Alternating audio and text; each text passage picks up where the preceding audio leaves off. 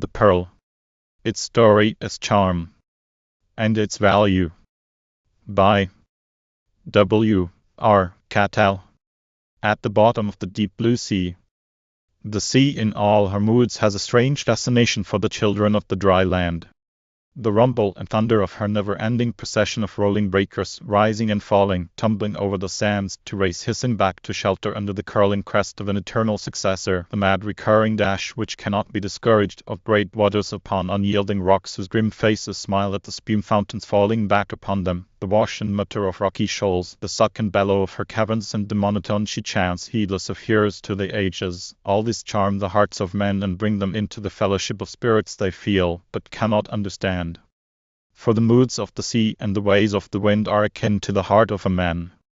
His eyes dance with the flicker of light in the path of the sun over watery wastes, his breast heaves in unison with the multitudinous swellings of the sea, he finds peace in the slumber of her calms and exults in her mad race before the drive of the tempest, but he seldom thinks below the surface and knows little of the things she hides in her deeps. Yet the world lies there, very strange and full of enchantments.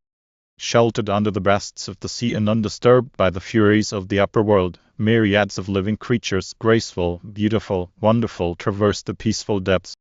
In the vast and fathomless solitudes things grow and take on form meet for the eyes of the gods. In everlasting touch with soft currents, trees of coral grow from rocky beds, and finny tribes of every shape and hue glide in and out among their fantastic branches. Water covering all, on hills, plateaus, shelving stretches, sandy bars and rocky shoals, in valleys, chasms, and even in the dread abysses, are things as strange to man as Jupiter or Saturn holds, weird as the creatures of our dreams, uncanny as the pictures a writer's imagination paints, and some as beautiful. Near the shore and a few miles out, where the bottom of the sea is but a few fathoms deep and where man can go and come and live, there are among other marvelous creations shells of wonderful structure and beautiful to look upon. One by one these have been discovered during past ages by the adventurers, and for their usefulness or beauty have awakened the desire of those who dwell upon the earth. The Chank, the sacred shell of the Hindus, has been used by the priests of Buddha for centuries as a home to call the faithful. Shankar, the destroyer of Hindu mythology, and Vishnu, each hold a Chank shell in one of their hands. The shell whorl usually runs from left to right, sometimes it is found with the whorl reversed, and these were so highly regarded by Hindus, Sinhalese and Chinese that in old times they were sold for their weight in gold. Even now they bring a good price in the eastern markets. They are kept in the pagodas of China to hold the sacred oil. The priests of Ceylon administer medicine by them. In Dhaka the Chank is cut into armlets and anklets for Hindu women upon whose persons they are left after death. The delicate pink camelos carved from the queen conch have delighted feminine eyes of almost every race. The pearly nautilus decks many a dainty lady's table, and is wrought into 1,000 quaint conceits. The silky byssus of the pinna has been woven into fabrics of such fineness as to be thought worthy of acceptance by popes and princes. Before Europe knew of their existence, the people of China and Japan, the Maoris of New Zealand, the Indians of our Pacific coast, and the brown-skinned natives of far-off islands of the southern seas were delighting themselves with the magnificent coloring and iridescence of the halvodes, even as ancient Greece and Rome made ornaments from the Venus shell, as they called it, brought from the ruder coasts and islands further west. In these later days the costly outer garments of proud dames are ornamented with buttons cut from the same resplendent shell. But of all the beautiful things old ocean pays as tribute to the adventurous spirit of man, the pearl oyster and the gem found sometimes in it are most precious. From unknown times when man discovered them until now, mother of pearl shells and their pearly treasures have held desire constant, and the eyes of modern queens brighten when the opening of the gift casket reveals a string of these spheres of beauty, just as eyes did in the far-off Indies thousands of years ago. When Europe was a land of barbarians and America an unknown country of savages, dusky fingers that held the life and destiny of millions toyed lovingly with pearls, even as now the favored few who enter the sanctum sanctorum of fortune pride themselves in the possession of them and find pleasure for cloyed desire in every addition to their store. In all ages, pearls have been the social insignia of rank among the highly civilized. No other gem was so abundantly used for adornment by the princes of the East. Above great diamonds from the mines of India or glowing rubies from Burma, the ocean gem became peerless among the ancient nations of Asia, and as their power began to wane and the tide of empire swept westward, there went with it the love of pearls. The rulers of Rome, when she was empress of the world, sought pearls, so also have the rich and powerful of every nation as it rose to affluence, and now in this new western star of empire the men who hold the vast wealth of these United States in their hands, when they place their consorts on the last plane of social eminence, buy pearls.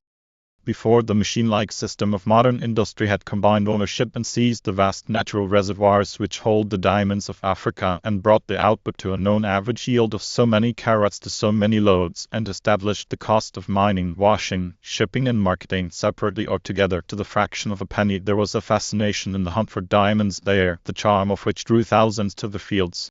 From the discovery of them as baubles in the hands of children in the Hottentots, or plastered in the mud walls of Boer farmhouses, through the search for them along the Vaal River, to the time where findings led men to the koppies which capped the great chimneys of diamond-bearing clay, where they staked and worked their individual claims, the ever-present hope of finding a royal gem among the small stones which formed the everyday yield, gave edge to appetite and the spur to toil, and the stories of fortunes diverged from one man to another by the lapse of a few minutes at the beginning or expiration of a lease, or by the line separating the mining rights of one from another, read like fairy tales.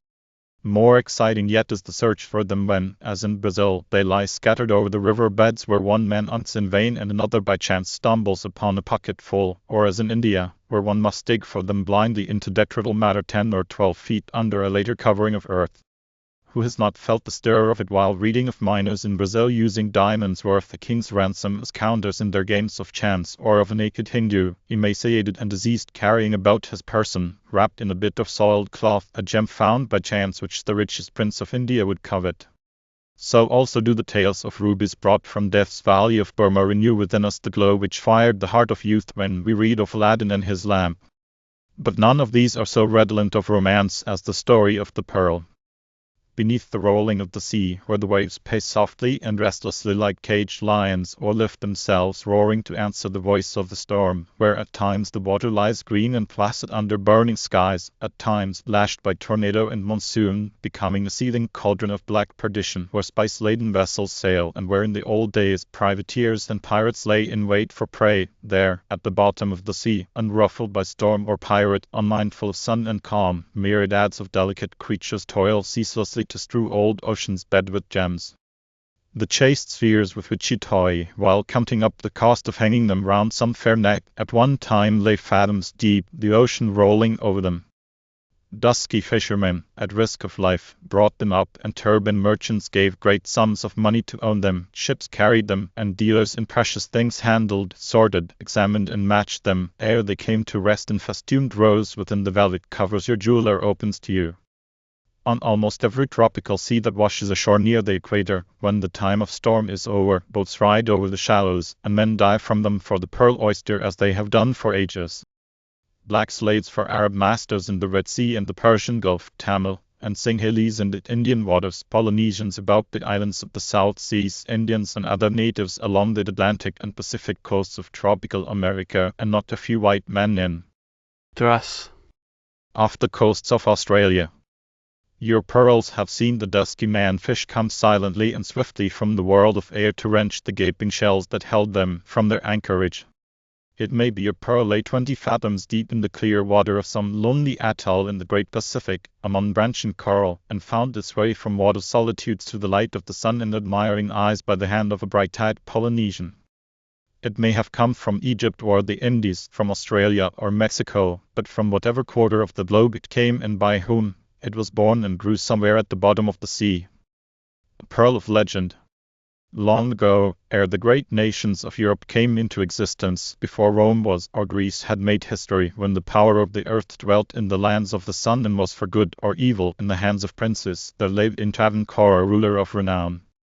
Of those who came from the north, he with his followers had subjugated the fierce native tribes inhabiting the country for many miles along the sea coast and back to the mountainous interior. Over all, to the utmost bounds of his territory, the land was fertile and very beautiful. Along the shores, but a short distance from the ocean, were numerous shallow stretches of water, formed by the meeting of the inland streams with the swift current of the sea which thus sweeps the coast. In them fish abounded, yet were they free from the dangers of the outer waters, so that young and old could there disport themselves without fear. Though the tropic heat was often great, there were no parched and barren wastes in the land, for the rains were many and the streams which ran to the sea from the mountains were numerous. Everywhere luxuriant verdure swayed to breezes that played to and fro over the rolling lowlands and about the hillsides, now coming from the water and now from the mountains. Coffee, rice, the palm, coconut, the arecanut, the pepper, tamarind, and other tropical fruits and trees grew in rank abundance, and huge forest timber sheltered many noble creatures of the wild. At the first coming of this prince, fighting was constant and bloody. The hill tribes, more warlike than those of many lands, made frequent descents from their fastnesses, seeking by every ruse of barbarous warfare to exterminate the intruder. But this man was ready and alert. Possessing the confidence of his followers, they obeyed him with unquestioning obedience. Quick to move, merciless in his reprisals, he was soon feared by all the surrounding country, and as it became known that he was also just and generous, peace presently followed. Then did he seek to establish his kingdom wisely and well. He encouraged his subjects to cultivate the land, to fish the waters, and to trade with those who came by ship and overland, bringing all manner of things for barter. Though he and his people were devout believers in the Veda, yet did he tolerate the faith of others, and considered the low-born, for Brahmanism had not yet established the extremes of caste which came later. He himself was a Kshatriya, but he ruled the Brahmins and would not permit injustice to the Sudras, therefore was he as a god among his people. And this prince was good to look upon. Tall and straight as a tree of the forest, the fine lines of his grave impassive face were made alive by the light of eyes keen as an eagle's, inscrutable as those of a lion when he looks beyond. One son only had he, for the others had all fallen in battle. The son was like the sire, and the father's heart was knit to him as steel when it is welded. Now the time came when it was good that the young prince should marry, for he was man-grown and had been invested with the sacrificial cord. So the prince his father said to him, My son, thou standest alone to guard the manes of thy fathers. It is meet that the sons of my son be alive upon the earth, that when the time is come I die in peace and return to the place from whence I came in confidence. I will find for thee a wife. And the young prince answered, Let it be as my lord wills. Now there was in the country beyond the hills, on the eastern coast of India, a prince whose daughter was famed for her beauty, and he also was Kshatriya. To him the ruler of Travancore sent certain of those who were near him, and a wise priest in whom he had great confidence, to treat with the father of the maid. And these, when they had arrived, made haste to do their lord's bidding, nor was it difficult to obtain his desire, for the prince of Travancore was in great repute. So as soon as could be, the maid became the wife of the heir of Travancore. Report had not lied concerning the beauty of the girl, and such other qualities had she that the heart of her husband melted to her and became as the gold of a jewel, when it holds a ruby most precious. In due time a son was born to them, and the father and his sire and all the people with them were exceeding glad, for said they, Now is wisdom and power established on the throne of Travancore, and a son's son will guard the name of our Lord. Now when the princess was a maid in the land of her father, a rover from the coast of Kandy had greatly desired her, and when she was carried away to Travancore he was very wroth. It was told that he would seek vengeance, but another year passed and another son came, and both the children and the mother thrived. But one day, when many seaboats lay within the harbor of a city of Travancore, where much trading was done with men who came from far-off countries, and when multitudes were gathered there, it chanced that the princess passed by the marketplace. Suddenly a great number of them that were there from foreign shores gathered together, and drawing swords, rushed upon the guards which accompanied her. These, with the bearers, they overpowered, and ere the bewildered populace knew the meaning of the tumult, the princess was dragged from her attendants and hurried to a boat waiting and ready to sail. Immediately this glided swiftly toward the sea, followed by many others manned by ruffians who had lately mingled with the men on shore as peaceful traders. They were followers of the Kandy rover. In a very little while the king, with the trusted priest of his household, the prince, and many picked men of the king's bodyguard rode furiously to the waterside. The face of the king was very stern, but only in the flashings of his eyes could be seen the unrelenting vengeance which moved him. Quietly he gave orders to man his ships of war. Then it was found that every one of them had been damaged. Not until the sailors made ready to sail were the hindrances observable, and in no case was the evil great, or so that it could not be presently repaired, for fearing discovery the doers of it sought only to delay the sailing of the king's ships, as the ships of the rover were swift, and after they were out of the harbour, Travancore had none which could overtake them. Then was the wrath of the king terrible to look upon. Now while the prince and his followers chafed, and the dismayed populace watched the work of the men who sought to make the boats ready to sail, the king filled them with the fiercest of his soldiers, being resolved that if the pirate escaped him on the sea he would follow him to his lair with swift and overwhelming vengeance. While these things were being done, the rover passed out to the open sea, and in sight of all the people turned his prows to the south. Then the Brahman, standing where the lapping waters encircled his feet, stretched forth his hands toward the white sails as they spread to the west wind, and called upon Shankar to destroy the despoiler. Immediately the wind died out and the ships were becalmed. Then the heart of the king swelled with fierce joy. At his orders all the lighter boats were filled with men, and oars were provided that they might row to the attack, and the young prince stood in the front of the fastest one. But while the people wetted themselves for battle, the Brahman still stood and prayed. And presently the air became thick. Though no clouds appeared, the sky faded rapidly from sight, and the sun could no more be seen, and the light of it was as the color of fire in thick smoke only. Darkness as of chaos and a silence like that of a dead world encompassed the people, and a great dread gripped them. Suddenly there came from the sea a breath of sighing broken by sobs very heart-rending, and this was followed by the sound of churning and lashing water. Soon a furious wind swept the coast in gusts, which rested only that they might gather strength to rage, as the rush of riders is momentarily stayed between whiles. And the black air, riding like smoke, was driven hither and thither, and shaken by the din of thunder. Fierce lightnings pierced the darkness, and in passing gave lurid glimpses of the sea's frenzy and the wind-swept earth. But though the storm raged so that the roaring sickened the hearts of the people, the Brahman remained unmoved, his hands stretched toward the sea where the rover and his fleet were when it began. Presently the wind passed, and the people looking seaward saw that there were no ships there, but the foam of the surf was black with wreckage, and tossing in it were the forms of dead men. The rover and his followers had all perished. But the joy of the king and his people was savage, and their thoughts were black, for the princess was with them that were destroyed. Then the people made haste to spread themselves along the coast to watch if perchance the gods might cast her ashore alive, but no living thing appeared, neither was her body seen. Now while these things were being done, great clouds, very thick and black, gathered, and rolling together, poured themselves in torrents into the sea. So thickly did the rain fall that the waves were beaten down, and the sea became as a threshing floor on which the rain fell white and hissing. The Brahman, watching, said, "Behold, the heavens weep." And turning, he went straightway to the temple. For many hours thereafter did the torrents fall, and all Travancore mourned, the lamentations of the people being very loud, for the king and his son were much beloved, and it was known that the prince was sorely distressed, and the more so that his sword must needs be idle, for there were none left upon whom he could take vengeance.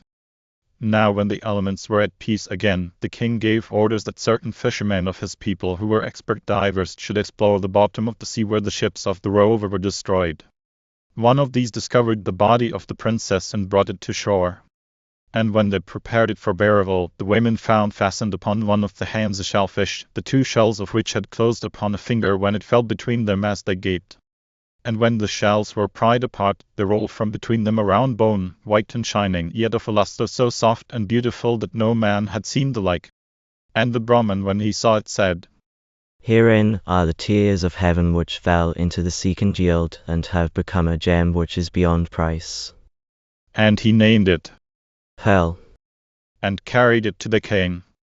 Then the king, after he had heard the story of it, sent for the chief man of them that worked in gold, and commanded him that he make for the pearl a setting most precious, and when it was done he gave it to the prince's son, saying, Above all things let this be first among the jewels of Travancore forever.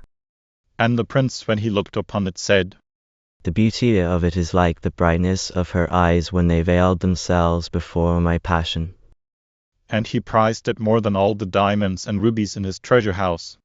From that day, when the fishermen dived for the chank, they sought also for shells like unto that in which the king's pearl was found, and after great rains many more pearls were brought from the depths of the sea, and fishermen following the coast found them on the shoals between India and Kandy in great plenty. These were carried to the king, for no man dared to sell them, yet did the king reward the finders very liberally. So the store of them in the king's treasury grew, and for that there were no gems like them in all the earth, the fame of them spread, and travellers came from many and far-off lands to look upon the pearls of Travancore. Antiquity of the pearl. How long the pearl has been used as a jewel is unknown. It is seen all through the pages of history, from the long ago days when records were inscribed on the leaves of plants to the rapid-fire prints of today, which unceasingly scatter to myriads the knowledge of things as they occur. Back of history, pearls loom everywhere in the mists of tradition like delicate but imperishable orbs of beauty set in the smolder of burned-out days and passions. And wherever their tranquil light attracts the eye of imagination, the ghosts of the great are seen, for pearls lie in the hair of royalty and clasp the fair necks of queens. Upon them shine the eyes of turbaned princes who valued them above the blood and life of thousands of subjects. Shades of imperious fingers, long since fallen to the elements, tie with them. They deck the spectral gatherings of the mighty in all lands and ages, and there is no dream of song or story which does not hold them among the chief enchantments. As the fair moon hangs from the brow of night when she broods over lonely waters, so does the pearl shine in the shades of the ages. In this country abundant evidence exists that before the advent of the white man, or of the redskins as we know them, the aborigines, from the cold rise of the Mississippi to the glades of Florida, used them for their adornment. In savage wilds, and on coasts that knew not the sight of ships or other shores, copper-skinned natives treasured the glistening things they found in the mollusks of the seashoals and inland streams. Quantities of pearls have been found in the Indian mounds, many of them loose, others strung for necklaces and wristlets, some mounted in quaint and primitive fashion, all showing that in the days of unbroken forests and swarming game and roving tribes of untrammeled savages, in the teepees of the braves, their queens wore pearls even as they are worn now by fair successors in the palaces reared where once were forests and camping grounds. In those days the savage lords of the undivided earth knew nothing of whirring lathes and rails, of hardened points of steel turning with lightning rapidity and unerring precision. Slowly they burned away through the gem with hot copper wire, destroying thereby with ruthless ignorance the delicate beauty of jewels fit for royalty. To them the slender prongs of gold with which the modern jeweler holds the lustrous balls, uncovered and in safety, were unknown. Instead, the savage set them in holes bored in the teeth of animals, possibly to enhance the relics of a great fight with some fierce beast that succumbed finally to his prowess, possibly to add beauty to the grim reminders of her lord's valor when he hung them round the neck of a favored mate. The Indian of this continent was much more primitive in the art of the jeweler than in the manufacture of implements for war and the chase. Gaudy colors extracted from plants and minerals appealed more to his unthinking eye than a chaste form of beauty.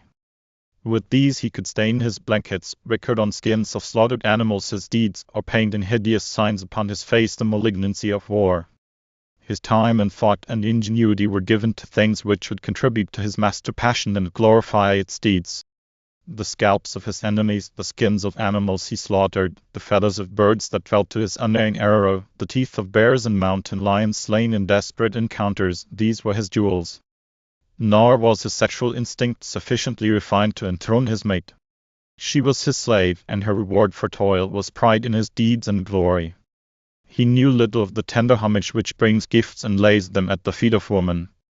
Instinctively he made a setting for his pearls of bear's teeth, that they might carry the scent of blood and tell the story of his conquest. Nevertheless, among these rude tribes of wolfish savages, sequestered from the touch of other people more refined, the modest pearl found favor, and in it they unconsciously paid tribute to one of the purest forms of beauty. But even this recognition must have been the growth of years, possibly of ages, for not until the understanding of worth has become general among a people is value established, and only things valuable are stored. As desire for a thing for its inherent quality spreads, there is added a larger number of those who seek to possess it for the profit they can make in supplying the desire.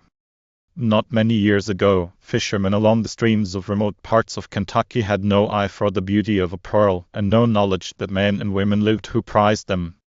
If while fishing, the fisherman's hook fell between the gaping valves of a mollusk, it was immediately seized.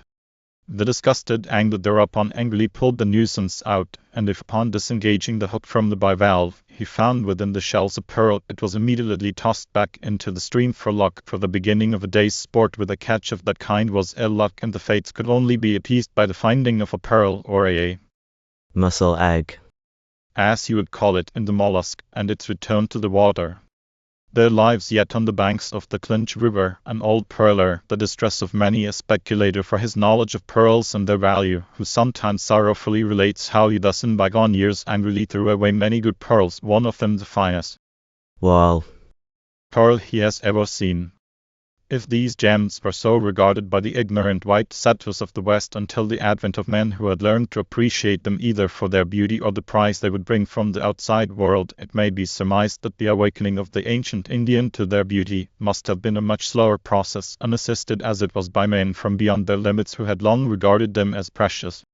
At first, probably pearls were thrown to the children as playthings, as diamonds were in the Cape. Then the young squaws gradually opened their eyes to the fact that the white shining things enhanced the charms of their smooth copper skins. By contrast, the brave sought them to please the mate he would bring to his teepee. Perhaps rovers brought news that in the far south, in lands of houses and tuwakali, and much magnificence, or farther off among the Incas, these baubles were prized by the chiefs.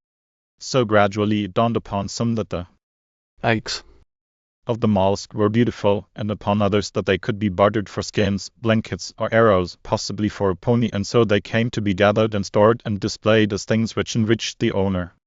How far back in the ages the use of pearls on this continent extends cannot be estimated. The discovery of them in the mountains east of the Mississippi, which are credited to an ancient race that finally succumbed to the similar but more warlike red men found here when the country was discovered by Europeans, suggests many centuries. And the use of pearls to the extent manifest by the discoveries favors the theory that the mound builders had reached a degree of refinement never attained by the North American Indians of record. When white men invaded the North American continent, they found tribes of red men as rugged as the coasts of New England. Inured to hardships, despising pain, contemptuous of death, they lived by hunting and found their chief pleasure in the slaughter of their enemies. Camping at will, their lodges were here today and there tomorrow, and brutal if heroic, they roamed over fields once inhabited by a race which had passed, but left evidence that they were sufficiently civilized to appreciate the pearl. In Florida and South America, the conditions when the country was discovered by the Spaniards were different.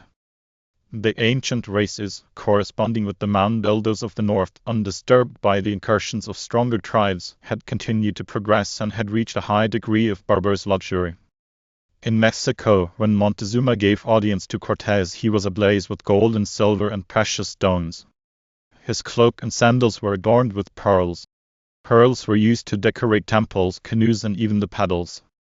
Indian women had great strings of them coiled around their necks and arms, and the chiefs used them freely on all occasions of state. It was the same on the Colombian coast. At the island of Cuba and on the main coast, Columbus found great quantities of pearls, as did De Soto and his followers when they landed at Tampa Bay, known by the Spaniards as Spiritu Santo, in Florida in 1539. The Incas of Peru also owned many fine pearls. Though the natives of all these countries ignorantly injured the gems by cooking the oyster to extract them, or by their crude methods of boring, and reckoned them of little value as compared with the European idea, they nevertheless esteemed them as jewels and must have done so for ages, for the invaders found them in the sepulchres of the dead, so altered by the processes of time that they retained nothing of their original beauty. From these premises, therefore, it can be said of the antiquity of the pearl in this hemisphere that it had been used as a jewel for some centuries before the early part of the 16th century. The European regard for the pearl at this time may be estimated by the eagerness with which pearls were sought on the American continent by the adventurers of Spain, and by the pains they took on the arrival here of a new expedition to convey assurances to the King of Spain that pearls were to be had in the new conquest. In the commission appointing De Soto to the governorship of Cuba and as adelantado of Florida, Charles V stipulated that of the gold, silver, stones, and pearls obtained by barter or in battle or otherwise, a certain portion should be reserved for the crown. In all the courts of Europe during the 15th and 16th centuries, the pearl was, if not the chief, one of the most prominent jewels. Mary, Queen of Scots, possessed a rosary of pearls which excited the envy of Catherine de Medicis and Elizabeth of England, both of whom sought diligently to acquire them when the Scotch Queen became mired by misfortune. The Virgin Queen of England, when she went in state to chapel, wore pendant pearls in her ears after the fashion of Rome, and borders of large pearls fastened on her dress. When in her time Sir Thomas Gresham of London, a wealthy subject, wished to show the Spanish ambassador who had boasted of the magnificence of his sovereign's court, how prodigal her liege subjects could be in her honour, nothing occurred to him more striking than to grind to powder a large pearl and mix it with the wine he drank to her health. This act of the English merchant shows that the pearl was then regarded by the great as the acme of costliness and beauty.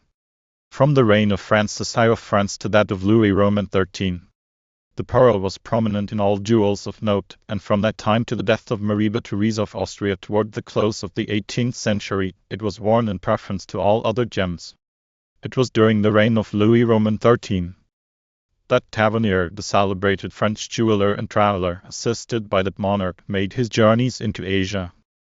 The account of his travels published later are highly esteemed for their truthfulness, and are regarded as exact if prosaic statements of fact. The desire for the gem in Europe at this time was so great that Tavernier purchased over $500,000 worth from the Arabian Sea. Probably the immense quantities of pearls sent to Spain from the Indies by her rovers in the early part of the 16th century caused the vogue of the gem during the 3 centuries following, for not much mention is made of them in Western Europe prior to that time. Nevertheless, pearls were esteemed in the British Isles as early as the 11th century, for it is recorded that Gilbert, Bishop of Limerick, sent a present of Irish pearls from the fishery at Omagh to Anselm, Archbishop of Canterbury, about 1094, and Scotch pearls were not only in demand in Britain but on the continent also as early as the 12th century. In 1355, the Parisian goldsmiths forbade by statute workers in gold and silver to set Scotch pearls with the Oriental. The Oriental pearl probably came into Europe first from Egypt through the incursions of the Macedonians into that country. Later, when Alexander overran Persia, his followers doubtless became yet more familiar with the gem, for they spread through Arabia and the Persian Gulf, where ancient fisheries also existed. Pearls were not well known west and north of Asia and Africa at this time, for a writer of Mytilene in the island of Lesbos, about 350 BC, which was but a few years before Alexander's conquest of Persia, says, "In the Indian Sea, off the coasts of Armenia, Persia, Susiana and Babylonia, a fish like an oyster is caught, from the flesh of which men pick out white bones called by them pearls." This would indicate that knowledge of them was being carried at that time by returning soldiers, camp followers and travelers, and these men probably brought home also many of the white bones obtained by trade or looting.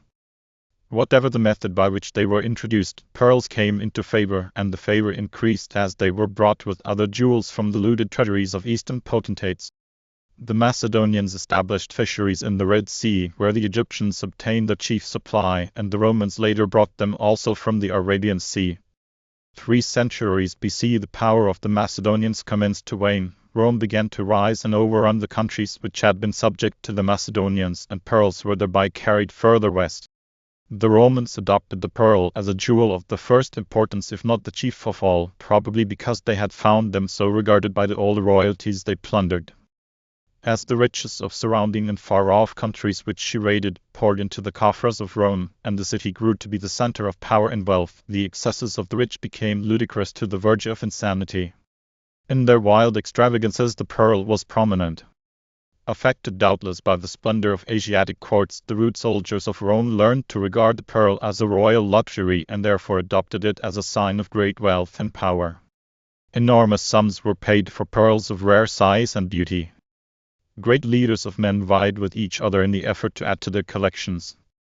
It is said that Julius Caesar's chief incentive for pushing his conquests into the West so far was his desire to obtain the pearls to be found in the streams of the British Isles. The Emperor Caligula decked his favorite horse with a necklace of pearls. Pliny says of Lollia Paulina, Caligula's wife, that he had seen her so bedecked with pearls and precious stones that she glittered and shone like the sun as she went.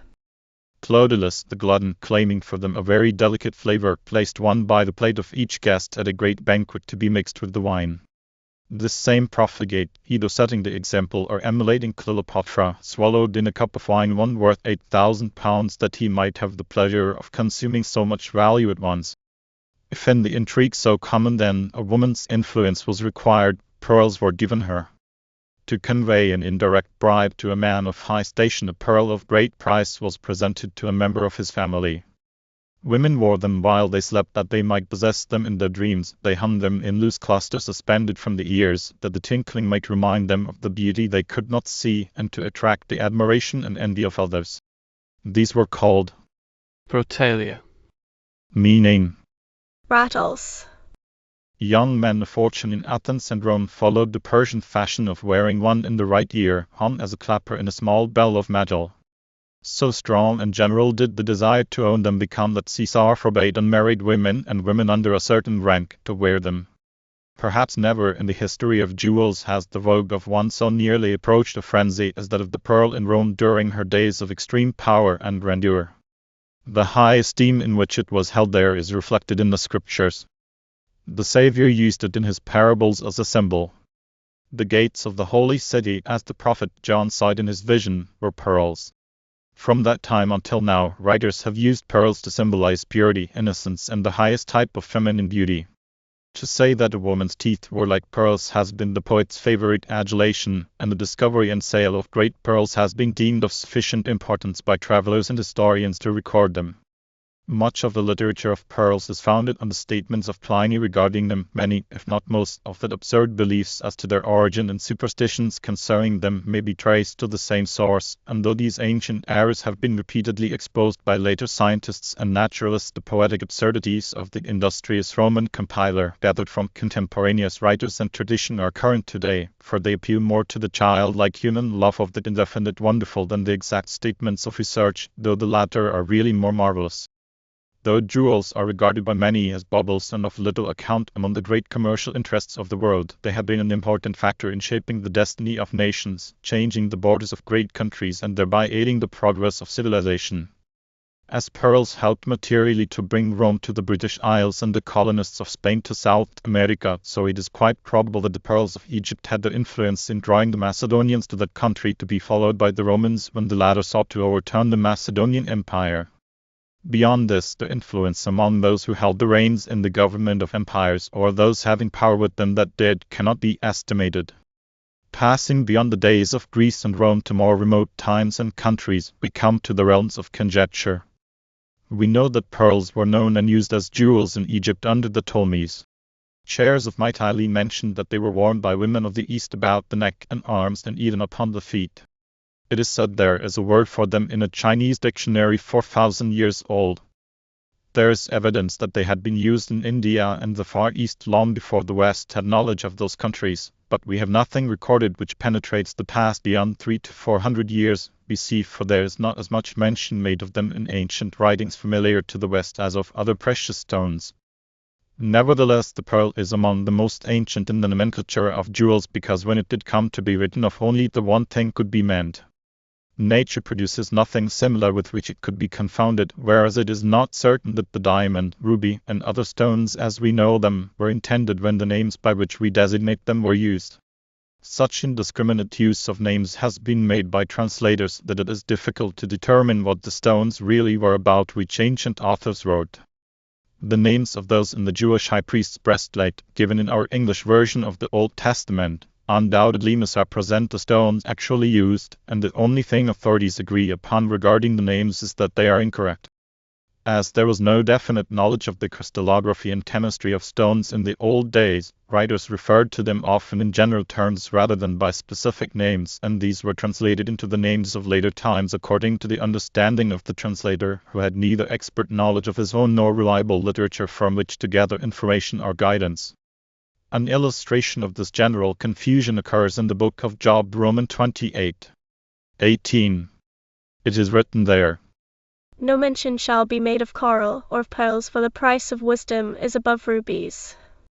Scholars tell us that the words translated here, Coral and pearls, signify, found in high places. and are thought to be precious stones, though the variety is unknown. The Targum renders the first, Sandalchin, probably are sardonyx. Junilis and Tremelius translated it. Fandastros, In the Latin version of the Old Testament, whereas Pliny described it as a sort of carbuncle having shining golden drops in the bodies of it. After the same manner the last sentence, for the price of wisdom is above rubies, is rendered by the great Oriental scholar Butchart. The extraction of wisdom is greater than the extraction of pearls. And other authorities agree with him. Although there is evidence that many, if not all, the precious stones of today were known and used by the ancients, it is equally evident that they were much confounded and very roughly classified by general appearance only, and as various peoples gave them different names, all records of them are as misleading as the recorders were ignorant of the differential qualities. Even with the rapid increase of knowledge in the last few centuries, not until quite lately has science drawn the lines clearly between stones similar in appearance though essentially different and furnished means for the detection of those inherent differences. It is impossible, therefore, to learn by ancient writings how long any of the precious stones have been known and used as jewels, for we do not know positively what the stone was by the name given in old writings or by the translator of them. The pearl only has not been thus generally confounded with other gems. Once only are pearls mentioned in the Old Testament, the instance quoted from the book of Job. It would seem, therefore, that although used as jewels, they were not regarded as of great value in the East prior to about 400 years BC, at which time the last of the sacred Jewish books is supposed to have been written. True, royalty wore them in Egypt, and the people of Persia and Arabia used them very generally for personal adornment, but they were abundant in those countries and there had been no demand for them beyond their borders. Therefore, though beautiful, they were common and not appreciated fully. Upon the influx of foreign invaders from shores that yielded no such gems, their status changed rapidly. The greedy avidity with which Greeks and Romans seized them, and the demand for them from the West, which came later, gave these natives of pearl-producing shores a new idea of the value of their pearls, and the trinkets became gems. It was a condition similar to that which arose 1900 years later when the Spaniards invaded America. At their first coming, the natives gave them freely large quantities of pearls and gleefully traded magnificent gems for broken pieces of gaudily painted and varnished porcelain. As one today might take a new acquaintance for a day's fishing through a well-stocked stream, so the Indians took the Spaniards to the pearl banks to show them how they obtained their pearls. With pleasure and probably some amusement, they watched the eagerness with which the strangers sought the pearls, and doubtless wondered at the gratification displayed when they found any. The Egyptians and Asiatics, being more highly civilized, undoubtedly valued their pearls more than the South American Indians did, but naturally they would not appreciate them so highly as they did after foreign desire had depleted their hoards and established a constant demand for them, greater than the yield of their fisheries. That this condition prevailed in Egypt and Asia prior to the advent of Europeans is indicated by the apparent ignorance of the writer of the book of Job concerning pearls. The word used in chapter Roman 28:18 is simply the translator's sign for an unknown quantity, and as the pearl is an apt symbol and illustration of many ideas connected with or embodied in the cult of the Jewish Church, the fact that the Jewish writers did not so use it, though the precious metals and other precious stones were so used, and though their books were written in various countries, suggests that the pearl in those days was not reckoned of equal importance with gold and silver and stones like those set in the Jewish high priest's breastplate, for instance. That a very considerable change in the world's estimate of the pearl took place during the 4 centuries BC is illustrated by the references made to pearls in the New Testament. Rome had made of the White bones from a shellfish. of the 4th century BC a gem for the rich and powerful, and so generally established it in the public estimation that the sacred writers used it to illustrate the greatest conceptions of beauty and spiritual worth. The Saviour likened the kingdom of heaven to a pearl of great price.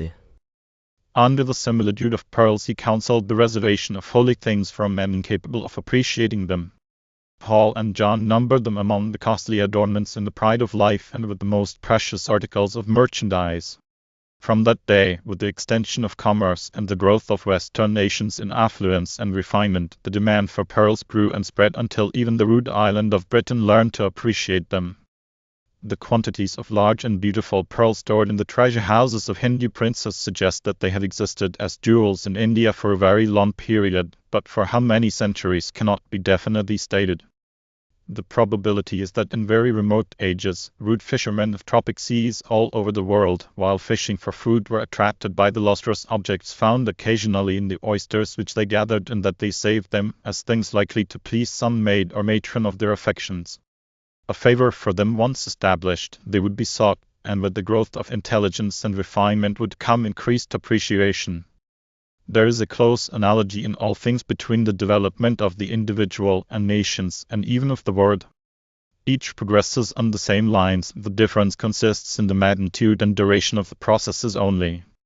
To the child, pearls are playthings; to youth, pretty baubles; to mature years, important gems; to age, most beautiful and wonderful creations; and the more intelligent and refined the individual, the more quickly are these stages of regard reached.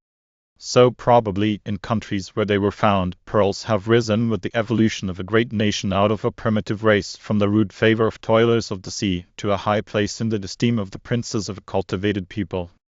It is quite probable that when the Aryans from the north spread over India, they found pearls among the possessions of the natives of the Madras and Malabar coasts, if not of the interior and north, as Spain found them among the natives of South America.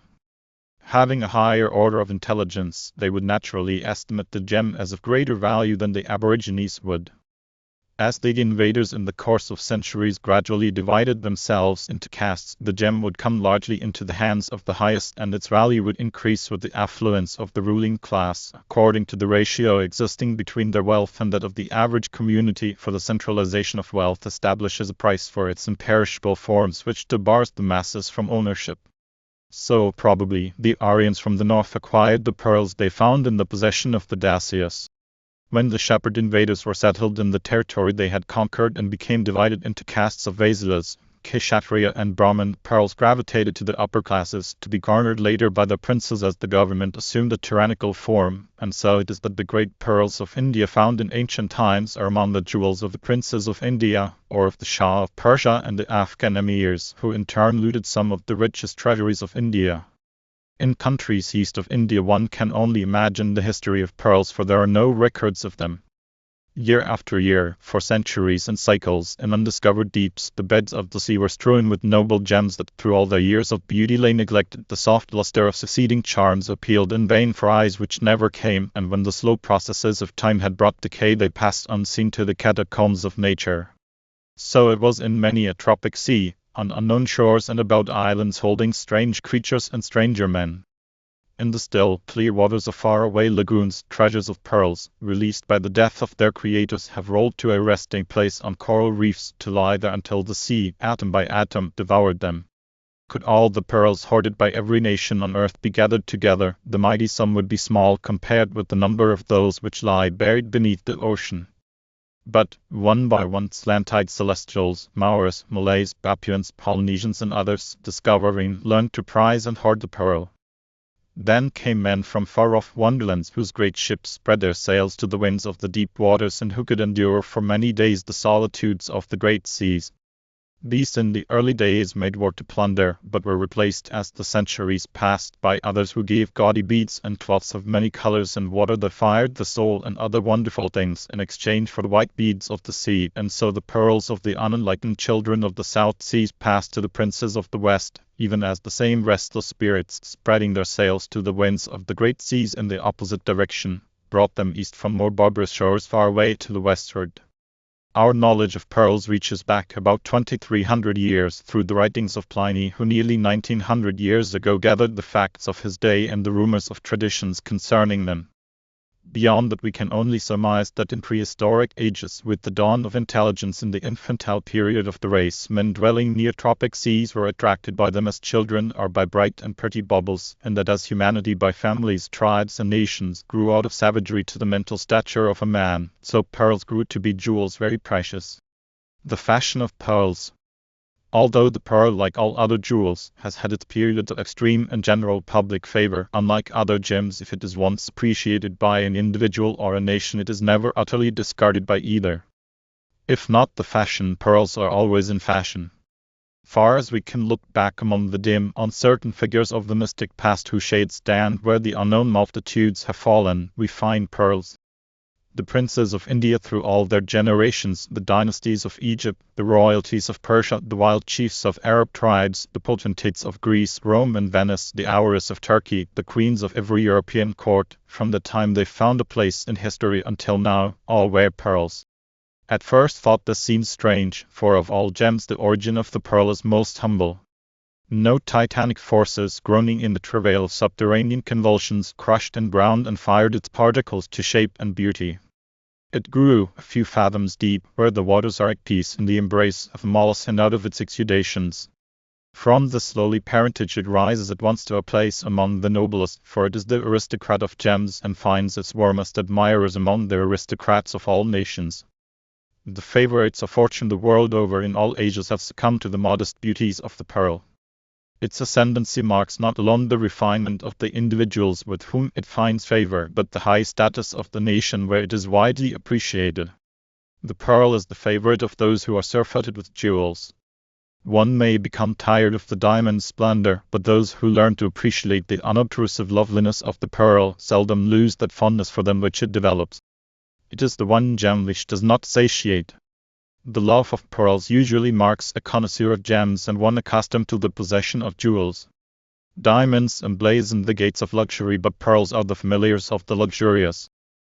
Glittering gems are admired by all classes, but usually the pearl is fully appreciated only by old countries and persons.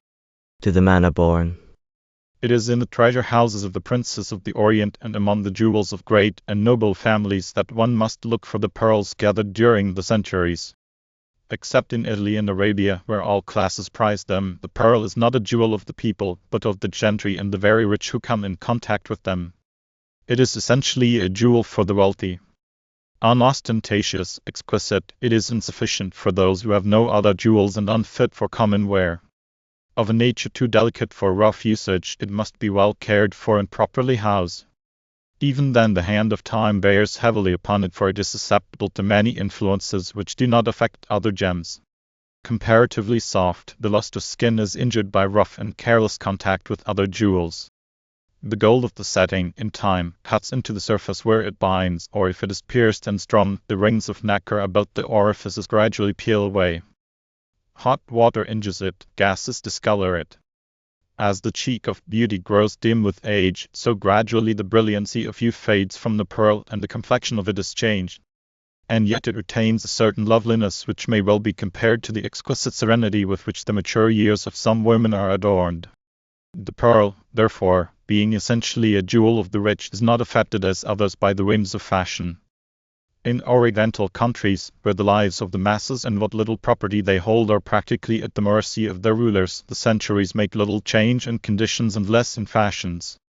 The nobles have always possessed the jewels of the various Eastern countries, and the fashion continues through generations and dynasties to accumulate and hold them until some stronger power takes them away by force. As the people hammered heavy bracelets and anklets out of the precious metals, not alone for display, but also to hoard them, so their princes hoarded jewels. In the old times these hoards of the precious metals were periodically gathered by the requisitions of the princes on the people, and of jewels by the demands of a successful invader upon the princes, but while the possessors changed, the fashion remained always the same, and whether the Shah of Persia, the Emir of Afghanistan, or the Mughal, there has been no variation in the constant desire to obtain more jewels, pearls among them, and to display them after the same fashion to all the generations. To some extent this is true of pearls in the Occident also. Since Rome set the fashion, there has not been a time in the history of any European nation, once it had risen to the pearl-wearing eminence, when the upper classes did not wear pearls. There is this difference between the East and the West, however: whereas the men of the East wear them, in the West, pearls are worn almost entirely by women alone. The more rugged life of European men, the coarser fabrics of their garments to suit climatic needs, and their virile distaste for effeminate display, all combine to bar them from a jewel suited only to soft silks and linens or the touch of softer flesh. In ancient times, among Asiatics, fashion probably did not culminate in any direction, as today in a vogue. The inability of the masses to follow a fashion of the upper classes, both for lack of means and permission to do so, the absence of all rapid methods of communication between sections of country within and without national borders, with the consequent limitations of a knowledge of men and things to community affairs, and the paucity of manufacturing possibilities, all combined to make fashions permanent. With the awakening of the vigorous barbarian tribes of Europe to a knowledge of their power and their rapid civilization, came the frenzied desire of men new to the situation to crowd as much as possible into the span of life. Rome righted in the accumulations of ages. With an appetite whetted by an heredity of unsatisfied desire, she drank the finest vintages and gormandized the choicest morsels of the world, immune from present punishment for excess by a long ancestry of hard and simple life. Every land that she could reach sent to her the best of all the products, and from the incoming tide of things new to her experience she adopted many fashions, among them that of wearing pearls. For several centuries they were in vogue, so much so that edicts were issued restricting them to certain classes. Since that time, the very general use of them by persons of high station in Europe beyond all other gems seems to have been confined to the 17th and 18th centuries and is now being revived at the opening of the 20th.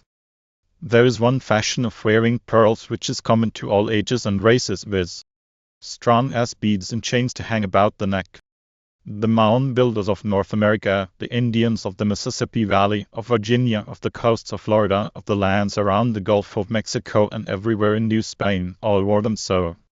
Egyptians, Persians, Arabians, Hindus, Sinhalese and South Sea Islanders, many of them without knowledge of countries or peoples beyond their own or very near territory, alike adopted this fashion.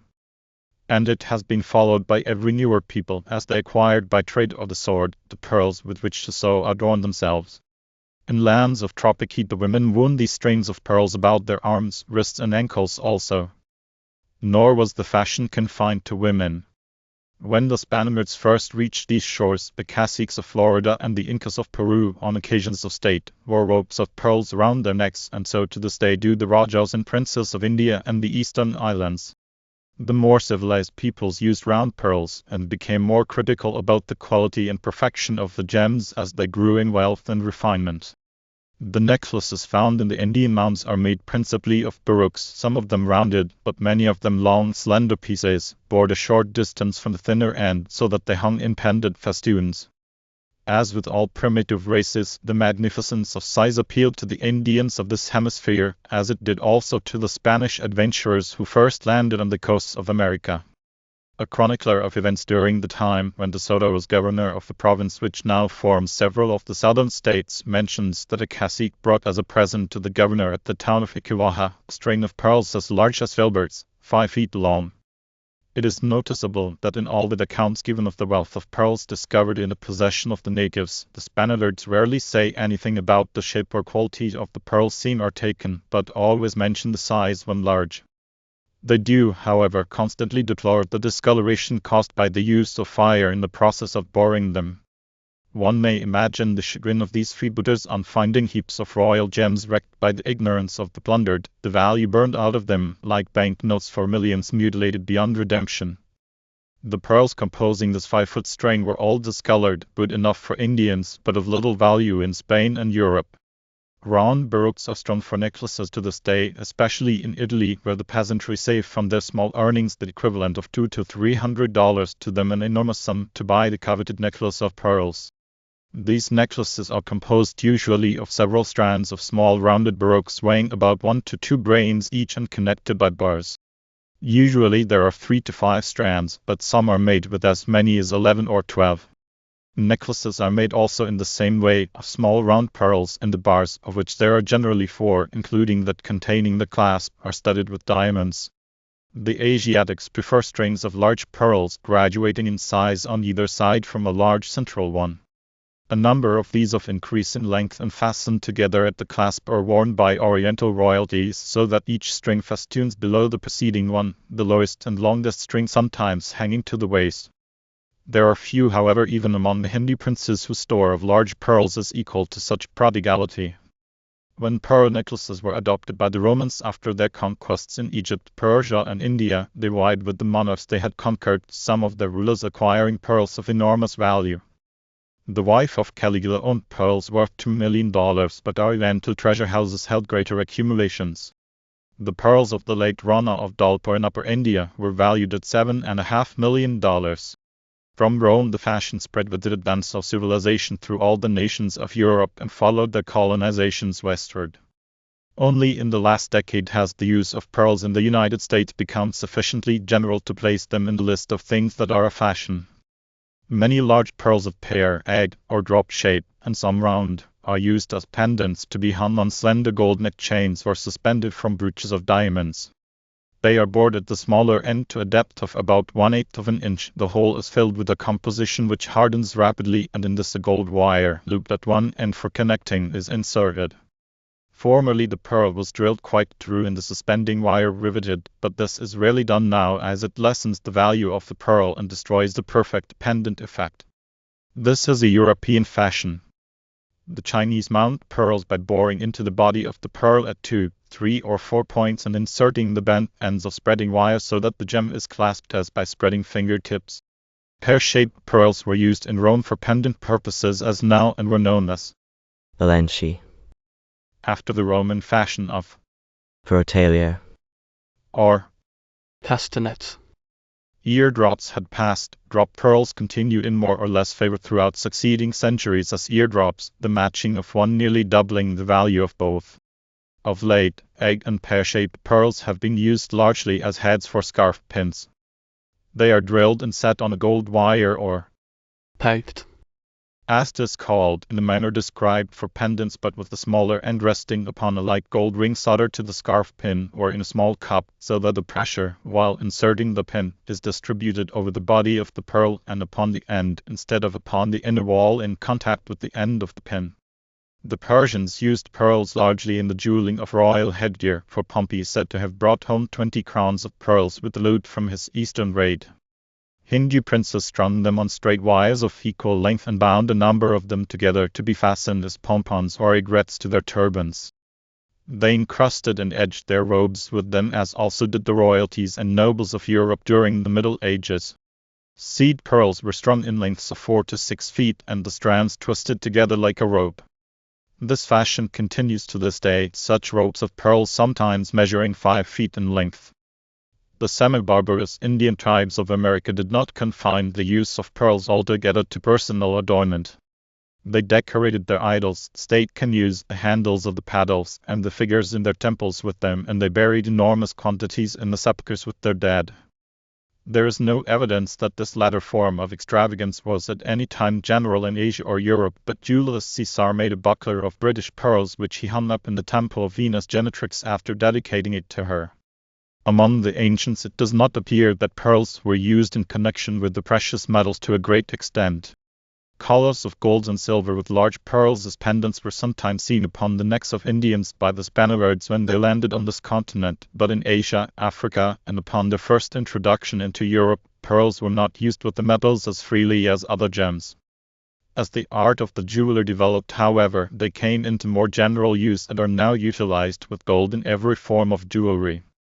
Round and button pearls with diamonds or other stones, or alone, are set in gold as brooches, earrings, finger rings, bracelets, hair ornaments, scarf pins, dress pins, studs, cuff and dress buttons, etc. and baroques are also used for the same purposes. Brooches, lockets and pendants are paved with solid masses of half pearls. Some ancient swords of Hindu warriors betray a curious custom. A groove with overlapping edges was sunk in the blade, and into this pearls were introduced from the hilt end to represent the tears of enemies. There are blades so constructed in the collection of Indian swords presented to King Edward of England when, as the Prince of Wales, he visited India. Jewelers frequently avail themselves of the odd shapes in which baroques occur to construct unique jewels. Nature frequently gives them a resemblance to animals, and sometimes to the human figure and face, which may be accentuated by the jeweler's art so as to make the resemblance striking. In one notable instance lately, a baroque was so mounted that it might easily pass as a modeled portrait of Queen Victoria. Baroques resembling birds' wings are common and are often made effective by mounting them on a bird of gold. Others remind one of fish, birds, insects, and beasts of various kinds. Clustered pearls enveloped together sometimes look like dogs' heads, in which 2 of the enveloped pearls near the surface pass for eyes. Long, slender baroques are said to resemble the petals of a chrysanthemum, and others, mounted singly in sepals of gold, are suggestive of the buds of various flowers, roses, lilies, etc. Round and button pearls are used extensively now and have been at various periods formerly as centers for circles or Clusters. of diamonds mounted as scarf pins, finger rings, and formerly, when they were worn, as earrings. The pearls are sometimes drilled and set on a peg, sometimes they are held by claws or prongs as the diamonds surrounding them are. Pearls are very generally used now as studs by men for evening dress, usually mounted on pegs so as to avoid the display of any gold. But all fashions of wearing pearls except as necklaces are ephemeral. The fashion of pearl necklaces has been constant for thousands of years, though it is only brought to general public notice when some new country with its great and rapid accretions of wealth adopts it. The markets of the world are then affected, the price of the gem rises, and this in turn tempts ancient and impoverished families to unlock their jewel cases to the bidding of the nouveau rich. That this condition has existed from the beginning of the century is shown by the sales which are being made constantly in Europe at the great public auctions of jewels. In 1901, the Comtesse de Castiglione necklace was sold for $84,000. At the sale of the Princess Mathilde jewels in Paris, a three-strand necklace of 133 pearls weighing 3,320 grains, once the properties of Queen Sophie of Holland, brought 885,000 francs, which with the taxes to the purchaser made the cost $188,000. At the same sale, a seven-strand collar given by Napoleon I to the Queen of Westphalia, weighing 4,200 grs, brought $89,000, and another collar once owned by the same queen containing 33 black pearls, weighing 1,040 grs, was sold for $20,240. Several fine strings were sold in London in 1903. Among them a three-row necklace from the Aquila Jewels for $22,400. A string of 198 finely matched gem pearls, round and graduated, was sold at Christie's for £6,500. A triple row of 153 of the same kind brought £6,500. Many important sales have been made in the States, during the last 10 years especially, but as they were made privately, and as buyers here are averse to any publicity, they are not chronicled. It is a fact well known to jewelers that Americans in their home market are extremely difficult. They demand a degree of perfection, not only in the gems themselves, but also in the matching of them, rarely exacted in other countries. There are strains of pearls in this country which, if less magnificent, for extreme perfection and beauty, are seldom equalled by the more notorious jewels of Europe, and princely sums have been paid for single pieces of great size and purity.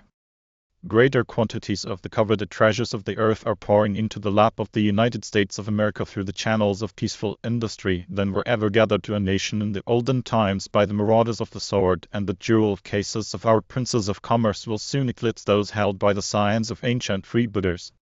Varieties.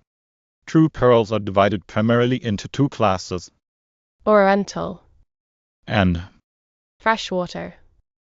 by true pearls, those gradations are meant which consist of concentric layers of nacre or mother of pearl, as distinguished from similar formations by mollusks out of material that is not pearly. In the early days, pearls brought from the Orient were therefore called Oriental pearls.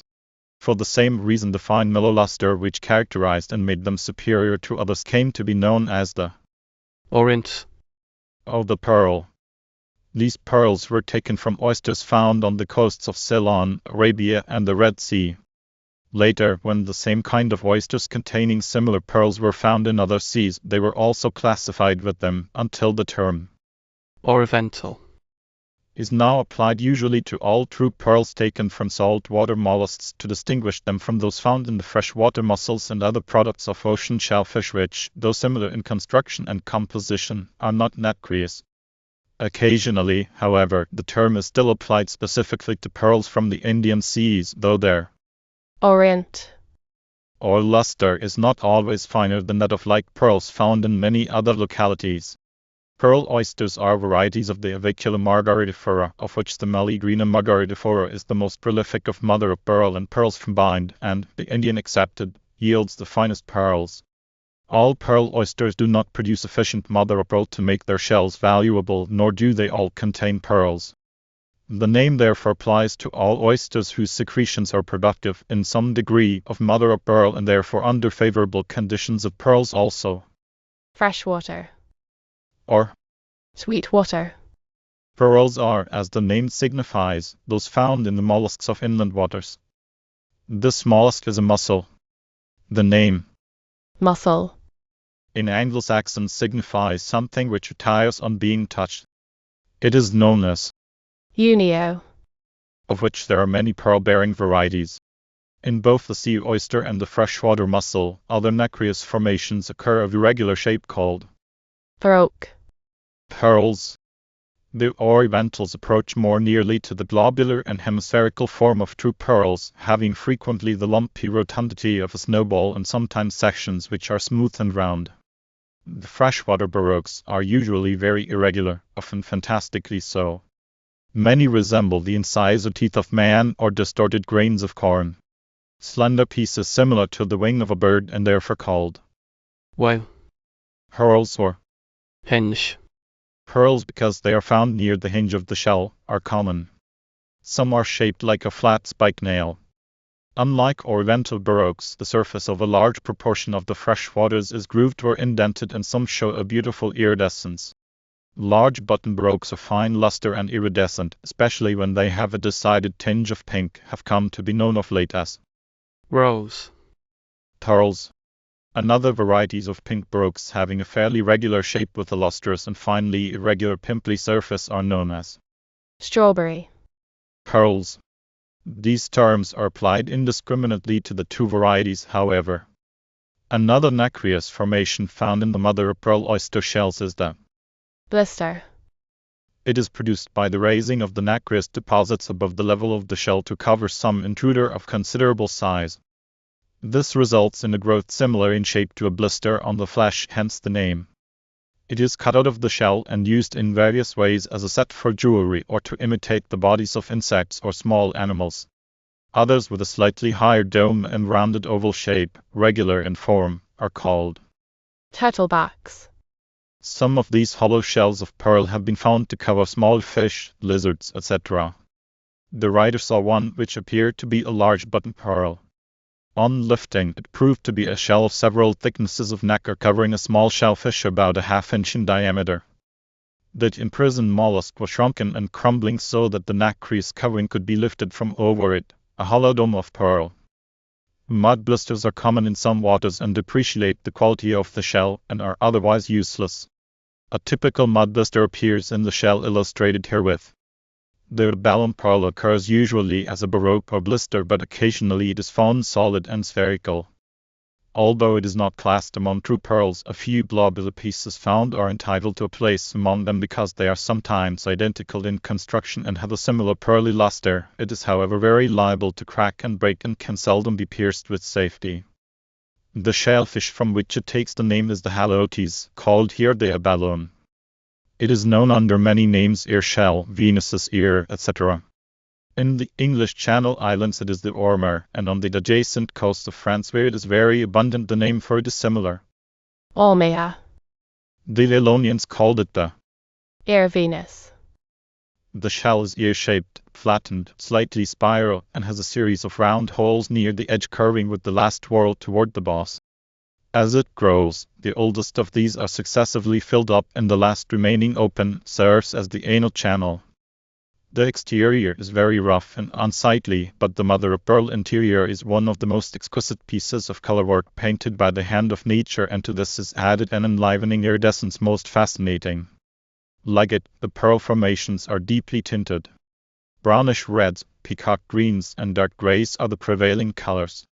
They are seldom of even color or luster, many of them having but one lustrous point where pearly glaze seems to have been incorporated with the earthenware-like surface. Usually the pearls, when round and lustrous, are not constructed as compactly as those of the bivalves. The texture of the skins vary in quality, and the frequent presence of intermediary strata of black concavolin which shrink makes them liable to crack and break. The blisters run very even in these two qualities of color and luster, and though seldom quite as brilliant as the nacre of the shell, are very beautiful and often curiously formed. These blister baroques are like two blisters joined at the edges and are liable to separate there. The interior consists chiefly of black concavolin, rough and somewhat shiny. The conch, pearl found in the conch strombus gigas of the West Indies also is not a true pearl. The shell is used largely for ornamental purposes, especially for the cutting of cameos and also in porcelain works. It is a large shell, sometimes weighing 4 or 5 pounds. Formerly great quantities were exported to England from the Bahamas in 1 year, as many as 300,000. Conch pearls are devoid of nacreous luster, the surface having an appearance like china. They are slightly transparent and show under the surface a series of delicate wavy markings. The silky sheen of these lines causes them to appear lighter than the body color of the pearl, and they seem to branch toward the surface, changing kaleidoscopically as the pearl is turned. Almost without exception the shape is ovoid or a flattened ovoid, though some are distorted. In color they range from very pale to deep pink and coral red, the ends being usually much lighter than the body and often white. In the deeper tints they are more uniform in color, and as they are apt to be less lustrous and transparent as the shade deepens to red, they show less plainly the distinguishing wavy lines and may be easily mistaken for pieces of coral cut to the shape and polish. They are very delicate and therefore easily fractured or cracked. As the natives usually obtain the pearls by cooking the fish, for which they have a great liking, a large proportion of the few which come into the market are cracked. It is claimed also that the color fades with time. They are sometimes called Muscle. pearls. Pearls similar in appearance to the conch, except that the wavy lines are absent and the skin rarely as brilliant, are taken with true pearls from the small varieties of the avicula, especially about the coast of Venezuela. Some are white as chalk, many are tinted in various shades of gray, yellow and brownish reds. They have the shining appearance of china in different degrees, but no nacreous luster. The skins of many of these are peculiarly constructed, they show modified characteristics of various parts of the shell. The surface wave lines are present to some extent, together with curious malformations of prisms in conchiolin. The hexagonal faces look as though they had been doubled up upon themselves together with a layer of conchiolin, the latter appearing as thick black V or U-shaped marks in the faces of the distorted hexagons. Heretofore these have been considered valueless, but it is possible that with the increasing vogue of pearls and the growing desire for oddities, they will be utilized in the cheaper forms of jewelry. Gradations similar in construction to pearls are found occasionally in the common oyster and clam. Though entirely devoid of the pearly texture and luster, some of them are very perfect in shape and smoothness of skin. Whether taken from the oyster or clam, they are usually called Plum pearls. The color of the oyster pearl is generally a light drab. The clam pearls are mostly purplish red or blue, often dark enough to appear black. Those taken from the oyster are generally round, those from the clam are more frequently ovoid. Occasionally one or both ends of the oval are lighter in color, as the conch pearl is, changing there to a dark red or purple. When the color is very dark and the skin uncommonly good, they have been sold for black pearls by unscrupulous dealers. They are accounted of little value, though exceptionally large pieces will sometimes sell for as much as $100 to $150. Similar to these, pearly formations characterized by glazed or glassy or shiny surface are found in many molluscan varieties, bivalves and univalves, but none of these are true pearls. Pearls similar to the pink conch are found in the shank or chank of Ceylon turbinoloscolomus. This is the sacred shell of the Hindus and the national emblem of Travancore in the Madras Presidency, India. Vishnu carries a chank called Devadatta. in his hand. It is said his first incarnation was for the purpose of destroying Shankasura, the giant chank shell, and thereby regaining the Vedas, which had been stolen and taken to ocean deeps. Color. The ideal color for a pearl is white. Although all fine white pearls show by comparison a tint of some color, a fine white must be free from an appearance which can only be described as Duck.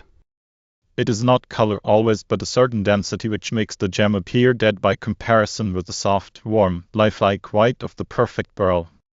The layers or skins of some pearls are more transparent than others, and this imparts a liveliness which is absent in the more dense. Upon looking at a string of pearls held between the eye and the light, some will appear much lighter than others and show a translucent band about 1/5 the diameter of the pearl, extending from the edge of the circumference inward. Such pearls upon examination will be found much finer in color and texture than those which have the appearance beside them of dark opaque spots when held against the light. There is also a white which is not dark and is yet dead. To some extent it is characteristic of all freshwater pearls. It is a chalky, milky white that, even when lustrous, carries a reminder of chalk in the texture and lacks the essential life of the ideal pearl. Color in the highest perfection is found in the pearls of the Ceylon and Australian waters, the former being also very lustrous, and such are sometimes termed by the trade Madras. after the city where the Indian pearls have been marketed for ages. It must not be inferred, however, that pearls equally good are not found in other localities, but that the color average is better and the number of gems of ideal color and luster is greater from the Ceylon fisheries than elsewhere. The color and texture, and therefore luster, of fine Indian pearls is seldom equaled, never surpassed. To those who are without experience and see for the first time a large quantity of pearls apparently alike in color, it would seem an easy matter to match any required number, but in attempting to gather sufficient for a single strand necklace, one would learn that a parcel or series of pearls, seemingly all white, contains a surprisingly great variety of shades or tones of color. That which appears at first sight quite easy becomes in that attempt extremely difficult. Probably nothing requires a sharper eye, a more delicate sense of color and greater patience than the assembling of a finely matched string of pearls. Bearing in mind that size, shape, color, and perfection must all correspond, it is not surprising that few strings exist which are above criticism. Those who buy them seldom realize what enormous quantities of pearls and skillful and painstaking effort is necessary to match perfectly 30 or more, especially of large size. Pearls which, separated by a few inches, seem alike, when brought close together reveal differences of texture and tone of color sufficiently pronounced to arrest the eye and destroy that ideal perfection of purity which permits no spot to mar the symmetry of an assemblage of these emblematic gems. It was said in old times that to match a pearl perfectly was to double the value of both. One may imagine therefore the difficulty which confronts the modern jeweler when he undertakes in this critical age to match 30 or 40. The color most common in pearls of all seas is yellow, but it is not so with freshwater ones. Other colors are seldom found except as tints in white pearls, but distinct to yellow oriental pearls are abundant. The tones of color in the white are yellow, blue, pink, and green. They are so slight that it is difficult to recognize them except by comparison. The blue and pink are considered best, the champions of each being about equal. The green come next in favor and the yellow last. This order applies fully, however, to the Occident only. Some Oriental peoples do not draw such fine distinctions, and the Chinese prefer the creamy yellow to any other. Blue. Pearls for Panama. pearls, as they are sometimes called in the trade, must not be confounded with the blue-white pearls just mentioned. Blue. Pearls are of a dingy, slaty blue tint. They have a dark appearance, and the luster is seldom good. As many of this character are found in the Panama waters, such pearls are often sold as Panama pearls. They are even less desirable than those which are decidedly yellow, though persons of a little knowledge will often buy them in preference to others which are better, because they are not yellow and are cheap. Fancies. Include all decided colors or those having a rare and beautiful tint.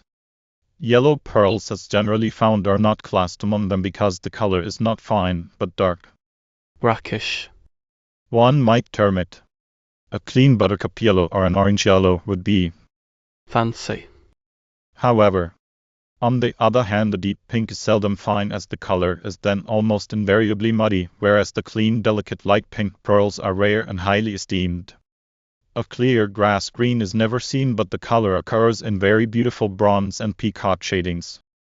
Various shades of blue, rose, copper, and red with bronze effects and black are included in this classification. Black pearls are much prized, and the term covers a wide range of dark shades of gray, slate, brown, and red.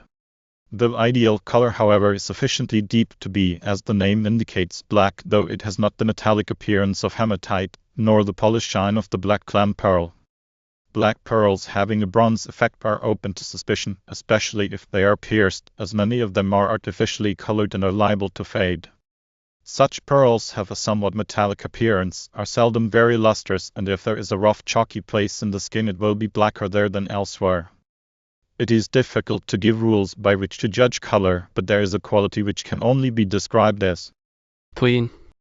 it is free from muddiness and is desirable in pearls as in all other gems. The proportion of fancy colors is greater in freshwater pearls than in the orientals.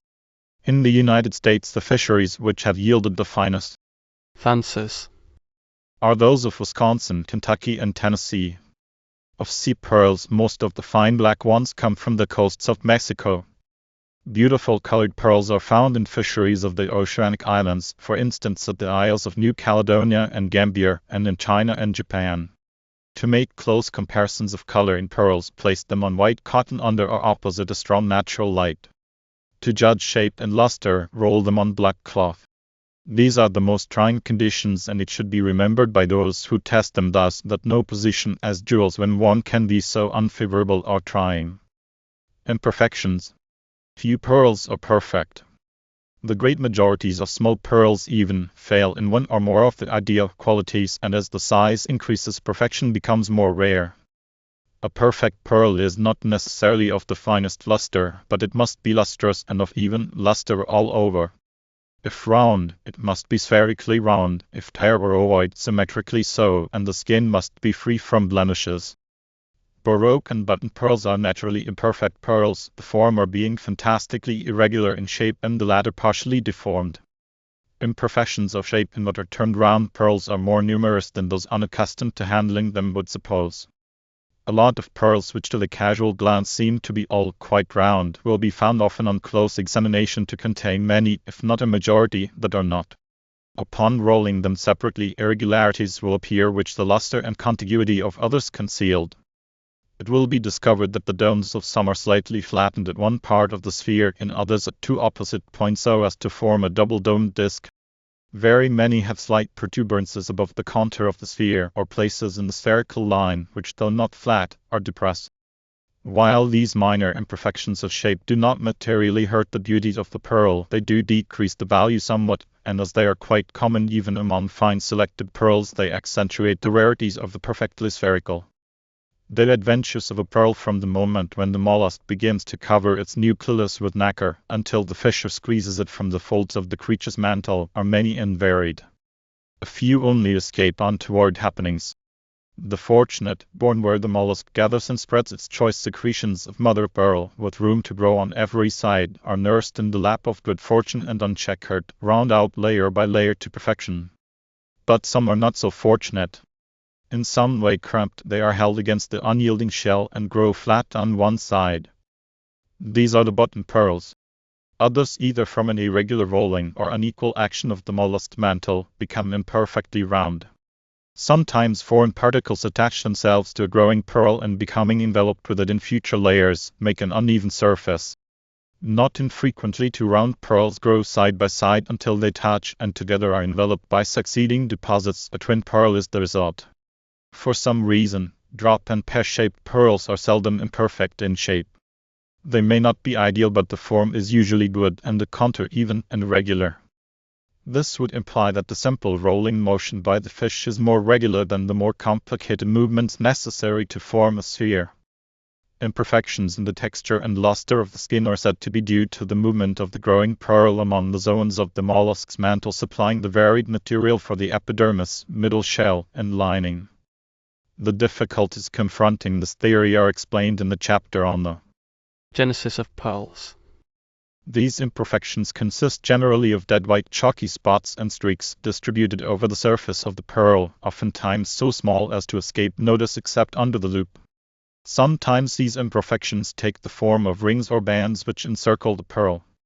Pearls so marked are rarely if ever round, but ovoid, capsule, or cartridge shape, and these chalky lines always encircle the cylinder, they never cross the dome. Rings around the dome occur, but the surface over them is of equal luster. Frequently the entire outer skin is without luster. Whether this arises from lack of some element in the exudations of the mollusk from which the pearl is created, or from an imperfect crystallization of the calcium carbonate, is not known. Such skins have the usual nacre surface wave lines and are often lustrous immediately under the outer plates of the skin.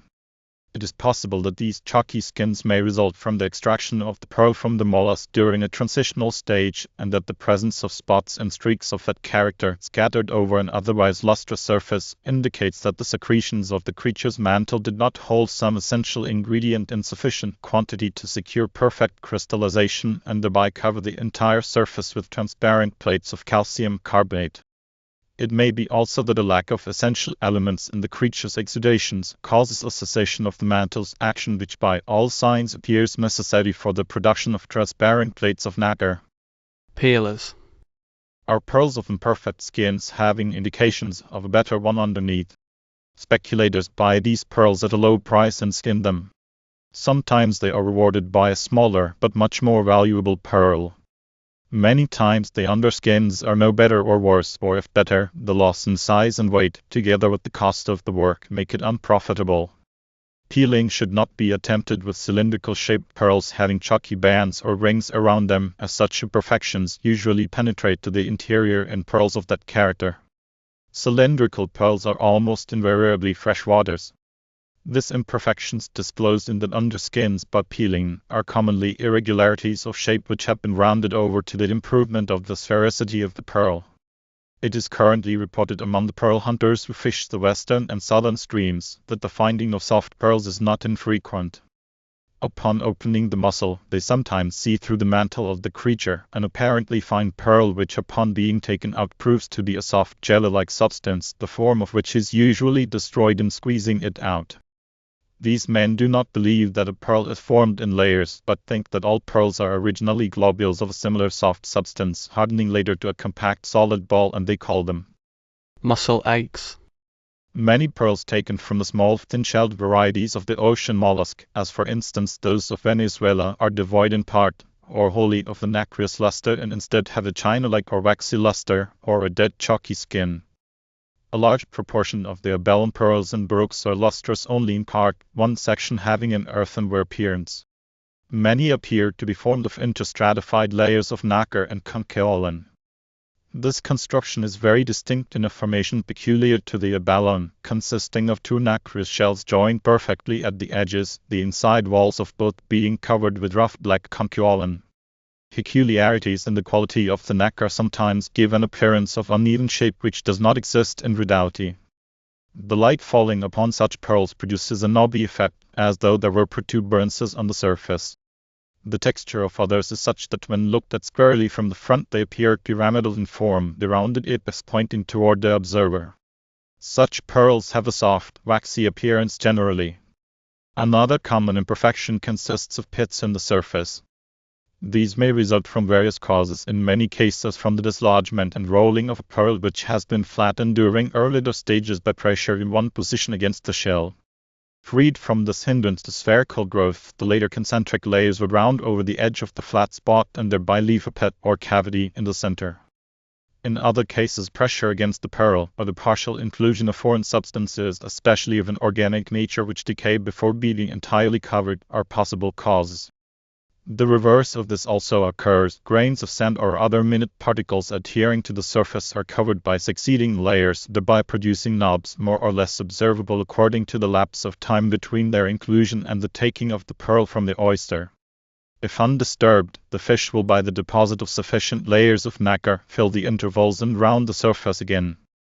That this is done in time is shown by the occurrence of pearls having an even dome over a nucleus formed by a cluster of small round and irregular pearls enveloped together. In the process of skinning, or the removal of one or more of the layers of nacre, it is sometimes found that a depression has been filled by a thickening of the deposits in the hollow. At other times extra layers fill the space, and these flaking out with the outer skin reveal the hidden irregularity which lay beneath the round surface, thus necessitating the removal of several entire skins before a sphere is reached again. The underskins of some pearls appear to have failed to completely envelop the nucleus. The cavity resulting is then filled to an even surface and is succeeded by fully developed skins. It is, therefore, not certain that a pearl, perfect in form and skin when found, has been so at all stages of its growth. Broken pearls sometimes show not only differences of color but of thickness in the successive layers. The skins of freshwater pearls especially are often very irregular in thickness. Many pearls have cracks in them. These generally escape the observation of inexpert persons, as they are usually under the outer layer. The fact that they rarely extend to the surface suggests that the solidification or drying out of the confined interior layers may be the cause. These are considered detrimental and dangerous by dealers, so that pearls with cracks in them will not bring as high a price as they would if free from them. As cracked pearls are liable to break, especially when pierced for stringing, it is well to avoid them, though the percentage of those which do break is small. In reality, these cracks are more of an imperfection than a danger. Occasionally they are quite noticeable and are then a bad imperfection, but frequently a sharp eye or the loupe only will detect them. Surface cracks, however, are quite perceptible. They are dangerous and are considered a serious imperfection. There is a peculiarity of rare occurrence which, as it is a departure from the ideal, may be termed an imperfection, though some regard it of value as unique. It is a similarity under the surface of some pearls to a metal, which has been hammered into small flat spots identical in appearance with the jewelry invoked during the latter part of the 19th century made of hammered gold. It is scarcely noticeable except under a loupe when the fine lines dividing the confused planes appear. These pearls are usually slightly pink or pinkish yellow. Sometimes these planes resemble the facets on a cut diamond, generally lozenge shape, and often grouped similar to those on the underside of a diamond. Small holes and blisters on the surface are quite common, but ordinarily they are scarcely perceptible to the naked eye. Many faults can be concealed by the jeweler when the pearl is mounted. Slightly buttoned pearls are set on a peg in the center of a small shallow cup. They then appear quite round. A spot, blister, or cavity in a round pearl can be obliterated by pegging or hidden in the setting. Great irregularities in the sphericity are lost to the eye when the gem is set in the prongs of a ring or other piece of jewelry. Pearls shaped like a double convex lens may be made to look round, or very nearly so, by piercing them so that the flattened domes are brought in contact on the cord holding them together as a necklace. Piercing and stringing obliterates or hides many flaws. By careful selection, the jeweler can utilize pearls having a blemish by drilling through the spot where the flaw is, and if there is another on the opposite side, that also will disappear. Other imperfections near the hole are often hidden in necklaces, as they cannot be seen when the pearls are held close together on the string. It is for this reason that a string of pearls can often be bought for less than a like number of loose pearls apparently no better, but which in reality are much more perfect in shape and free from flaws. Imperfections unseen in the strong pearls would be quite noticeable in the loose and undrilled. The irregularities of baroques cannot properly be called imperfections. Nevertheless, a baroque is more valuable as it is free from indentations and approaches the round in appearance, or has sides which will give it a round face when mounted. The curious forms into which nature molds many of them are very attractive, and as they lend themselves to the imaginative skill of the jeweler, are valuable. The faults common to them are rough places uncovered by nacre and colored streaks or spots, usually yellow tending to brown.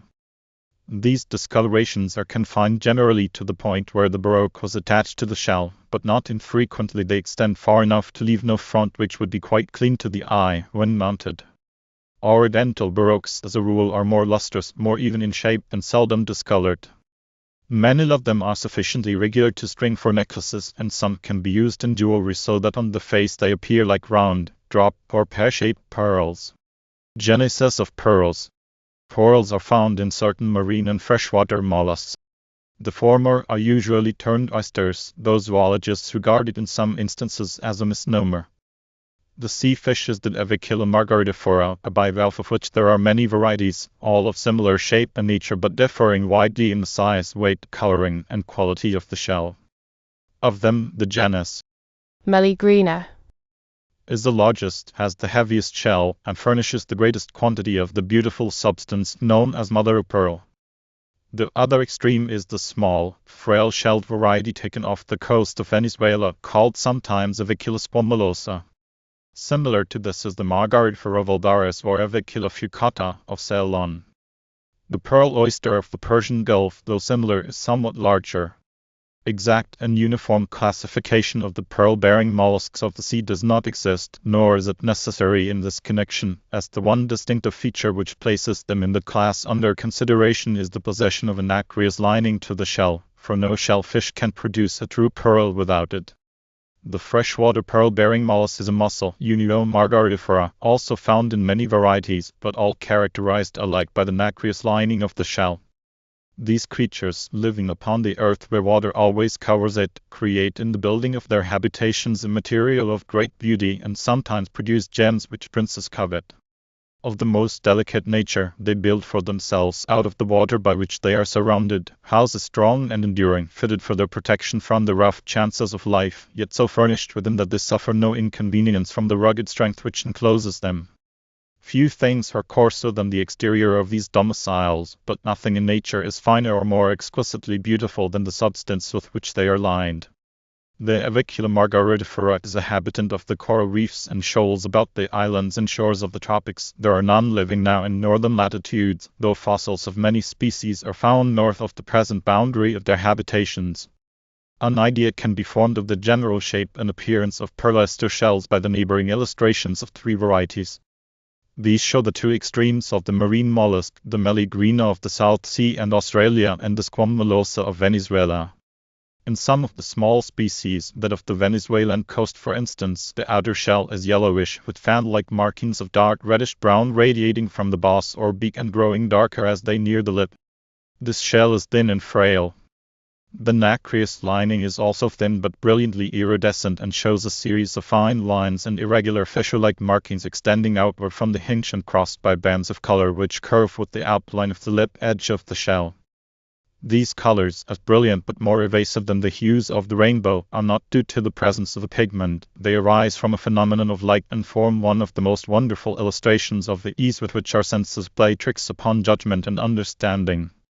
It is the striated surface and the very thin transparent plates of nacre which cause a double interference and produce the beautiful iridescence peculiar to the lining of these shells. Interference, as it is called, is an optical phenomenon arising from 2 causes. When light falls upon a sufficiently thin transparent surface covering a denser substratum not exactly parallel with it, part of the light is at once reflected, of that which passes through. To the undersurface a part also is in turn reflected through the first surface, and the confusion of rays or interference resulting produces to the eye the sensation of color. A familiar illustration is seen when a thin film of oil is spread over water. The other way in which iridescence by interference is produced in shells may be demonstrated by drawing fine lines close together on glass with a diamond. Light falling upon them will make the surface iridescent.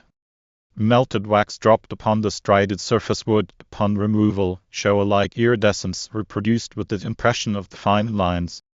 The outer markings of the large Australian shell are similar to the small Venezuelan. The mother-of-pearl interior is not so iridescent.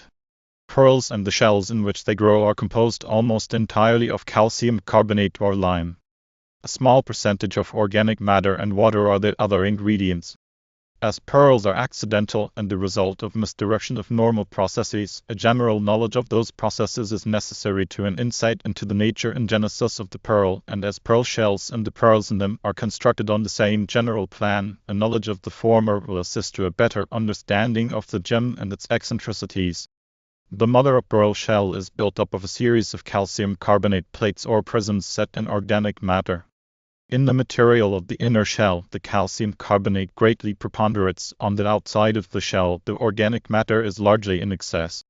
In the building of its shell, the animal deposits the finest material and does the best and most compact work where the house is in touch with itself, the walls becoming coarser in construction and quality as they approach the outer surface.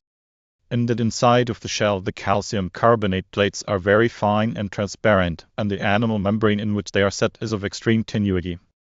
In the middle shell these plates become more chalky and less compact. In the exterior shell they are set in a thicker binding of organic matter and terminate outside in rough, horny fringes completely covering the shell. In a general way, therefore, the animal deposits the best of its secretions about itself and pushes out to the outer extremities the coarser elements which are fitted to preserve the finer parts of the shell, as the finer parts of the shell are fitted to protect the delicate organism which they enclose. The building of the shell is done by a membranous covering of the fish which entirely envelops the body and is attached to the shell a short distance from the inner edge, leaving a rim of membrane free around the fish and the edges of the 2 valves. This membrane is called the mantle. It extracts slime from the water, and at different parts it exudes modified solutions of it mixed with animal tissue suitable for the construction of the various parts of the shell. The exterior of the shell or epidermis consists of conchiolin, an organic compound. It is a horn-looking substance, and in the large saltwater shells and in most of the freshwater mussels, the niggerhead of the Mississippi Valley especially, it appears to the eye as a series of extensions, sometimes terminating in ridges, which curve about the umbo and spread to the edge of the shell, each extension coming from under the one preceding. In some varieties it is attached as an excrescence to the prismatic formation immediately under it, and may be easily detached in thin flakes, a rusty black in some, brownish yellow in all on the inner surface and in some on the outside. The substance is generally opaque, but contains spots of which some are translucent, resembling horn or amber, while others are more transparent, similar in formation to the inner parts of the shell. In most of the marine and freshwater varieties, unlike the niggerhead, the conchoidal exterior does not easily flake off. In these the outer shell is composed of wave-like plate extensions superimposed one upon the other recedingly from the lip to the umbo as in the others, but without the ridges, the plates being flat and the edges more irregular. These extensions are formed of a number of horizontal composite plates which penetrate the shell to the mother of pearl. Not only may they be separated into thinner horizontal plates, but they divide vertically into prisms. Under the microscope, the edge of a composite plate appears as a number of prisms placed side by side lengthways across the plate edge, but showing dark, intersecting lines through the series where they divide as plates. These prisms appear on the face of the plates as translucent hexagons, separated by dark lines like a tessellated floor, and under a powerful microscope are seen to be composed of similar smaller particles, also joined together by a binder of tissue. The exposed parts of the epidermis plates forming the outer skin of the shell are more dense than the unexposed portions. The hexagonal dividing lines are thick and blurred, and the faces are almost opaque, whereas in the unexposed parts the faces are translucent and the hexagonal markings are clear and fine. Though constructed in the same way throughout, these plates appear to follow the general plan of shell construction, the preponderance of calcium carbonate in the interior parts gradually changing to an excess of organic matter as they become exposed to form the outer part of the shell. The outer shell is in some varieties of a brownish yellow with radiating fan-like markings of a deeper tint or red, in others dark gray and brown to almost black. Immediately under the surface, the plates become lighter in color and finally almost white as they approach the nacreous interior. In all varieties, the outer plates lie almost parallel with the extension of the shell, so that, lapping each other as they do, the outer contour of the shell is raised by a series of low steps from the edge to the umbo. These plates appear to have been superimposed one upon the other. On the contrary, they are added on the underside. Starting from the umbo, which is the oldest part, the shell is enlarged by the addition of a succession of plates from beneath, each series extending a little beyond its predecessor, the rough conchoidal fringe at their extremities forming the outer covering of the shell. Following the growth of the epidermis, the shell and the lining are also extended and built up, so that the entire shell is constantly pushed to dimensions necessary for the proper and commodious housing of its growing tenant. Under the thin coat of epidermis on the unido niggerhead is a stratum of prism plate similar to the outer plates of the Venezuelan oyster. The prism faces are however smaller and their organic intersections are thicker and darker. Immediately under and abutting is another series of plates which penetrate the shell almost horizontally at the lip and to the lining diagonally at the thick part of the shell near the umbo to another series of the same kind. Here, owing to their diagonal set, upon peeling off the epidermis and the epidermis plates, the edges appear as a series of fine lines curving about and spreading out from the umbo. The plate set outward away from the umbo from the lower or inner edge. The effect is similar to that made by a pack of cards set diagonally so as to spread these edges sufficiently to show the merest trifle of the faces of the cards between these edges. The arrangement of these plates not only produces a series of fine lines curving about the umbo, but, as the edges are slightly irregular, another series of fine lines cross the others at right angles radiating from the umbo. This doubly striated surface, by interference, produces an iridescence more full of color than the mother of pearl of any but the thin-shelled varieties. Though similar in construction, these plates differ from those of the epidermis. In some respects they suggest a transitional stage between the outer and inner shell. A plate, as it separates from the series and which appears as one line in the striated surface of plate edges, is in reality a number of very thin plates or waves so welded together that they cannot easily be separated. In this and the presence of fine surface lines marking the wave edges, they resemble the nacreous plates.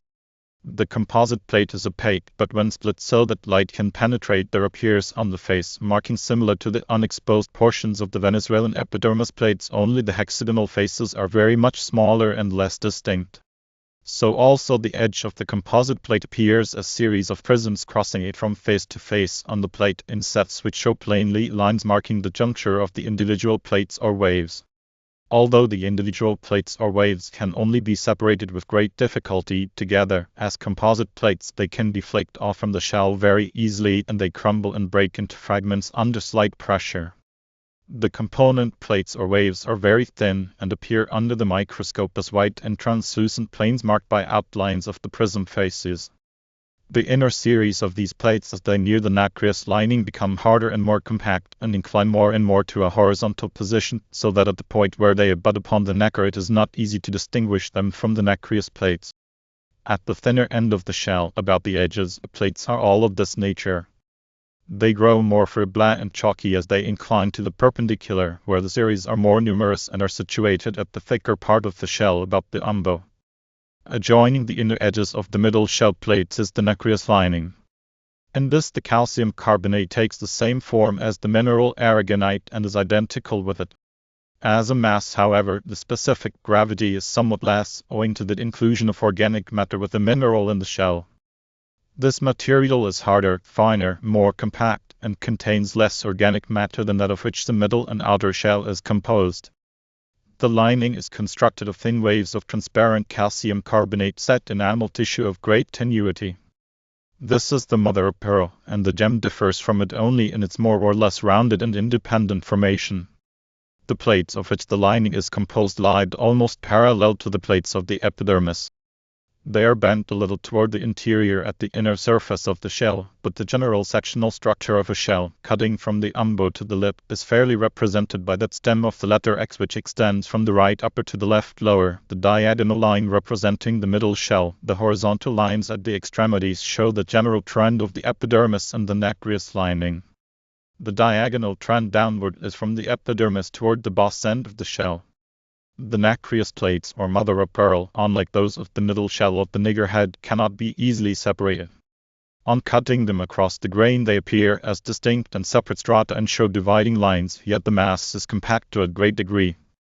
Upon being broken, these strata separate only at the edges, so that the entire set usually breaks diagonally, showing a small strip of the surface of each plate along the broken edge and forming a series of ragged edge steps. These plates or strata are composed of a great many very thin waves following one upon the other, and thereby producing series of fine, irregular lines upon the surface which, though trending generally in straight lines, curve and twist about as do the edges of water waves when they run up on the sands of the seashore. It is the lapping of these thin transparent waves and the minute undulations of the layer edges reflecting through the transparent plates which produce the soft luster peculiar to the linings of the shells and the surface of pearls, and which is known as pearly. The wave edges do not usually produce iridescence, but if the waves are very thin and transparent, the undulating lines of many underwaves following close upon each other appear on the surface, under the microscope, as dark lines when the light is passed through the skin, or silvery lines if the light be thrown upon it from above. To the naked eye this becomes the tempered brilliancy of the pearl's orient. Under the microscope these waves appear to be constructed of minute hexagonal plates or prisms set in animal membrane. A set of waves forming a plate, one broken at right angles to the trend of the wave, shows under the microscope a rough, irregular edge, and the small plates of which they are composed sometimes appear separated individually from the mass, though more often they are dislodged in clusters or strips. Broken with the trend of the wave edges, the plate breaks diagonally in steps with undulating edges, which correspond in appearance with the successive underlying waves as they are seen through the surface under the microscope. Although distinct dividing lines between the plates appear when a sectional cut is made across the grain, there is no indication of a division between the waves which make up the plates, and there is no apparent difference in the structure or compactness at the junction of the plates, though a clean division can only be made there. It would appear, therefore, that the plates mark intervals in the process of construction, and that the animal tissue is somewhat thicker between the plates than between the waves of which they are composed, where the formative process has been continuous. In all parts of the shell, the calcium carbonate takes the hexagonal form in the nacre as thin waves composed of hexagonal faces, and in the middle shell and epidermis as plates of hexagonal particles grouped as hexagonal prisms whose terminations form the front and back of a plate. All the parts show a similar plan of construction, i.e., separable plates composed of thinner plates more compacted together, and these in turn of infinitesimal hexagons of calcium carbonate, full plates, component plates, and particles, all alike surrounded by animal tissue. The shell is built up of secretions from the water in which the oyster lies, made by the mantle, a membranous covering of the fish. The function of this mantle, in part, is to obtain from the water the elements required and exuded at different parts of its folds in the various forms required for the several parts of the shell. The necessary lime exists in the surrounding water and is supplied sometimes by the calcareous beds upon which the oysters grow, and in other cases by surrounding vegetation. In all mother of pearl oysters in the freshwater mussel union, the lining is usually quite thick, but in some pearl-bearing species having small, frail shells, it is, though beautiful, too thin to be of use. In the Meleagrina, this nacreous lining lies in the interior of the shell like a congealed pearl wave, the smooth even rim following the curve of the shell about 1 inch to 1.5 inches within the jagged edge of the epidermis, as shown in the manila shell illustrated herewith, in which the lip, usually trimmed off for commercial purposes, is preserved. The lining of the Meleagrina is not as iridescent as that of the thin shell varieties. Thus the shell is being constantly enlarged at the edge by a deposit of the exudations of the mantle, conchiolin for the epidermis outside, lime for the prisms and inner layers of transparent plates, until the shell has attained its full growth and size, after which some varieties continue to lay on nacre only. The linings of some have a black rim, extending from the hinge on one side around the edge to the hinge on the other side. Viewed from the edge, this dark band appears to be 1/16 to half an inch wide, widest at the lip, fading out as it becomes lost under the thicker white nacre of the interior. But turn the shell up and look at it squarely from the front, and it is black only around the extreme edge where it joins the epidermis. This kind of shell is found in the Pacific about the islands of Polynesia and is called the black shell. In others, the nacre is white to the edge. The iridescence of the white shell generally shows more play of color than that of the black. The white shell is usually somewhat flatter and broader than the black, and the epidermis is light yellowish-brown. This variety is found in great abundance on the northern and western coasts of Australia. The yellow, greenish and grayish shells, these colors refer to the edge of the lining, are similar in every way but inferior, the yellow being the best of the three. The shell lining of a common form of the Unio, or freshwater mussel pictured at page 146, like that of the Meleagrina, shows little iridescence except at the edges outside the parallel lines where the nacre is comparatively thin, and at the striated surface of the scar or bed of the adductor mussel. In quality of color and luster it is inferior to the nacre of the sea fish, the white being more chalky in appearance and the luster less pearly. The material of which the shell is composed and its construction are however almost identical with that of the saltwater mollusk. In fact, all shells are made of the same ingredients and are constructed on the same general principles by the animals inhabiting them. This description of pearl shells has been given here because a knowledge of the shell enables one to understand the formation and characteristics of a true pearl, and the differences which exist between the gem and other similar formations formed in pearl and other oysters, mussels, and univalves. Many such formations are found, having the elements and constructed like one or both of the outer parts of the shell, and some in part like the lining, but these are not true pearls. The gem has neither the material nor construction of the middle and outer shell. Except that the pearl, because of its form, is rarely iridescent even to a slight degree, whereas the nacreous lining of some pearl-bearing shells is brilliantly so. The pearl and the nacre of the shell in which it grows are essentially the same. Pearls are more or less spherical and independent formations, made by the fish on the same plan and from the same secretions with which it lines the shell, misdirected by abnormal conditions. Those constructed like any other part of the shell are not true pearls. The normal instinctive action of the mollusk is self-protective and adaptive. By the secretive action of its mantle it gathers from the water in which it lives material to build the shell with a rough and rugged exterior for its enemies, and adapted to resist the chemical activities by which it is surrounded, and a perfectly smooth lining suitable as an interposition for its own delicate organism. Barring accidents, the building functions of the animal are employed only in the extension of the shell to meet the needs of its own growth and protection. But should a particle of secretion intended for the shell, harden within the folds of the oyster's mantle, or some parasite or other intruder present itself within the nacre-forming sphere. The instinctive action which lines the rougher part of the shell is also directed toward the foreigner, and it is at once covered with a like deposit. This is the birth of a pearl, and it grows layer by layer as long as it remains within the scope of the nacre-building instinct. These layers, or skins as they are called, are seldom iridescent. Occasionally a pearl of that character is found, but it is generally from a freshwater mussel, and the nacreous plates are of unusual tenuity. Although the pearl, like the lining of the mollusk shell, is composed of carbonate of lime in series of thin waves lapping each other, each series constituting a plate or separable layer, there is a distinct difference in construction. Whereas the lining is a series of horizontal layers, the pearl is made up of concentric layers, each addition enveloping those preceding it. These skins, however, are not always absolutely distinct and separate. Instead of being like a succession of globular skins, each completely covered by its successor, the growth is often spiral, and the construction is as if the nucleus had been rolled 1, 2, or 3 complete revolutions in a continuous plate of nacre, and the spiral envelope then finally merged into another plate, and the process repeated. That which to a casual glance, therefore, appears to be 6 rings of nacre in a sectional cut, is in reality several spirals of 2 or 3 turns each. It is also noticeable that whereas the wave edges with all their eccentricities trend generally in one direction in the shell nacre and the pearl, the lines twist and curl with a concentric tendency, as though the waves had been laid on by turning or rolling the pearl in the material of which it is composed. A white pearl on being cut in half shows a number of faint dark rings one within the other, from the surface to the nucleus in the center. Usually these rings occur at almost regular intervals. Upon close examination under the microscope, it will be seen that the inner part of these intervals is white, and that the color gradually changes to a yellowish tint which deepens until it culminates in that which appears as a dark line against the succeeding outer formation, the material of which is also white in the beginning. Although this change of color is very slight, a section between 2 rings will often show 3 distinct bands, the inner white, the center one faintly yellow, and the outer one of a deeper tint.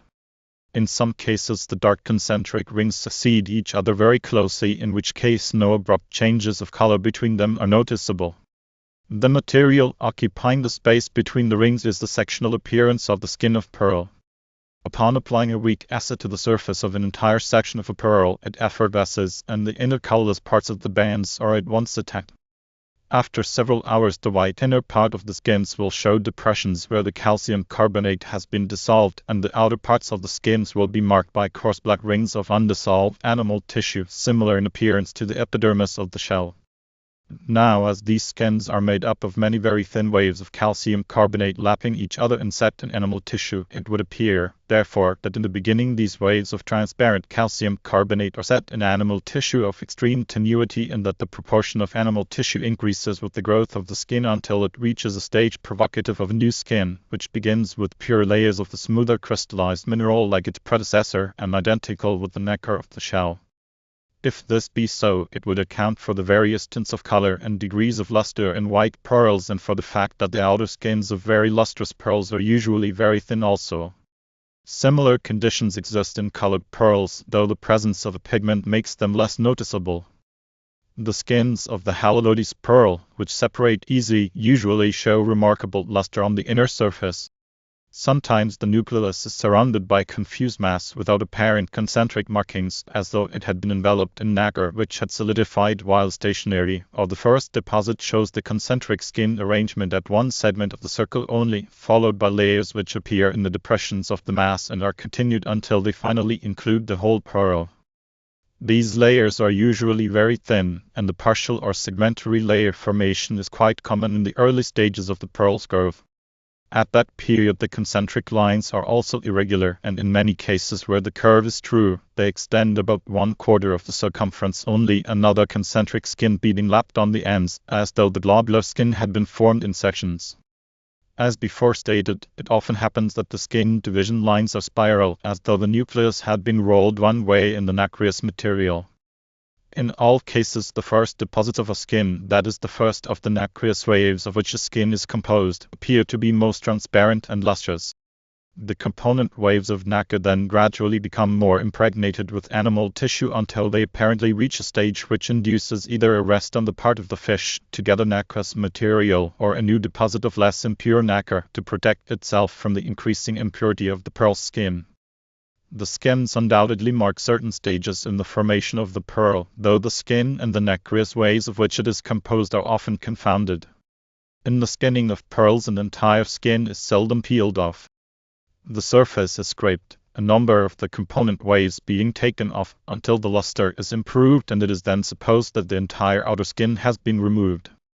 A close examination, however, will show, by breakages in the surface of the waves, that the underskin with its peculiar and systematic arrangement of surface wave edges has not been reached.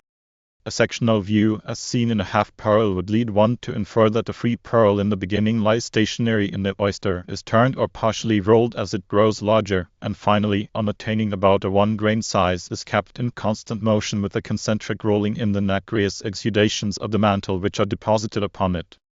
The nuclei of pearls were long thought to be grains of sand, but late and careful research has shown that in the majority of cases they are minute parasitic or domiciliary worms. Professor Herdman and James Fornell, after 3 consecutive inspections of the oyster banks in the Gulf of Mannar in 1902-3, stated in a paper contributed to the British Association for the Advancement of Science that after examining many hundreds of oysters and decalcifying a large number of pearls, they had come to the conclusion that grains of sand and other inorganic particles formed the nuclei of pearls only under exceptional circumstances, as for instance, when the shell was injured by the breaking of the ears, which would enable sand to get into the interior. Pearls, or pearly excrescences on the interior of the shell, were due to the intrusion of Leucodura, Clyone, and other borers. Pearls found in the muscles, especially at the levator and palatal insertions, were formed around calcareous pherules, minute calcareous concretions produced in the tissues. But most of the fine pearls found free in the body of the Ceylon oyster contained the remains of platyhelminthine parasites. These observations agree with the opinions formed, after careful study, by several eminent conchologists. The action of the mollusk results differently, as the object to be covered is free within the folds of the creature's mantle or, rising above the surface of the nacreous lining, presses upon it. If free, the intruder is enveloped by the animal's exudations and the deposits become concentric instead of level, or nearly so, as in the construction of the shell. It is said that the foreign substance acts as an irritant, causing the fish to exude its secretions abnormally in order to protect itself, and thereby creating a diseased condition, but from the fact that the process continues after the intruder has been enveloped and rendered as non-irritant as the natural lining of the shell, it would appear that the introduction of foreign elements simply draws upon it the normal impulse of the fish to cover with nacre anything with which it comes in contact, and that the method of doing it is similar to the instinctive rolling action of the tongue when some insoluble globule is put in the mouth, for not only do free pearls grow spherically, but a nucleus fast to the shell is not covered simply, but it grows to a pearl, round and dome-like, as nearly spherical as its juncture with the shell will permit. Not only is the composition of a pearl identical with the lining of the shell where it is formed, but in a general way its appearance and characteristics are the same, except that free pearls are sometimes colored when the nacre of the shell is white. Button pearls, warts and baroques grown fast to the shell, are usually like the surrounding nacre in every respect. Saltwater pearls are characterized by the soft velvety luster of the oriental mother pearl, and fresh waters, like the lining of the unuo, have a somewhat thinner looking and more chalky texture. Abalone pearls have the irregular surface and coloring of the halilotes. Conch pearls resemble the delicate pink china-like lining of the shell, and clam pearls have the glazed earthenware appearance of the inside of a clam shell. The one material difference between a pearl and the lining of the shell in which it grows is that in the one case the fish deposits the nacre over an even surface, and in the other wraps it around the central point with delicate precision in successive filmy layers. Dissection shows that a pearl during growth is liable to many mishaps. As with the human creature, a promising youth may end in a wretched maturity. It is also possible that an ugly period may be redeemed by later happenings, and the thing that was worthless in its early existence be found in its age worthy of a place among the great gems. Pearls found with a dull, chalky exterior sometimes have lustrous skins beneath. Sometimes a bone-looking formation will be found on breaking it to have a variety of skins in the interior, some of which are very lustrous, others white and chalky like the middle shell of the mollusk. Many of these dead pearls are formed throughout of this material. Others, perfectly spherical, are simply successive layers of prism groups like the conchoidal plates of the shell. Upon cutting these through the center, the skins are shown by the concentric rings marking their divisions, and the prismatic formation appears as glistening lines radiating from the nucleus to the surface. Under the microscope, these layers, which are thicker than the nacreous skins of true pearls, appear identical with the epidermis plates, except that they are concentric instead of flat, and are free from the coarse, rough conchoidal deposit which forms the extreme outer coating of the shells. This deposit is also found, however, in some pearl formations, as many of the abound baroques, especially when they are somewhat flat in shape, are like two pearl blisters joined, with the shell building process reversed, the rough, like conchoidal being inside and the nacre outside. Undoubtedly, pearls containing hidden qualities which made them once gems are thrown away as valueless, while others, found just as nature had covered their earlier coarseness with a coat of beauty, are worn and excite much admiration for their skin-deep beauty.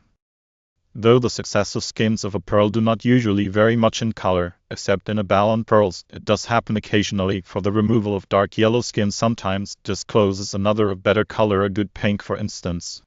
From the sectional appearance of pearls, it seems probable that in the majorities of cases the color of yellow pearls would be improved by the removal of the outer waves of the outer skin. Changes in shape sometimes occur during the growth of the pearl, the tendency being always toward the rounding of the surface. If the nucleus is fast to the shell, a dome is built over and around it. If the nucleus permits, the nacre is deposited not only over but under its edges to the point of contact with the shell, so that a button pearl connected with the shell at the center only results.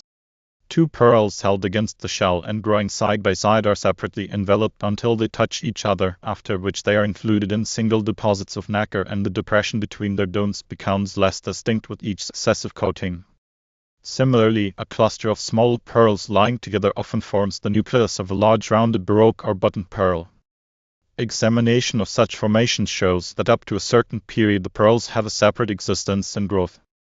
They then become joined in an irregular mass of twin pearls, and finally, if allowed to remain in the oyster long enough, all individuality is lost in the tendency to round over. The same thing occurs when grains of sand or other intrusions become attached to a growing pearl. They are quite prominent when first included in the nacreous deposit and can be easily detached from the underpearl by breaking through the layer which binds them on, but they are soon obliterated by succeeding deposits. This filling-in process is sometimes accomplished by additional layers in the depression, sometimes by thicker layers. It happens occasionally when skinning a round pearl that one of these fillings is uncovered and flakes out, leaving the pearl irregular, as it was in a former stage of its growth. Although pearls naturally grow spherically, many free pearls are more or less button, that is, have a flat place from which the pearl rises like a dome, high or low.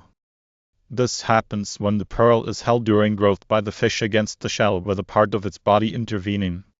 According to circumstances, the pearl varies in form from slightly buttoned to a low dome, rising from a plane at its greatest diameter. Should a pearl of this description become dislodged, the rounding action of the mollusk would begin at once to obliterate the plane. If undisturbed, the process would result eventually in changing the button to a round or nearly round pearl, but should the pearl be taken from the fish before the metamorphosis is completed, a depression or pit would mar its contour. When borers intrude through the shell, the presentation is at once covered with nacre, and successive deposits are built up around it, resulting in the nacreous wart known as the baroque. The rounding action of the mollusk is clearly shown in these excrescences, as the bore is not simply covered and leveled with the shell, but the slight elevation above the level of the lining receives a continuity of concentric deposits which finally raise it very considerably above the surface and separate it in construction from the lining to which it is attached. The shell herewith reproduced illustrates the result. Bores pierced it at the thick part of the hinge, and burrowing down, entered the interior at the point where the baroque is shown. In rare instances, pearls attached to the shell do escape the concentric deposition, for they have been found buried under even layers of nacre, when the mother of pearl was cut up in the process of manufacture. From the appearance of the stripe when they are divided lengthwise, pear-shaped pearls appear to have been spherical at one time. During a stage in the growth, the forming layer has curved away from the center at one section of the sphere to a point. Succeeding layers, following the innervation, are deposited around the extension until it becomes sufficiently elongated to give the pearl the ovoid form. Many pearls are shaped like a capsule. The ends of most are rounded up to a full dome, some have somewhat flatter ends, many are long and cylindrical like an ordinary capsule, others are short and appear in shape like two high-button pearls joined at their bases, while some resemble a cartridge, one end being almost flat and the other a somewhat pointed dome. It is noticeable that such pearls have a chalky line around the middle, and sometimes there is a lustrous band between two. These chalky lines are found, on peeling such a pearl, to extend through all the interior layers. Similarly, a high button joined at its entire circumference to the shell, if the junction is abrupt, has an intersecting chalky line marking the juncture of the tube between the luster of the pearl and the shell lining. If the base of the pearl and the shell form a curve, there is no chalky line of demarcation. This suggests that whenever the animal is unable to envelop the thing upon which the mantle deposits its secretions completely, or is not in touch with every part of it, there is at the extremity of its action a nacreous deposit, corresponding to the deposit of conchovolin or calcite, at the extreme edge of the shell, which precedes the nacreous layers following within and slightly back of it. As the luster of the pearl arises from the transparency of the calcium carbonate modified by the undulating lines formed by the edges of the wave plates, it may be that the lapping action of the mantle is necessary for the regular formation and crystallization of these plates, and that at points beyond the reach of this action, the depositions of the mantle are therefore not pearly. Much is necessarily conjectural as to the modus operandi by which the shell and the pearl are formed, but the invariable tendency towards sphericity suggests that the nucleus of a pearl, when free within the mollusk's mantle, is not only enveloped in its exudations, but is either kept constantly moving with a rolling motion or lapped on all sides by the membrane which exudes upon it the nacreous material.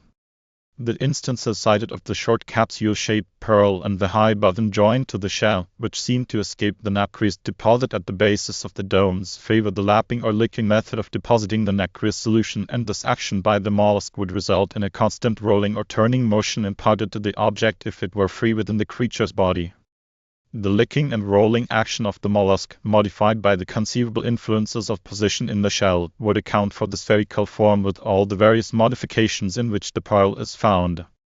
To account for the variation of quality which undoubtedly exists in the successive skins of some pearls, and the imperfections in the nacre of the same skin, the theory has been advanced that the secretions for the lining, the shell proper, and the epidermis, are exuded by different parts of the mantle. The pearl traverses during growth these different bands, and its skins are modified by the secretions as they come within the various zones of influence. But there are several facts which seem to oppose the theory. In the first place, all these parts of the mantle which supply the material for the epidermis, the middle shell, and the lining, are enclosed within the shell and in touch with the lining, yet each receives the exudations of that part of the mantle which supplies the material suitable for it, the mantle invariably pushing the coarser excretions outwardly to the shell's exterior.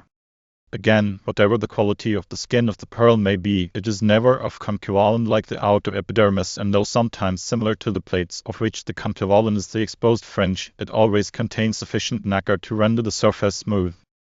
The fact that the skins of a pearl do sometimes correspond with the different parts of the shell, and that the same skin on the surface is occasionally partly nacreous and unnacreous in connection with the variation of quality which exists in the internal composition of the skin, favors an idea that the mixed and variable quantity of nacre in the skins may be caused by the abnormal position of the mantle wrapped about the growing pearl, which would thereby come more or less under the influence of the calcite and conchovolin zones distorted from their normal extension and action.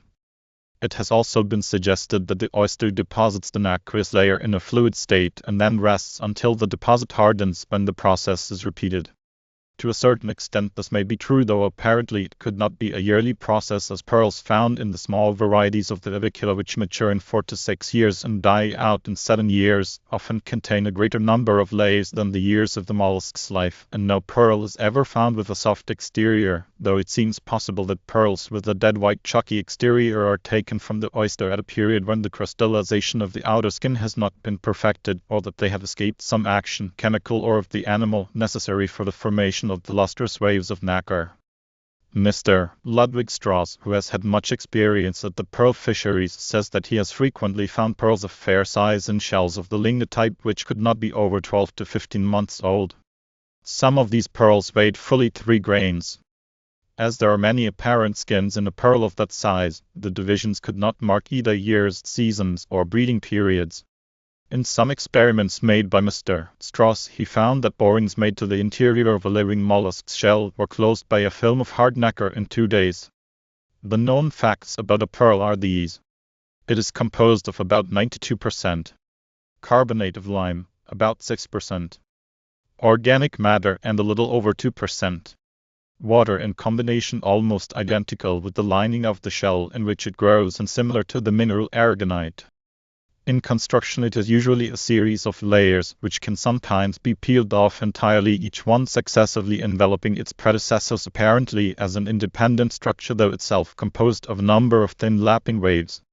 Upon cutting through these layers, the divisions appear as a series of rings, and the intervals, though composed of many thin waves, appear compact. It grows spherically or with such modifications as the exigencies of position in the shell would reasonably account for. These facts seem to justify the hypothesis that a foreign substance upon entering the shell of a pearl oyster is at once enveloped or washed in the creature's exudations, that the organic matter of the secretions forms a filmy envelope in which the mineral contained in them is precipitated or crystallizes in wave-like layers of crystals of great tenuity, and that as these layers harden the process is repeated, and that during the process the creature either revolves the object or about it, as it is free, or fastened to the shell. It is also possible that changes in the organic matter interwoven with the calcium carbonate may produce some chemical action resulting in the crystallization of the lime, and the crystallization in turn be provocative of another deposit, each process in turn being almost simultaneous, and that the process is continued until a paucity of mineral in the exudations induces a rest for recuperation, after which the process is repeated, the result being a succession of composite skins as we find them. Whatever the cause, it is evident in all parts of the shell and in the pearl that continuity of construction is periodically arrested to be resumed upon exactly the same plan, except that the material used in the succeeding layer of the pearl may be formed occasionally like another of the shell sections, though usually it is like the preceding one. Marked differences in the same skin occur more frequently in the pearl formations of univalves. The skins of the abalone pearl especially are frequently nacreous in part only. Pearl oysters are found in immense numbers on banks having a calcareous foundation. They are extraordinarily prolific, the spat of one oyster being estimated at upwards of several 100,000 to millions, so that were it not for the natural enemies of their young and the liabilities of being swept away and scattered by storms before they have anchored, the banks would be overcrowded with the myriads produced. Some idea of the numbers may be gained from the fact that during the fishing season the Ceylon divers raise about 1 million each day. The oysters are seldom found in water with a temperature below 75 degrees, and they seem to thrive best in warm sheltered bays and inlets, especially when the banks are situated far from the equator. They attach themselves to the beds by a bunch of tough threads which pass out through an aperture in the shells, near the hinge, and fasten on the rocks and stones. Consequently, the oysters do not lie flat, as might be supposed, but maintain an upright position, hinge down, lip end up, and the shell slightly open for the passage of the food-laden water, as the freshwater mussels do. These threads are called the beard or byssus, and are composed of material similar to the epidermis of the shell. The abalone, which is a univalve, holds on to the rocks by the foot, a fat muscular appendage used for locomotion and also as an anchor on the principle of the leather toy known to boys as a sucker. Although pearls of value are found only in shells containing mother of pearl, a small proportion only of the mother of pearl shells contains pearls, and many varieties in which pearls are found do not yield enough nacre to make the shells valuable. The size of the meleagrina in some seas is remarkable. That at page 127, photographed from a Tuamatu shell, measures 8-7/8 inches by 6-7/8 inches and weighs 28 ounces troy. It is of the black-hedge variety, contains a large quantity of fine-quality mother of pearl, and has a beautiful small pearl attached to the lining near the center of the shell. Though large, it is not full-grown. It is probably 12 to 14 years old and would continue to lay on mother of pearl and so grow thicker and heavier until 16 to 18 years of age, when the oyster would reach maturity. The Australian white shell at page 129 is a young shell, that is, it has not attained the full thickness and weight of a mature shell. The shells at pages 131 and 161 are from the coast of Venezuela. They measure 2-1/4 by 2-1/4 inches and weigh 7 pennyweights each. The common form of the pearl-bearing freshwater mussel niggerhead is illustrated at page 146. The shell measures 3-3/4 by 2-3/4 inches and weighs 3-1/2 ounces. It is from the Middle West of the United States. In construction it resembles the Meleagrina, the epidermis being dark, though not as rough as that of the oyster, and the lining white, showing slight iridescence around the lip edge and to a greater degree on the adductor muscle scar. The mother of pearl under the epidermis at the thick or hinge end is quite iridescent, and the lines which make the color play are plainly discernible under the loop. The largest and finest pearls, also the greatest number, are found usually in distorted shells. This has given rise to the idea that they are a symptom of disease in the fish, but having in mind the functions of the three zones of the creature's mantle by which they supply separately material for the epidermis, middle shell, and lining, one may conceive that if, by some extraordinary cause, the secretions of one of these is largely withdrawn from the natural channel, the losing heart of the shell would warp the normal growth of the others to its own. Dwarfage. When the nacre grows to a pearl, contrary to the intent of nature, instead of a lining for the shell endeavoring to keep pace with the growing oyster, the full-growing exterior is distorted in accommodating itself to the undersized lining. In view of the fact that an oyster sometimes contains a large number of pearls, one shell in New Caledonia contained 256. The diversion of nacre sufficient to cover them, or to produce one large pearl, might reasonably be expected to result in a considerable distortion of the shell.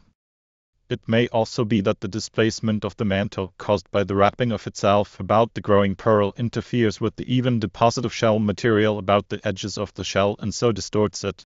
Because deformed shells are more fruitful of pearl, some have advocated the practice of throwing perfectly formed shells back into the sea unopened, but inasmuch as the mother of pearl of the shells often exceeds in value the pearls found in them, this is not likely to happen.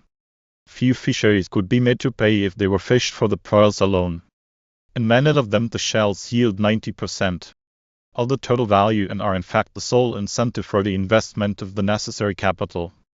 Luckily for the world's supply of pearls, however, the disturbers of the mollusk which cause these gems by their intrusions appear to be more abundant in waters where the shell is valueless, the banks about Ceylon especially being infested with the cestodes, which are commonly the nuclei of Indian pearls. It is interesting also to learn that Mr. James Hornell, inspector of the pearl banks, finds these worms in another stage in the filefish, which frequents the banks to prey upon the oysters, and confidently expects to find them in the adult stage in the shark, which in turn devours the filefish. It is the opinion of Jameson of London and others that the parasite which causes the formation of pearls in the mussels of Europe is frequently the larva of the stomum somater from the eider duck and scoter, and that the larva first inhabits tapes, or the cockle, before getting into the mussel. Generally the nuclei appear to be the bodies or eggs of minute parasites, the stoma, filaria, bucephalus, etc., and they vary in different localities according to the animal life of the neighborhood. In the still parts of the river Ulster, where water mites limnaceres anodont were abundant, Kruchenmeister found that the mollusks contain more pearls. Methods of fishing. The beds of the marine shellfish from which pearls are taken lie always underwater. Unlike others which are sometimes left exposed by the tides to be gathered by man without difficulty, the pearl oyster is never left uncovered by the sea. It is found usually on shoals some distance from shore, sometimes but 5 to 7 feet from the surface, more frequently 15 to 40 feet deep, and often 100 to 125 and even 150 feet deep. Everywhere, then, man's quest for pearls is confronted by the heaving, restless waters of the sea, for the greater part of the year rough and turbulent, frequently lashed to furious racing by tropic tempests, but through which he must in any case go to get them. In a few places where the beds lie in shallow inlets and sheltered bays they can be dredged, but almost universally the oysters are gathered by divers. During the greater part of the year, when storms rage, diving is very dangerous if not quite impossible. But when the song of the sea is hushed to low crooning, and the gentle roll of the waves does no more than playfully slap the boats in passing, then in the seas where men dive for pearls they gather to the harvest of gems. There are two ways of diving naked, and with dress. The former is the common method throughout the Orient, and is practiced today after the same manner that it was in the days of the pharaohs and the Caesars, for the primitive method survives with few variations wherever Eastern people control the fisheries. In the fishing season one sees now in the Red Sea and the Persian Gulf and about Ceylon the same scenes as they were enacted there before Rome was a city, or France a nation, or the Macedonians overran Egypt. Naked divers diving into 15 to 40 feet of water use few aids.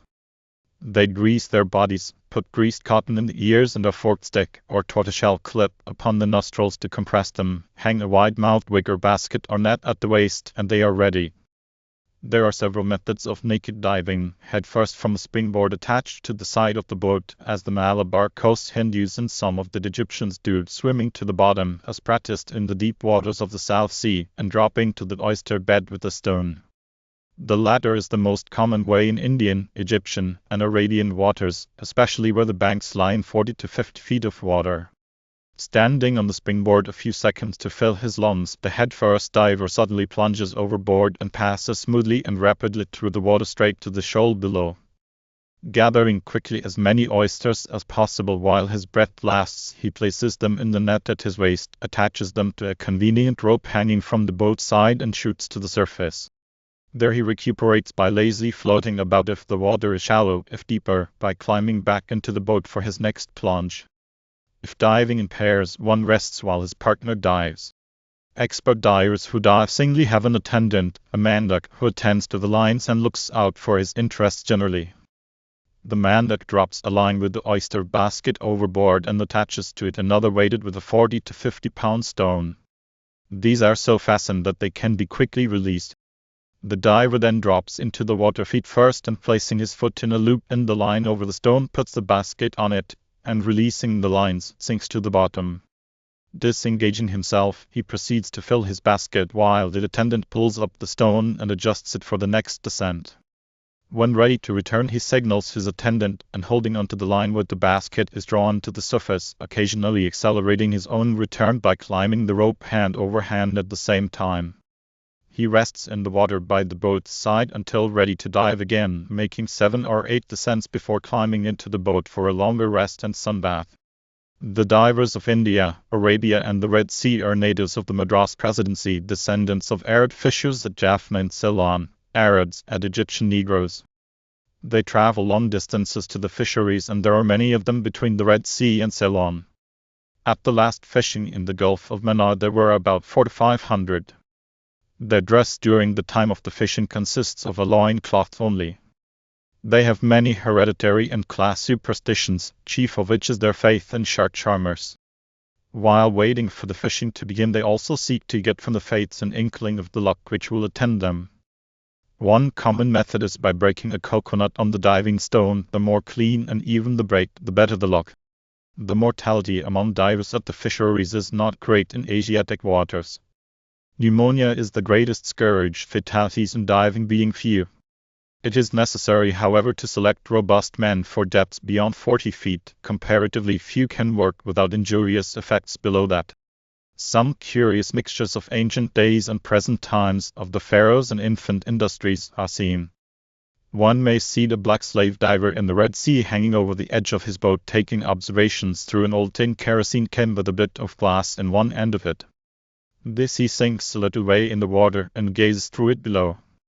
Presently the can is discarded, over he goes and returns shortly with a few shells, while nearby a clumsy monster emerges and a diver in dress climbs into his boat. This use of modern tin cans and glass is adopted in seas where the shells are scattered and is common to pearl divers the world over. The Moros have a method of fishing in very calm weather peculiar to themselves. They drop a 3-pronged catcher attached to a rattan rope upon the oyster bunches and so haul them up to the boat.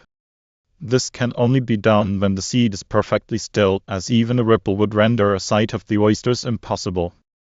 Ordinarily they dive to any depth, down to 20 fathoms. Many attempts have been made to introduce dress diving among the natives of the East, but so far few have been successful. Results from experiments have not compared favorably with naked diving, and so, with few exceptions, naked diving is still the rule in the East where natives control the fishings. But of all, the Polynesians, both male and female, adhere most closely to the old way. Most of them will not even use a stone to assist the descent, and they probably reach greater depths than the naked divers of any other sea. Travelers report that at a coral atoll in the southern Pacific owned by the French government and known as Hikuru, where the natives of Tahiti and other islands flock during the season to fish for pearls, the boys and girls and women are almost as expert as the men. Whole families congregate here, remaining during the season housed in huts framed of light coconut palms roofed with leaves. These they bring with them, some coming several hundred miles. The shells are mostly in 60 to 70 feet of water, some however are brought from a depth of 100 feet. It is reported that a boy, on an exhibition dive, remained underwater for 2 minutes and 40 seconds, going to a depth of a little over 100 feet. He was in sight all the time, the water being so transparent that he could be seen on the bottom, leisurely selecting pieces of coral for the officers of the ship above. These divers hang in the water by one hand grasping the gunwale of the boat while they examine the bottom for oysters through a glass which they hold below the surface in the other hand. When shells are sighted, the glass is discarded, the lungs are filled several times and the air expelled slowly. Upon reaching a certain fit condition, a long breath is taken until the lungs are inflated to their utmost capacity. The diver then suddenly lets go, sinks a few feet below the surface, turns quickly and head first swims rapidly to the bottom. Arriving there, he pulls himself along by grasping the coral branches and breaking the shells loose from their anchorage with his right hand, which is protected by a cloth wrapping, and stows them away in a coconut fiber basket slung over the shoulder. This done, he straightens himself and shoots to the surface with astonishing rapidity, seeming to leap up from the water as he arrives with almost sufficient impetus to carry him into the waiting canoe. In a few minutes he is ready to dive again. In some localities where divers were employed, the women were preferred, not because they could do better work always, but one could depend on them more safely. This was true of the divers in Torres Straits between Queensland and New Guinea. Before dress diving was introduced, these naked natives would dive into 10 or 12 fathoms and bring up an oyster under each arm. The shells were large, weighing 3 to 6 pounds together and sometimes 10, but they contained few pearls and those were generally small. As they were brought up, the oysters were searched for pearls and the fish used for food. The shells sold in Sydney then for $800 to $900 the ton. Years ago, the women of Chile about the Bay of Conception claimed as a right the fishing for mussels. The men rowed them out to the beds and stuck long poles into the shoal below, down which the women would slide, returning with both hands full of mussels. The fishing was done from canoes, each holding one man and one woman. The women did not consider this a hardship but a privilege of which they were quite jealous, for they devoted the proceeds of their catch to the purchase of finery. Wonderful stories are told of the great depths to which these naked divers go and the great length of time they can remain underwater. Many of these tales are gross exaggerations, yarns which have grown more wonderful with the telling, or the reports of careless or inexperienced observers.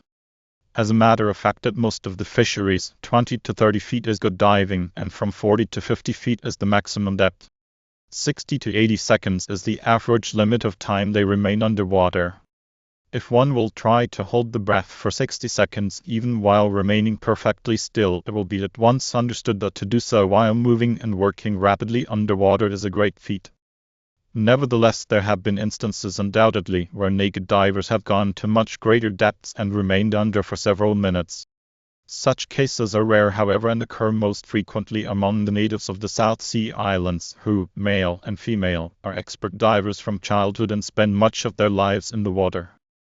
Visitors have claimed that natives of the Tongaro Islands in longitude 158 degrees W and latitude 9 degrees S can do 20 to 25 fathoms and will even go deeper when tempted by the sight of a few oysters lying in a hole or depression nearby. Going below 25 fathoms results almost invariably in a sort of paralysis. The diver comes up howling and incapable of motion, and unless companions at once seize and rub him vigorously with salt water until circulation is restored, a process lasting sometimes many hours, he dives no more. If restored, he will dive again next day, and such is their recklessness that the same temptation would lead him to take the risk again. Monsters abound in these waters. Should the diver be attacked by a devilfish, shark, or swordfish, he does not use a knife, as blood would attract other devils of the sea and becloud the water to his own confusion. Instead, he seeks to avoid his enemy, and if the troubler is a swordfish, tries to find shelter among the rocks.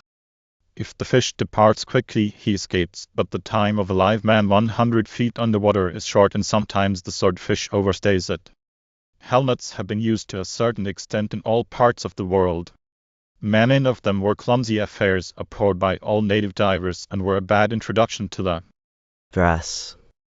used in the large operations of big fisheries such as those of Australia and the Pacific coast of this continent. In the seas about Australia, modern appliances are being rapidly introduced. The Australians used them, if possible, wherever they fished. On their own coast all diving is now done in dress, but among some of the islands of the Pacific, where they are extending their interests, native prejudice is still able to hinder the use of it. Probably the chief reason for the general use of the dress on the Australian coast so early was that the shallows were soon exhausted and naked diving was not successful beyond a depth of 50 feet. With the dress, a diver can work at much greater depths, remain underwater an hour or two, and work all the year round. In fisheries like those of Ceylon, where the banks are seldom over 40 feet deep and well known, being fished over and over again at one season of the year only, at comparatively short intervals 4 to 6 years, the necessity for dress diving is less and the naked native diver will probably survive for many years, although modern innovations are gradually creeping in even among the fisheries controlled by the Orientals. The dress consists of a rubber suit all in one piece, which the diver gets into through the neck, leaden-soled boots, corselet to which the helmet is screwed, and chest and back weights. The diver dresses and steps on to the ladder hanging over the boat side. The air pipe, lifeline, and helmet are attached. The man at the air pump is set to work, and last of all the face glass is screwed up. A plunge, a splash, and he drops swiftly through the heaving billows to the quiet depths below, his life in the hands of the tender he has left in the boat. This man must feel the diver constantly by the lifeline, keep him supplied with air, and be ready for any of the emergencies always liable to arise. Only an alert man of good judgment and quick action should tend the lifeline, though the most successful diver, a Japanese, on the Australian coast some years ago, had the best tender of that section in the person of his wife. If it is the diver's first plunge, his ears and head will be racked with pain as he descends. This pain will leave him when he reaches bottom, but on his return to the surface he will find his nose and ears bleeding and will probably spit blood also. After this he will not experience pain in diving, but in common with nearly all divers will never be quite free from extreme irritability and bad temper. While below, he will also have gained the diver's ability to blow smoke through the ears. Diving is injurious to the health and, if persisted in, produces deafness and incipient paralysis. Few of the divers on the Australian coast now are Aborigines. Their antipathy to the dress amounted in many cases to a superstition, so as the fishing was pushed out to deeper waters and the dress became a necessity, they were discarded with the old methods. It is said that in the old times diving had a peculiar effect upon the black-haired natives. By the end of the fishing season the color of their hair became yellow, though the natural hue returned later. With a dress, a diver can work comfortably at 100 to 125 feet, but men who know the fisheries doubt if that can be exceeded. Nor does it seem needful to go deeper, for in seas which have been explored at greater depths it is usually found that the bottom consists of ooze unsuitable for the life and growth of the oyster. Beyond those inherent to the art of diving, either method has its peculiar difficulties after bottom is reached. In naked diving, especially at the shoals of Ceylon in Venezuela, where the shells are small and abundant, it is simply a question of gathering as many as possible while the breath lasts and looking out for the dangerous fishes indigenous to tropical waters. Sharks are common in many of the pearl oyster seas, but experienced divers do not fear them greatly, as the fish, formidable as it may appear and dangerous as it is when it can come upon one unawares, is easily frightened. Many expert swimmers of the Indian and Pacific Oceans do not hesitate to attack them in their own element. Usually vigorous splashing will frighten them away. The dress divers of Australia scare them off by allowing a jet of air to escape. As the bubbles start for him, the man-eating monster shoots away from them as if terror-stricken. The diamond flounder of the Pacific and Indian Oceans, a huge flat fish with a habit of seizing its prey between the side fins and crushing it, is more dangerous. If a dress diver of experience sees one of these approaching, he is apt to shut off the air escape of his helmet and signal to his tender that he is coming to the surface as fast as he can get there.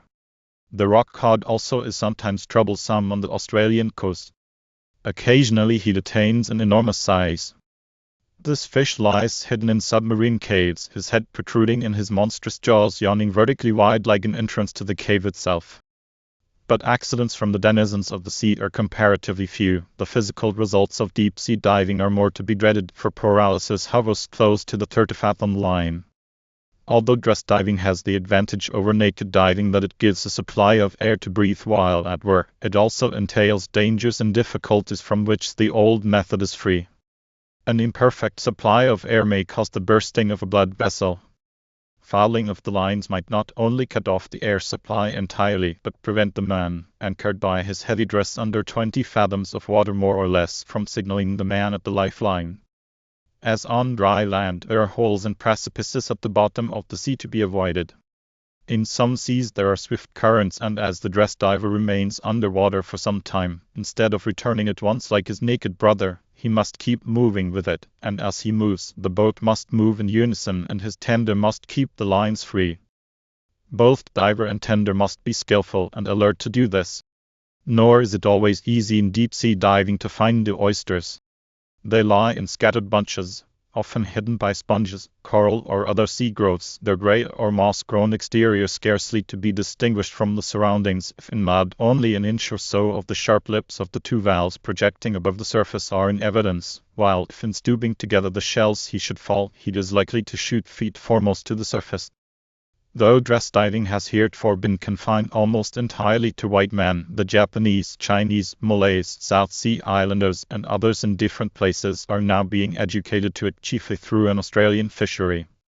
At the northwestern corner of Australia, 1,000 miles from the nearest railroad and 10 days from the nearest port, there are pearl fisheries where the climate is so hot that white men cannot be obtained for the work. Colored men are shipped there from Singapore to man the boats, the pearl fishers giving a bond to the government of £100 sterling for each man employed, as a guarantee that he will not go to other parts of the state. A fleet of about 300 boats and 1,500 men are employed there, the supply station being at Broome Township. In all things, when once the improvements of science gain a foothold anywhere in the world, the whole earth succumbs eventually to their advantages, and so with diving, the habits and prejudices of thousands of years will be forced by commercial pressure to submit themselves to modern appliances, and the picturesque nakedness of the swarthy Orient will soon be hidden under the ugly but useful dress of civilization. Habitat of the pearl oyster.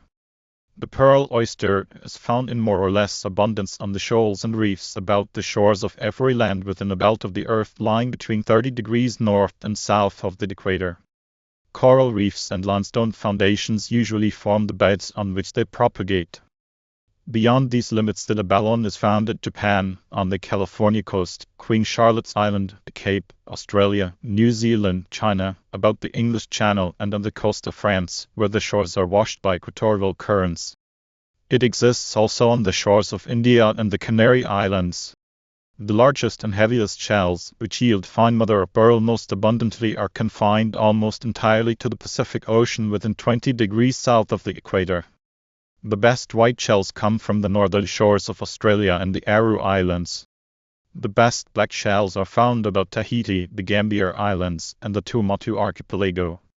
Of the big yellow variety, the best are obtained in the Merguin Archipelago and Dutch Indies. The shells of this district at Ceram, Batchian, and elsewhere vary somewhat, but the bulk of them are yellow.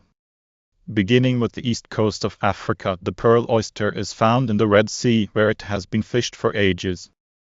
The shell here is of medium size and weight, much larger than those of Venezuela, Ceylon, or the Persian Gulf, and smaller than the shells of the Pacific.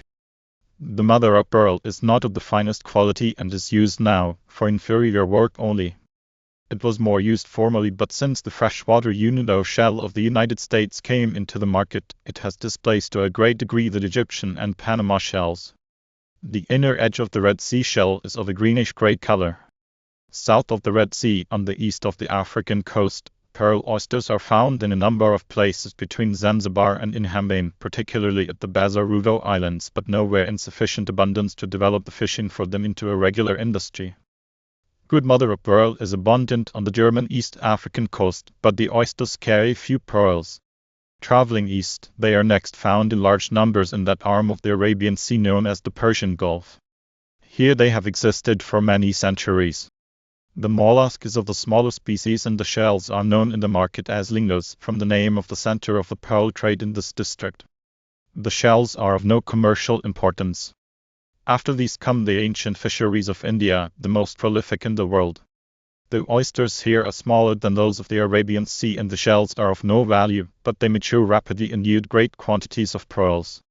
Myriads of them cover the shoals and banks between the coast of India at the southeastern point and sail on, and as the beds are under government supervision, they cannot be destroyed by the reckless fishing of immature oysters.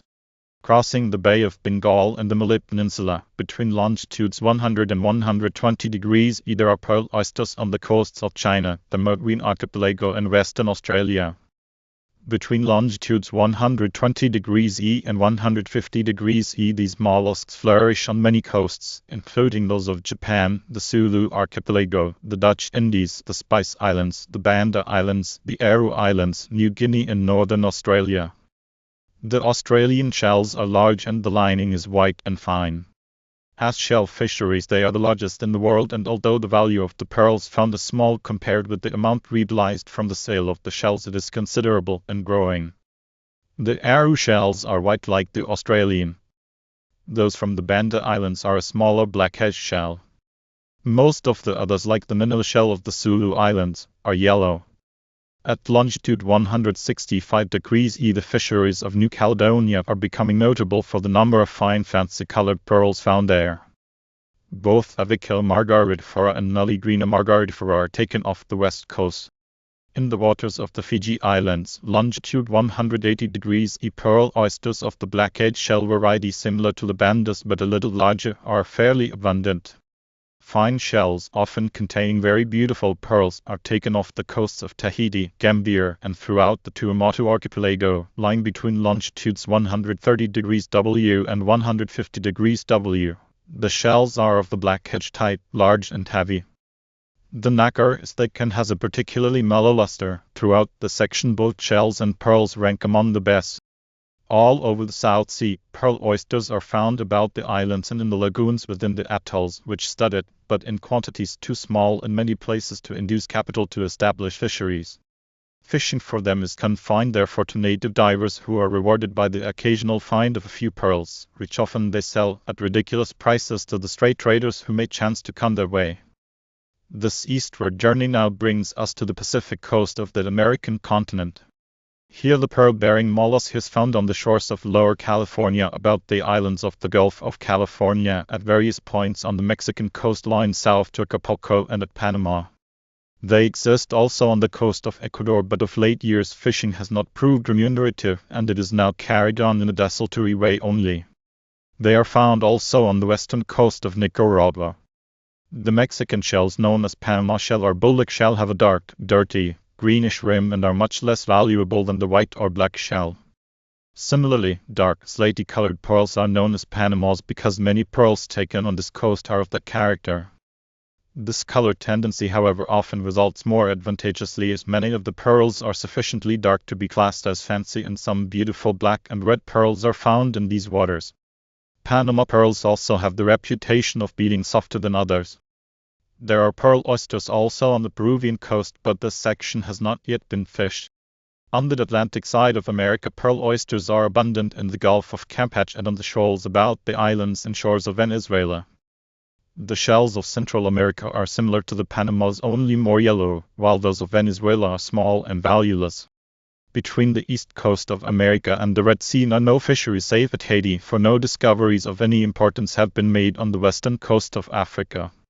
Consideration of these homes of the pearl oyster shows it to be a tropical fish, and that it attains greater dimensions in the Pacific Ocean and near the equator than elsewhere.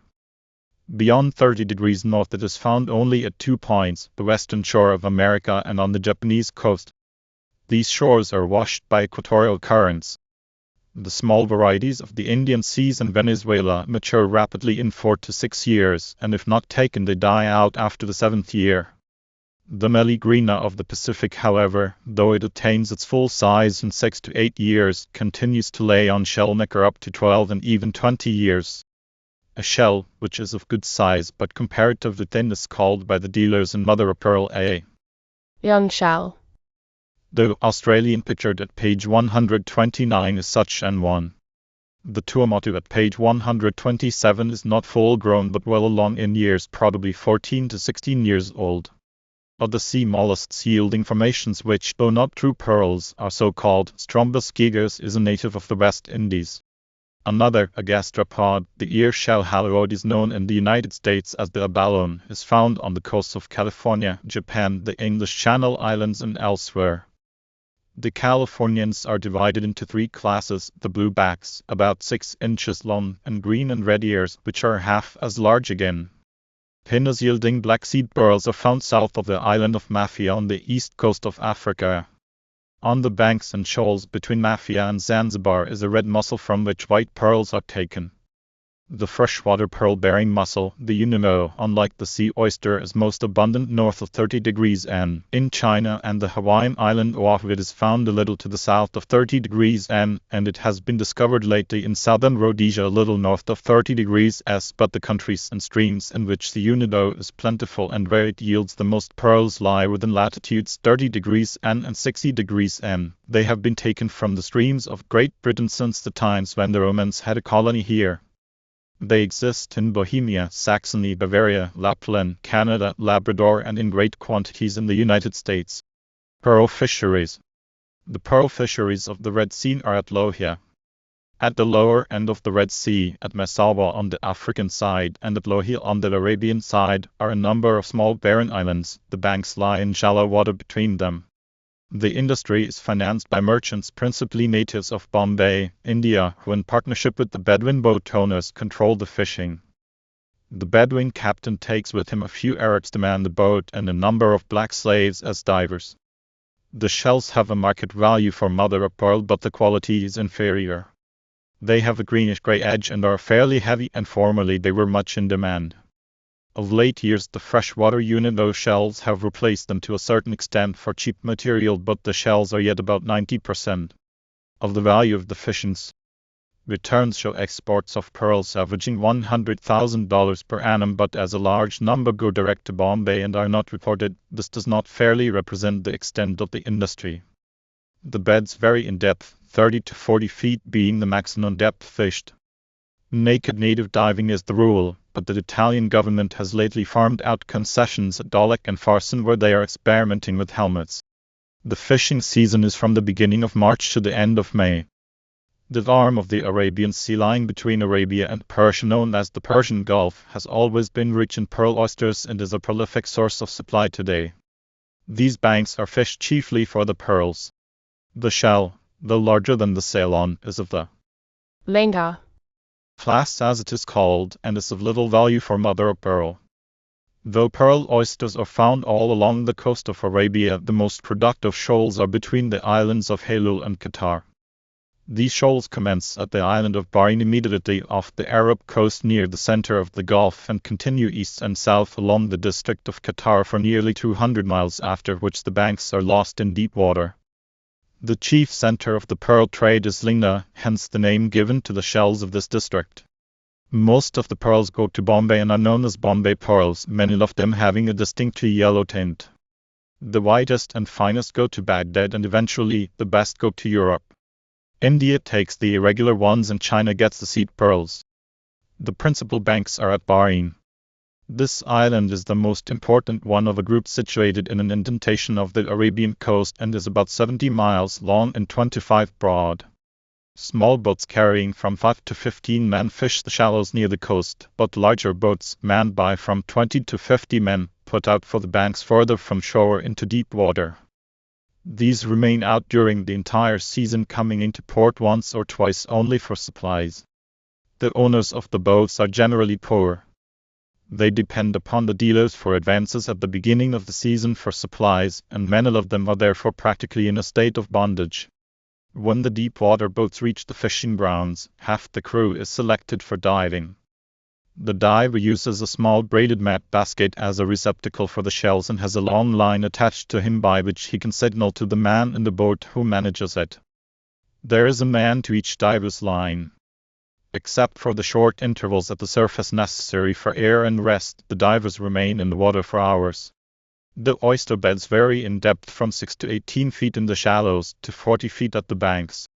The duration of the fishing season depends on the temperature of the water. It lasts usually through July, August, and September, though some of the larger boats remain out from the end of June until the beginning of October. The pearls are sold by weight, sales being made sometimes while at sea and the duty equaling about 20% is levied on the spot. A large number of Hindu traders come during the season to buy, returning to India at the close as they have done for centuries. No exact statistics of the output of these fisheries are to be had, but the yield is said to average well, some authorities placing the value of the fisheries of the entire district in the 60s at nearly $2 million per annum, and the number of boats engaged at 4,000 to 5,000. As ancient as those of the Arabian Sea and even more important are the pearl fisheries of India. These are also fished for the pearls, the shells of these waters being smaller than those of the Persian Gulf and valueless for mother of pearl. The pearls, however, average whiter than those of the Red Sea and the Persian Gulf. Although equally fine pearls are found in other waters, the Ceylon, or Madras pearls as they are called, have long been esteemed the best because of their good average color and quality. These banks are situated in the Gulf of Manaar between the southern point of India and the island of Ceylon. On the Madras India side, the banks are often a valley and Madura at Tuticorin. The Indian revenue realized a profit of 13,000 from a fishing here in 1822 and 10,000 from another in 1830. Examinations showed that there were not sufficient oysters for profitable fishing after that until 1860, when the government netted 20,000, and a fishing the following year, 1861, was equally successful. The banks failed in 1862 and there was no fisheries until 1874. Pollution of the water from the Indian shores has been detrimental to these banks, and they are now of little importance. On the Ceylon side, the banks lie 6 to 8 miles off the west shore and a little south of the island of Manaar. Fishing has been an industry from early times before history began. There are records of these fisheries under the kings of Kandy and later by the Portuguese after they took possession of Ceylon about 1505 to 1655, when the island passed into the hands of the Dutch. In old times they were called the fisheries of Arapo after a ford on the coast. Not until the English gained control were the fisheries so managed that definite knowledge of the results could be obtained. After the Dutch gave way to the English, until 1903, these fisheries had yielded a net income to the government of over 1 million. This covered a period of over 100 years, as the British occupied Ceylon in 1796. In the early years of this period and prior to that, the fishings, or rights to fish, were sold to the highest bidders, usually Hindu merchants. In 1796 the fishing brought 60,000.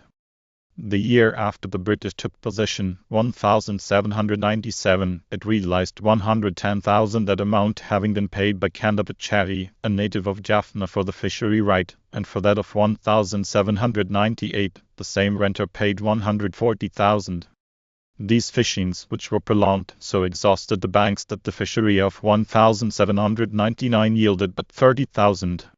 From 1799 to 1802 the yearly product ranged from 12,000 to 55,000. In 1804 they were leased for 120,000, but from that time on declined, so that in 1828 they brought only 30,612.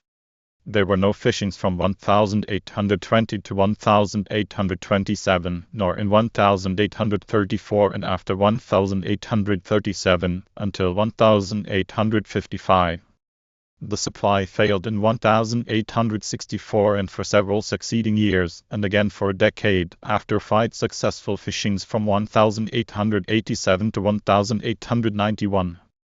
The average yearly profit up to 1891 was about 34,000. The Ceylon and Madras fisheries are now in charge of a government officer who spends a part of each year inspecting the various banks so as to be informed as to the whereabouts of mature oysters and the location and progress of the young and immature. They keep a record of their condition at different periods and regulate the fisheries by permitting fishing only when they consider the banks to be ripe for it. The oysters mature in from 4 to 6 years, so that ordinarily a bank may be fished once in that period, but it sometimes happens that the young oysters are swept away by violent storms or crowded out by natural enemies. In 1901 the Ceylon banks were found to be in a bad way. There were plenty of young oysters but none full grown.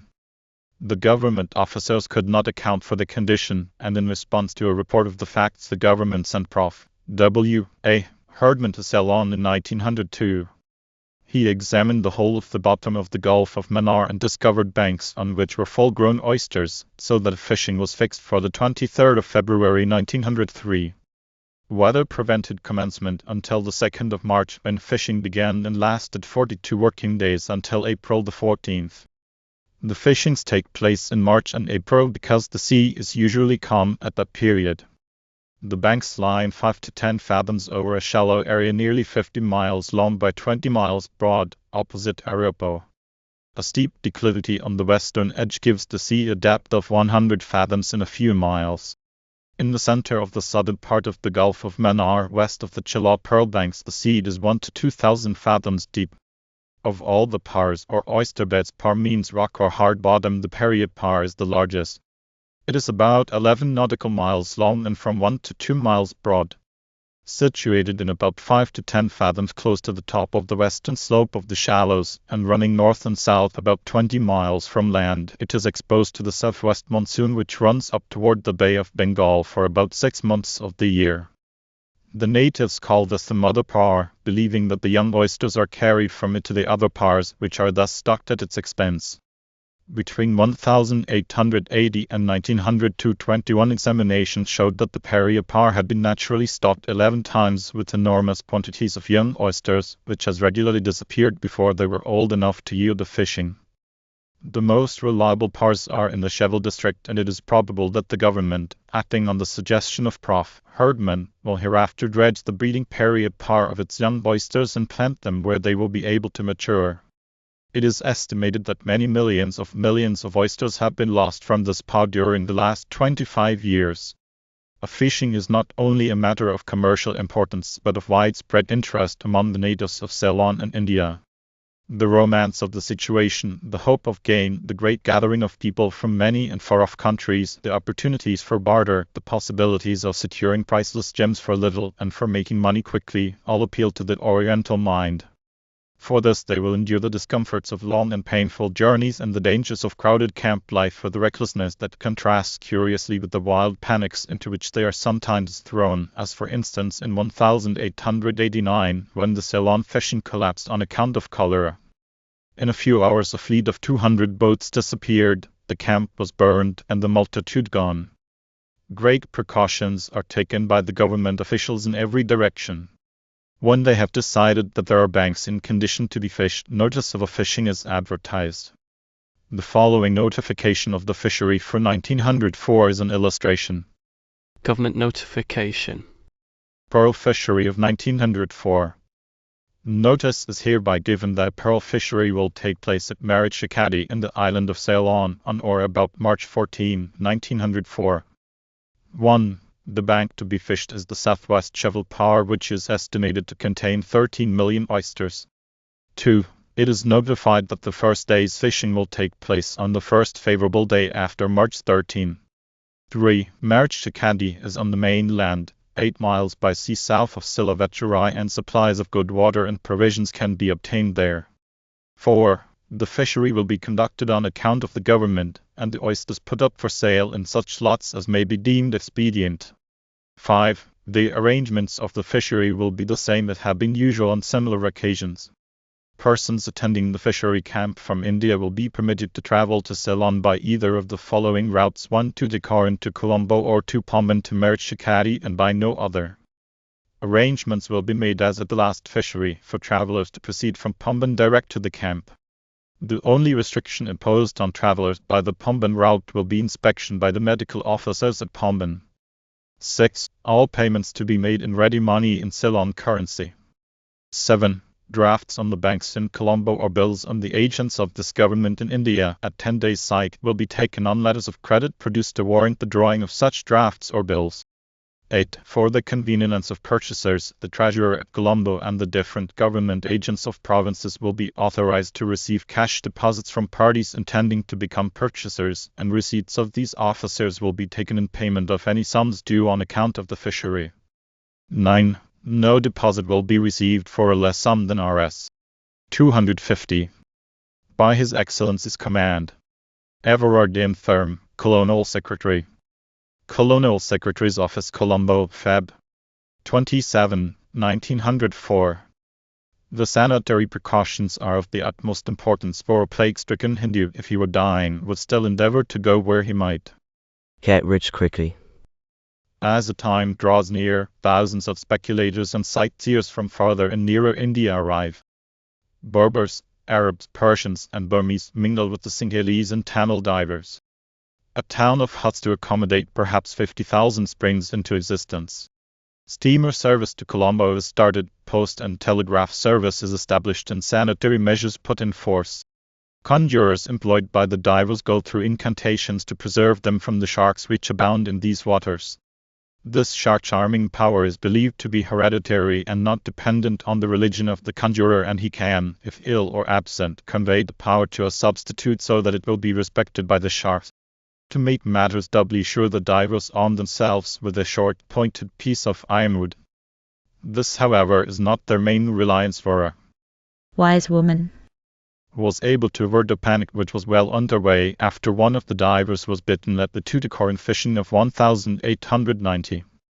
Excepting the loss of a limb, occasionally not much damage is done by the sharks, a fact which sustains the implicit faith of the natives in their shark charmers. When the day set by the government officials arrives, the fleet puts to sea after numerous ceremonies. The boats, which range from 10 to 15 tons, are grouped in fleets of 60 to 70. Beside the divers, they are manned by 10 or more sailors, a steersman, and if possible by a shark charmer pillow carriers. The boats leave at midnight in order to be ready on the banks at sunrise. At the firing of a signal gun, diving commences. A stone of granite, shaped like a pyramid and weighing about 30 to 40 pounds, is attached through a hole at the smaller end to the cord by which the diver is lowered. Some divers prefer a half-moon stone fastened to the waist. Above the stone, when attached to the line, is a loop for the diver's foot. The divers work in pairs, one going down and the other remaining in the boat to attend to the line, and in some cases exchanging positions as the diver becomes exhausted. Naked divers stay below 50 to 80 seconds on an average, though some can remain underwater longer. Each man makes 40 to 50 descents a day and brings up 15 to 30 oysters each time. As a rule, the maximum depth in these waters is about 42 feet, though fishing at 12 and 13 fathoms is reported. The divers work from sunrise to noon, which, allowing for shifts, gives each man 4 hours diving for a day's work. A gun is fired as a signal for the day's fishing to cease, and the fleet starts at once for shore. Upon arriving there, the oysters are immediately landed by coolies who carry them in baskets on their backs to the Pothu, or government stockade. There they are counted, and each boatload is divided into 3 equal parts. 2 of these are chosen by officials for the government, and the remaining heap is the boat's share. Formerly the catch was divided into 4 parts, of which the government took 3. Of the boat's share, the divers get in some cases 2/3. As soon as the division is made, those belonging to the boat are quickly traded or sold to the numerous small speculators which abound in the camp. 6 evenings in the week the government auctions off the catch in lots of 1,000. While each day's catch is being counted, the average run is carefully watched by experts who judge by the size, weight, and general appearance of the oysters as to the probable yield of pearls. Opinions so formed are usually quite correct, and bidding at the auctions are based on them to a great extent. The principal buyers are from Madras, Bombay, and other cities on the Coromandel and Malabar coasts of India, the local speculators buy many. The catch runs about 1 million per day. In 1903, 4 to 4 million oysters were taken, but they realized much less than the catch of 1904, when the number was not quite 26.75 millions, though it netted the government $350,000. 1905, however, will be the record year, as it is claimed the profits will reach the large sum of $830,000. These figures represent the government's share only. The price realized at these sales varies not only with the season but from day to day. $10 to $14 per thousand is a fair average, though there are days when as much as $24 is realized. Prices have ranged from $7.50 to $40.00 per thousand in one season. The net proceeds go to the revenue of Ceylon. This has been the system under which the Ceylon fisheries were managed until lately.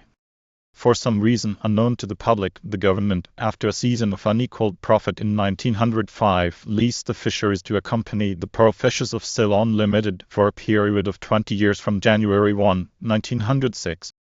The company is to pay the government $103,333 per annum and is to expend annually upon the improvement of the fishery not less than $16,666 or more than $50,000 at the discretion of the government.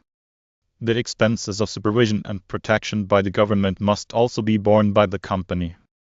As a result of the first fishery 1906, the company, after setting aside $49,628 for depreciations and reserve and carrying forward $77,382, show a profit of $256,960, which affords dividends of 36 cents on ordinary shares and 18 cents on deferred shares, a remarkably good beginning. The government revenue from the fisheries of 1905 was $801,882 after the expenses. $73,510 were deducted, over $111,000 more than the profit of 1904, which was the most successful up to the time. The inspector of pearl banks anticipated a good fishery in 1906, but was of the opinion that after a small fishery in 1907 and probably 1908 the banks would fail for some years, as they have done in the past. After the pearls are taken from the dead oysters, they are first sorted for size. This is done by passing them through a series of 10 small brass sieves known as baskets, containing from 20 to 1,000 holes. The sieves have 20, 30, 50, 80, 100, 200, 400, 600, 800 and 1,000 holes respectively. The pearls are then sorted for color and quality, weighed and valued. As with all things, really fine pieces are rare, the great mass being ordinary or poor. Herein lies the attraction and excitement of the business, for some will find great gems. One may imagine the keen interest of the swarthy buyer who has parted with his hoards, hoping to find a pearl of great price. When he washes the lustrous spheres from the putrid mass of decaying fish, the eager search, the joy when his eye lights upon the big, white, shining sphere rising up among the heap of little ones, the growing exultation as he picks it out and with feverish interest rolls it about between his fingers to find it without flaw or blemish, or the keen disappointment should his inspection show, as it most frequently does, that it is full of imperfections. Hovering about are the buyers for the great Hindu merchants, agents of far-off princes and Europeans, all watching sharply for great finds and ready to enter into the combat of wits which marks an oriental trading. If one remembers that there are probably 25,000 traders congregated on the hot sands of this far-off shore, the fair dame whose neck is clasped by a string of these precious globules may conjure from their lustrous skins scenes as wild and weird as any fairy tale that set her youth to dreaming. The pearls are sorted into a number of grades. Those perfect in sphericity and luster are called Anatari, meaning followers, or companions, are of the same general character, but poorer in those important qualities. Masinku are somewhat irregular in shape and faulty, especially in luster and color. The poorest of this class, lacking the essential qualities, are separated into another grade and called Halipo. Next come Pural, double or twinned end, Hazel, misshapen or clustered. Folded or bent pearls are Madanku, and what we would call rejection. A mixed lot of all sorts and sizes too poor to include in any of the regular classifications are termed Wadavu. Seed pearls, the very small pearls of which there are great quantities, are known as Tal. Many of these are ground to Chewinam. or shell lime and used as an ingredient in a favorite masticatory. The assortments being made, they are weighed and recorded in Kalanchu Kalanji in Manchadi Manjade. The Kalanchu is a brass weight equal to 67 grains troy, and the Manchadi is a small red berry that is of very even weight when full-sized, and is reckoned 20 to a Kalanchu. In the valuation of Anataris and Vadavu, the individual size, form, and color is considered, but the others are simply valued by weight. The modus operandi of these fisheries, like all others managed by Orientals, continues much the same from fishing to fishing. Experiments have been made at the Tuticorin fishery with helmeted divers, but the catch compared unfavorably with that of the naked natives, who will sometimes, under favorable circumstances, bring up 2,000 in a day. It is said that the X-ray is being used to some extent in the examination of shells, and that those found to be without pearls are thrown back into the sea, but it is doubtful if the general use would be practical or advantageous while oysters remain abundant. So far, the use of it has been experimental only. Fine pearls are found in Dutch India among the Molucca Islands. Fishing is done by the natives, and as they seldom go deeper than 10 or 12 feet, the probability is that they do not get the finest shells or pearls, for it seems to be quite well established that the shells taken from deep water are larger and more likely to contain large pearls. Whether this arises from deep water being more favorable to growth or an unmolested opportunity to grow has not been determined. Hitherto the Netherlands Indian government has opposed encroachment upon the rights of the natives and colonists, and has patrolled the waters with small gunboats to prevent any attempt by Europeans to fish. But lately concessions have been made to British firms so that shell is being shipped direct to London, and it is now thought that these fisheries will soon rival the Australian. The pearls were formerly bought from natives, principally of the island of Aero, by Chinese and Arabs who took them to Makassar. From there they were sent first to Singapore and then to London, Paris and Amsterdam. Most of the pearls brought to Makassar are baroques, though fine specimens of more regular shape arrive there occasionally. The mother of pearl from these shells is of good quality. Some pearls are found at the Bazaruto Islands, Portuguese East Africa, a few miles from the coast, midway between Inhambane and Beira. A concession was granted to a company about 1892, but bad management, lack of funds and political difficulties killed the enterprise. General reports indicate that it is very difficult for any enterprise subject to the officials of this district to succeed. The Bazaruto Kaffirs still fish, but without system or intelligence. They are wasteful and damage many of the pearls by cooking the oyster. The few found are shipped by Indian traders to Bombay and Zanzibar. Pearl fishing has been attempted on the coast of German East Africa at Zanzibar Island and south, between the island of Mafia and the main coast. Mother of pearl is abundant, but few pearls have been found and there has been no sustained effort. There are large coral banks about the islands of the coast favorable for the growth of mother of pearl, and there is shallow water over large areas. Good white pearls have been taken from a red mussel found there. South of the island of Mafia are beds of large pinna shells which yield black sea pearls. There are pearl shell fisheries in the Merguian archipelago and in the government of Burma, and some pearls are found. The banks, scattered over an area of 11,000 square miles, are rented from the government, and rights to fish are sublet on royalty. The fishing is nearly all done by helmeted divers. Awikilla and Meligrina margarifer are taken off the west coast of New Caledonia. From the former large numbers of pearls are taken, and from the latter, very beautiful white pearls. Fine colored pearls, pink, yellow, gray and black, are often found in this district. A variety of oyster commonly called shoulder of mutton, and another shellfish called jambona pinna, of which the pearl is very fine, are also found in these waters. A syndicate was formed in Paris to exploit these beds and obtained concessions covering 130 miles. Owing to the difficulty of getting divers, the waters had not been exploited to any great depth up to 1,898, the regular fishings being confined to the shallows of 6 to 7 feet, though larger shells were known to be in deeper water. More systematic work with modern appliances and in deeper waters has since been done with good success, but late reports show an accumulation of shell and indications that the industry has not been profitable. In 1904, the price of shell black-edged mother of pearl fell to $250 US gold per ton of 2,240 pounds from $700, the former price, with 600 tons stored in London, Paris, Berlin, New York and San Francisco, making a prospective loss of $270,000 for 1904. There was an attempt to limit the production by a return to native diving. With dress, the output would be about 500 tons for the year, with naked diving 200 tons less. This would operate against the local government, as it not only levies $38.60 US gold per metric ton as an export duty, but makes a large profit on the diving machines by way of license. The pearl fisheries of French Oceanica therefore face a grave situation. Pearls are found occasionally on the western coast of Nicaragua at San Juan del Norte. The Panama coast still yields great quantities of pearls as it has done for many years.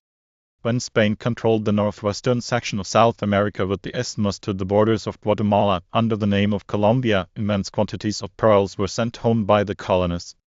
It is recorded that 697 pounds of pearls were imported into Seville from Colombia in 1587.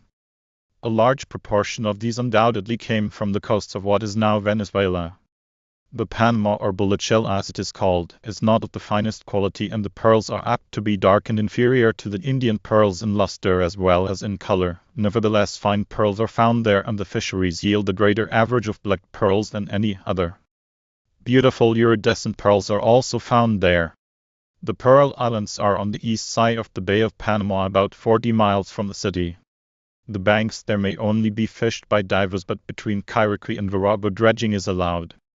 Since the United States government has become interested in the section, there is a tendency here to exploit the Panama coasts, and companies have been formed in the states for that purpose. The pearl fisheries formerly carried on along the coast of Ecuador about 200 miles north of Guayaquil are no longer operated. On the Atlantic coast of South America, the most fruitful pearl banks lie along the coast of Venezuela and west to Rio Hacha on the Colombian coast. This was the first part of the American mainland sighted by Columbus, and the quantities of pearls owned by the natives did much to draw the tide of adventurers which set this way in the 16th century. Their oysters are taken from reefs and bars about 1 mile from shore and about the islands. The principal beds are at El Terrano northeast and Macanao northwest of the island of Margarita. There are fisheries also at the neighboring islands of Coche and Cubagua. About 400 sailboats of from 3 to 15 tons, employing 2,000 men, are constantly at work in these fisheries. A French company purchased a concession about the year 1900 from a Venezuelan to fish in this neighborhood. It was to pay the Venezuelan government 10% of the profits as royalty, and use divers and diving apparatus so as to select the oysters and avoid waste of the immature. Fishing by natives is done mostly by dredging with metal scoops. It is estimated that upwards of $600,000 worth of pearls are found about the island of Margarita per annum, most of them going to the Paris market. Exclusive rights have been granted a Venezuelan citizen by the local government lately to exploit the Gulf of Caravaco for pearls and other sea products. The contract is for 25 years. Certain advantages are guaranteed by the government, which is to receive 15% of the net profits of the enterprise. About 40 or 50 years ago, several English companies conducted profitable fisheries in the lower Gulf of Maracaibo and on the coasts of the Gojira Territory and Paraguay. They employed Indians as divers. Revolutionary troubles during the last 25 years so demoralized the Indians that the industry was finally broken up. Reports from authoritative sources indicate that not only could paying fisheries be established here, but that the interior is rich in minerals and precious stones. Until lately, there have been few restrictions upon fishing along the Venezuelan coast beyond a tax of $50 imposed by local authorities upon the buyers and the payment of 15 bolivars $2.90 by each boat for a fishing permit at Margarita. The oysters of this coast mature rapidly and, like those of Ceylon, live but 6 or 7 years. They are small and the shells are so thin that they can be crushed between the fingers. They are of the Lingda type and are named by some Avicula squamulosa. The nacreous lining is also very thin, but lustrous and beautifully iridescent. The pearls run small and very many of them are quite yellow. Many fine white pearls are found, however, though they incline frequently to a waxy luster and are often marred by chalky spots. Great quantities of baroques, notably beautiful for color and orient, are found. Round pearls with a china-like skin in many colors are also quite common. The average size and quality is not equal to those of the Indian waters, though it is much better than is generally credited, as the traders in this country for some inexplicable reason have an idea that Venezuelan pearls are necessarily poorer than others. This notion has probably been fostered among American buyers by the Parisian dealers who at present well nigh control the output of these fisheries and naturally fear the diversion to a neighboring market which now pays a heavy toll to Paris on pearls taken from this continent. It is true an unusually large percentage of cracked pearls is found among Venezuelans, and they lose perceptibly in weight after being brought from the fisheries, the loss averaging fully 1/8 of 1%. Nevertheless, many pearls of the finest quality are taken from these fisheries. All pearls are subject to slight variations in weight. It was from the fisheries of Colombia that Philip Roman II of Spain received the large pearl of 250 carats, about the size and shape of a pigeon's egg, so often mentioned in the chronicles of precious stones. The management of the pearl fisheries of the Colombia of today is in the hands of the Central Bank of Colombia, which is empowered to transact business pertaining to property belonging to the government. This institution holds a public auction and awards the lease of the rights to fish for pearls, coral, etc. on the Colombian coasts of the Atlantic and Pacific Oceans to the most desirable bidder. The lessee must be governed by the rules and regulations laid down by the bank. The lease is for 5 years and went into effect August 1, 1906. New pearl oyster beds were discovered in 1903 in the Gulf of Campeche near Coatzacoalcos. An application was made by a Mexican to the Mexican government for a concession to work them. There are extensive beds, which are constantly fished, along the eastern coast of Lower California from its junction with the United States to Cape San Lucas. La Paz is the principal center of the fisheries. An English syndicate has a concession from the Mexican government, which was lately renewed, for fishing about La Paz. Pearls worth $350,000, among them many fine black pearls, and 5,000 tons of shells valued at $1,250,000 were taken in 1904. This syndicate employs all the modern appliances. Beds are known and worked from La Paz to and about the island of Laredo on the east coast, and at the island of Tiburon over on the east side of the Gulf, and from Mazatlan all along the coast of Mexico proper to the boundary line of Guatemala.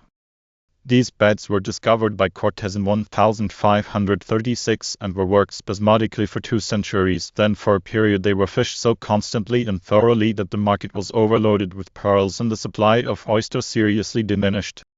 Of late years, fishing has been again carried on systematically and with sufficient judgment to prevent the immediate destruction of the beds as before. A pearl oyster bed 10 miles long has lately been located at the Punta de Santa Cristobal. The Mexican season for fishing varies in localities from May to November, or June to December. The day's work of the diver commences at near the ebb tide and ends shortly after the beginning of the flood tide, about 3 hours in all. Much fishing is done by independent naked native divers in a manner similar to that of the Hindus and Arabs, but some of the large concessionaires supply their divers with helmets and other modern appliances. Schooners of various sizes having several boats carry the fishing parties to the banks and the men live on them through the entire season. The daily catches are delivered to an armed boat which carries the oysters ashore, where they are at once searched for pearls. These, when found, are immediately sorted and valued, a percentage going to the diver in addition to his wages if he is a regular employee of the company.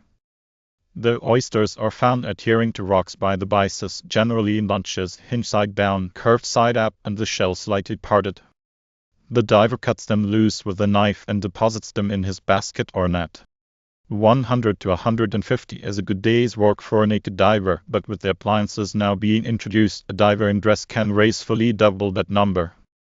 It should be remembered that there are elements of uncertainty and irregularity in the catch of the meligrina, as compared with the enormous and crowded beds of the small varieties as they exist in the Gulf of Manar and at the island of Margarita, Venezuela, where they can be literally scooped up. The scattered bunches of the meligrina do not afford easy data for reckoning averages. On the coasts of China, Japan, Korea, some of the South Sea Islands, the English Channel Islands, the Canary Islands, about St. Malo on the coast of France, at Queen Charlotte's Island and along the coast of California from north of San Francisco to the border of Lower California at the Cape of Good Hope, India, Australia and New Zealand, a shellfish is taken which has considerable commercial value and yields pearls to a limited extent. It is called in this country a balloon. In the Channel Islands it is known as the ormer. It is the haliotes or ear shell. The Greeks called it Venus ear shell and used it as a food, considering it most nutritious. Old English writers praised it as a delicious morsel under the name of ormond, saying that it was bigger and infinitely better than the oyster. This shellfish attaches itself to the rocks by a flat, disc-shaped foot and must be taken when the tide is low. The fisherman can then insert a knife by stealth under the foot and, taking the fish unawares, destroy the suction. Otherwise, the hold of the fish could not be broken without destroying the shell. New Zealanders call the fish itself the mutton fish.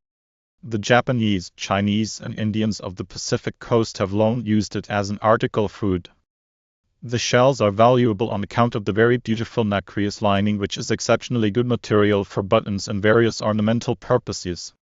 The lining has an exquisite play of colors in the richest tones of peacock greens and reds.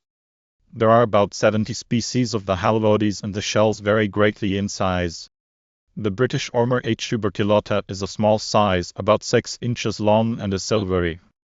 The shells are sometimes called in trade aurora shells. After being well beaten to make them tender, the animals are used for food.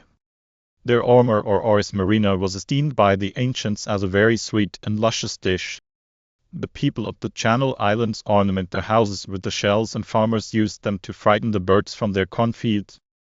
They string several together and suspend them from the end of a slender pole stuck in the ground. The wind swaying them makes a constant clatter. The Haliodes iris of New Zealand is green and brilliantly iridescent. The Cape of Good Hope species H. Meda under the epidermis is tinged with color, principally orange.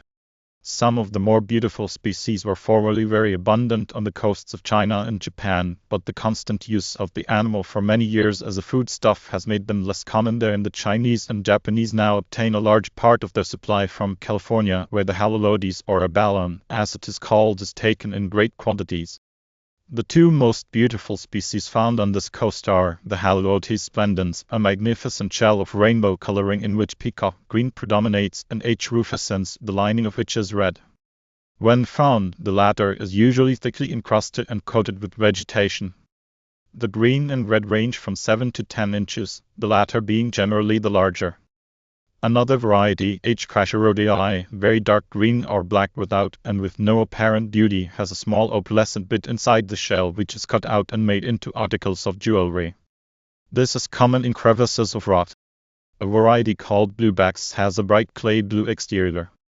The Indians of the Pacific coast have used these shells as material for jewelry and decoration for centuries, but not until the button makers of Europe and New York began to utilize them did they become an item of importance among the exports of the Pacific coast. Few pearls are found in the abalone, but they yield a considerable number of large rounded brooks and excrescences, rich and beautiful in color and a fair luster, also odd-shaped pieces like blisters matched and joined at the edges. The greens have a bronze appearance, and the reds and pinks are often iridescent. Quite a number of good peelers are found among them. These are pearly formations which can be improved by taking off one or more of the outer skins. Pearl fishing, principally by Greeks, has been carried on about the west and south coast of Haiti, but later the government has granted a concession to 4 of its citizens covering 9 years with the privilege of renewal at the end of that period. This will prohibit all others from fishing unless they rent the privilege from the concessionaires. To the south of the Philippines, pearl fisheries were worked by the natives before the arrival of the Spaniards, and the industry is still carried on, chiefly by antiquated methods. The coasts of the Sulu Islands, at Jolo and elsewhere and about the island of Mindanao, have yielded many fine pearls and continue to do so. The shells from these waters furnish very fine mother-of-pearl. All things considered, the largest and best equipped fisheries in the world today are those on the coast of Australia. Not as many pearls are found as at Ceylon. The main object of fishing is the shell, which is large, heavy, and furnishes the best quality of mother-of-pearl of the white variety. From Charlotte's Bay on the northeastern coast, all along the northern coast and around to Exmouth Gulf on the western coast, pearl oysters are abundant. Farther south at Shark's Bay, the oysters are smaller and the pearls, though of good shape and luster, run yellow. Shells from the coast of Queensland are sold as Sydney shell, those from the Northern Territory of South Australia as Port Darwin shell, and from there to Exmouth Gulf on the western coast they are marketed as West Australian shell. The fishing is carried on by organized companies having capital, and every modern appliance of practical value is utilized. The divers fish with the dress. The usual method of fishing is for a schooner of 80 to 100 tons to put out with a number of luggers of from 8 to 10 tons. Each lugger is manned by a captain, a cook, 1 man at the lifeline, 2 men at the air pumps, and 1 diver. Each lugger will average half a ton of shells per month, ranging from 1,600 to 2,000 to the ton. The pearls, like the shells, run white. The Australians are not only pushing this industry along their own coast, but are extending operations along the islands north toward the equator wherever it is possible. And wherever they go, they carry with them the best modern appliances and methods. Lately, however, operations have been considerably curtailed in the Torres Straits owing to the enforcement of laws for the protection of divers. Lack of men for diving caused some of the operators to use questionable means to obtain a supply. Boats were sent through the South Sea among the islands, and Aborigines, Chinese, and even European sailors were kidnapped and held in practical slavery.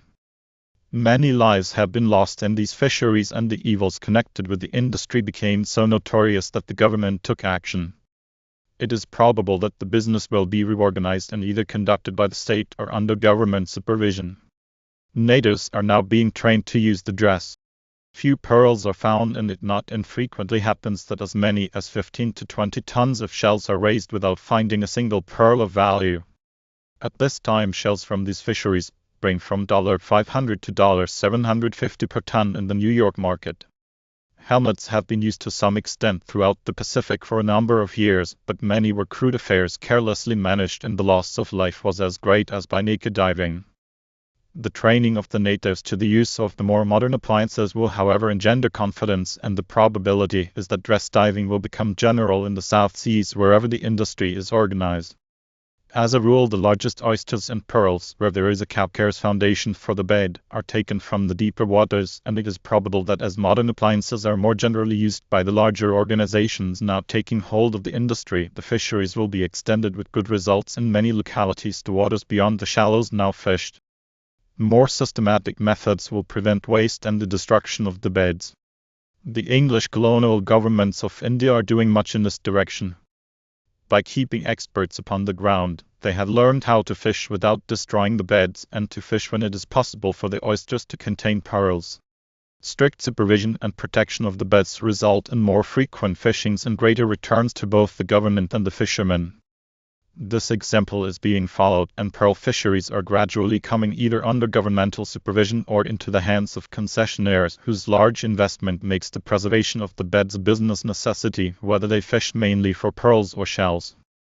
The best pearls and the largest number are found usually in mature shells which are distorted. It has been stated as a possibility that in the future some of the new rays will be used in fisheries where the pearl is the main object of the fisher, to ascertain if the oyster contains any before destroying it.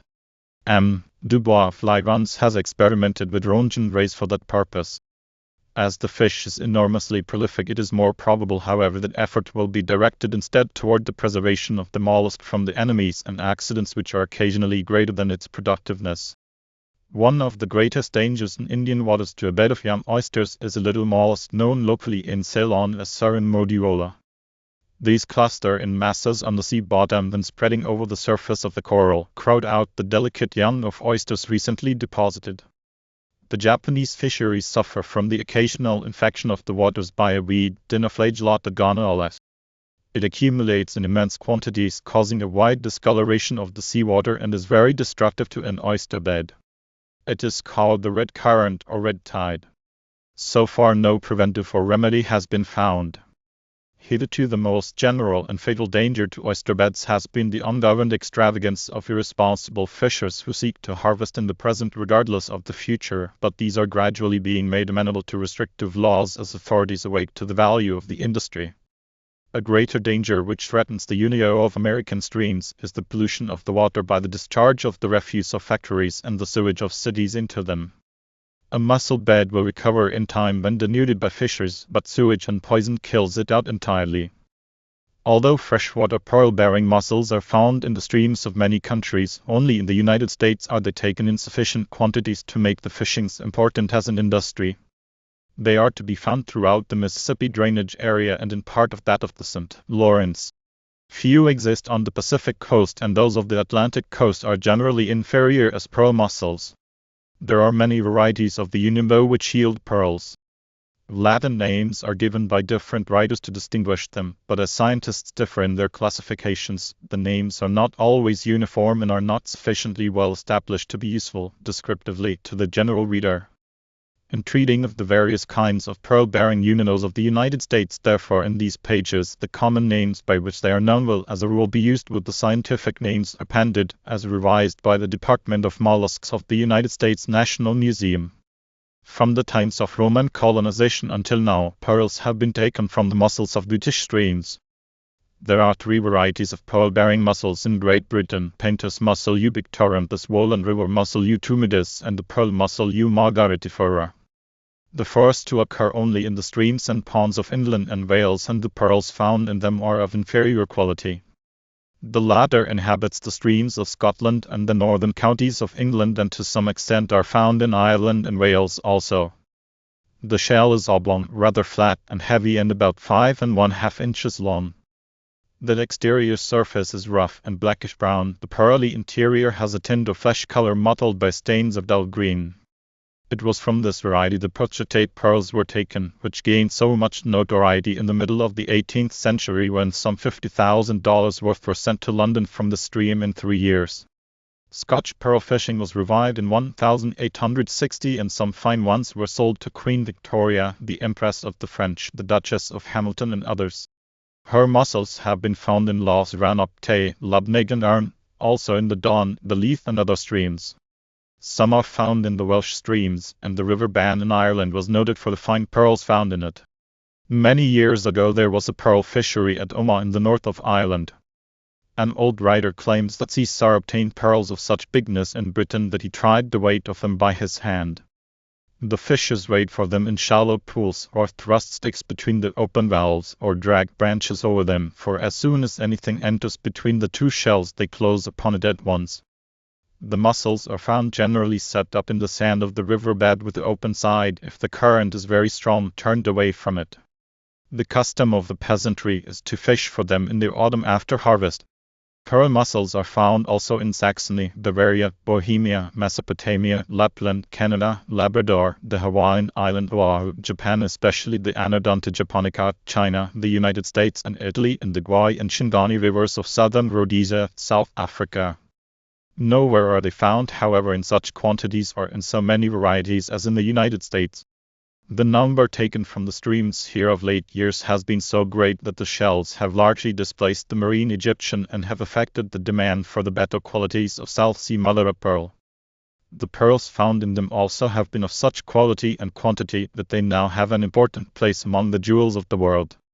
Old records and the contents of Indian mounds show that the Unino was taken from the rivers by the Aborigines for the pearls they sometimes contained, but no wide interest in this possible wealth of the rivers appears to have developed among their white successors until the finding in 1857 of a large pearl weighing 93 grains at Notch Brook near Paterson, N.J. It was afterwards sold to the Empress Eugenia of France for $2,500. This became noised abroad, and immediately multitudes began to search for pearls. Mussels were gathered and destroyed by the million, few pearls being found. The excitement subsided as the searchers learned how few got adequate reward for their time and labor. They soon began to realize that the finding of a pearl of value is usually preceded by the opening of hundreds or thousands of shells containing none, and that in the aggregate, the shells thrown away were worth more than the few pearls found. Another pearl hunt developed along the Little Miami River in Ohio from the finding of several fine pearls near Waynesville in 1876. This reached its height in 1878. In 1880, pearls began to come into the New York market from the west and south. Immense beds have been fished in the White, Wabash, and Ohio rivers in Indiana. In the summer of 1889, a number of fine pearls were found in the southwestern corner of Wisconsin in Crawford, Grant, Lafayette, and Greene counties. Not only were they notable for extraordinary luster, but many were of beautiful color. The sale of some at prices which seemed fabulous to the people of that section, when it became generally known, caused such a scramble for them by the natives that the streams were rapidly denuded of mussels, and that section has become of much less importance than others since developed. Prairie du Chien is the center of the Wisconsin market, from which point the shells are distributed to the button factories. The following year 1,890 pearl-bearing mussels were found in several of the central counties of Illinois, McLean, Tazewell, and Woodford in the Mackinac River and tributaries, but no discovery equaling that of Wisconsin occurred until 1,897 when the Arkansas beds were discovered. A peculiarity of this district is that whereas the Uinwell is usually most abundant in swift clear water having a sandy or gravelly bottom, many are found here in the mud. They have been taken over wide territory from the rivers and streams of the eastern half of the state, including the Black, White, Cache, St. Francis, Wachita, Saline, and Dorchite rivers, and in the valley of the Arkansas. Following this were finds in Indian Territory, Missouri, Georgia, and Tennessee, the latter being the most prolific. The finest pearls in Tennessee are found in the fluter, or lake shell, which is the same as the mussel known on the Wabash as the washboard.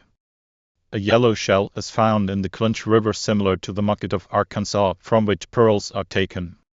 Unlike the pearl oyster, the Uinwell seems to be more prolific of pearls in the shallows and riffles near the edges of the rivers. Most of the fine pearls are found between the palatal line and the lip in the free portion of the mantle. Those found within the palatal line, where the mantle is attached to the shell, are seldom as lustrous or perfect.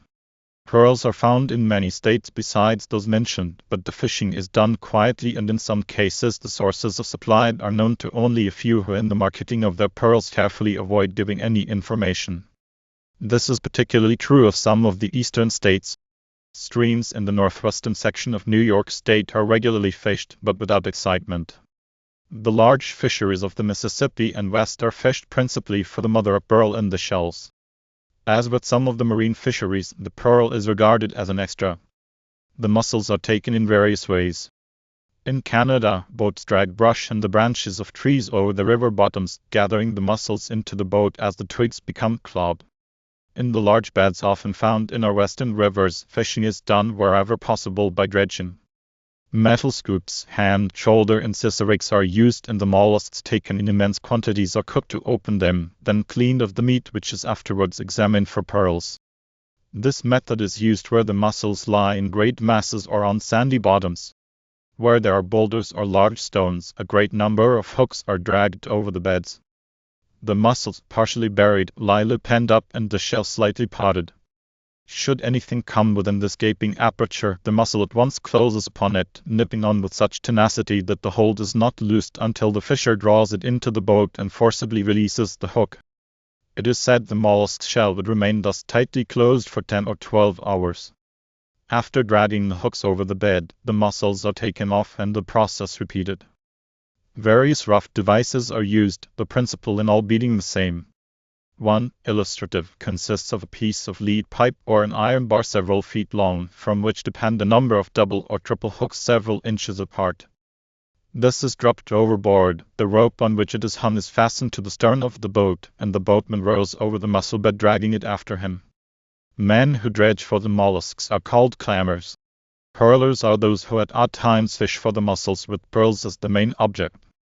This class is composed of the backwoods natives who live about the streams in which the mussels are found. They are people who usually follow their inclinations as nearly as they can, working only as it becomes requisite to obtain the few coarse necessities of their lives. With them also are small farmers who at seasons when farm work is not pressing seek the excitement and possible profit of the hunt for pearls.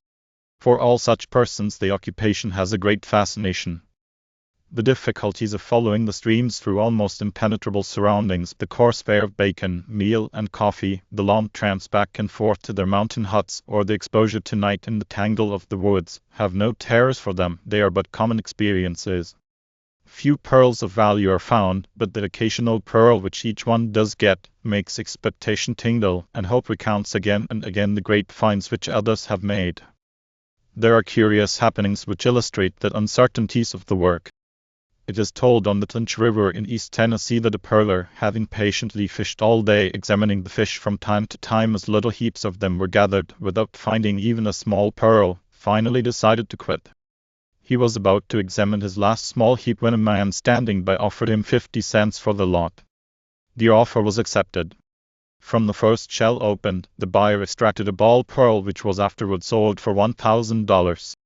Two of the finest pearls taken one season from the same section were obtained from a heel splitter, carelessly dug out of the sand by a man wading in the shallows of the river.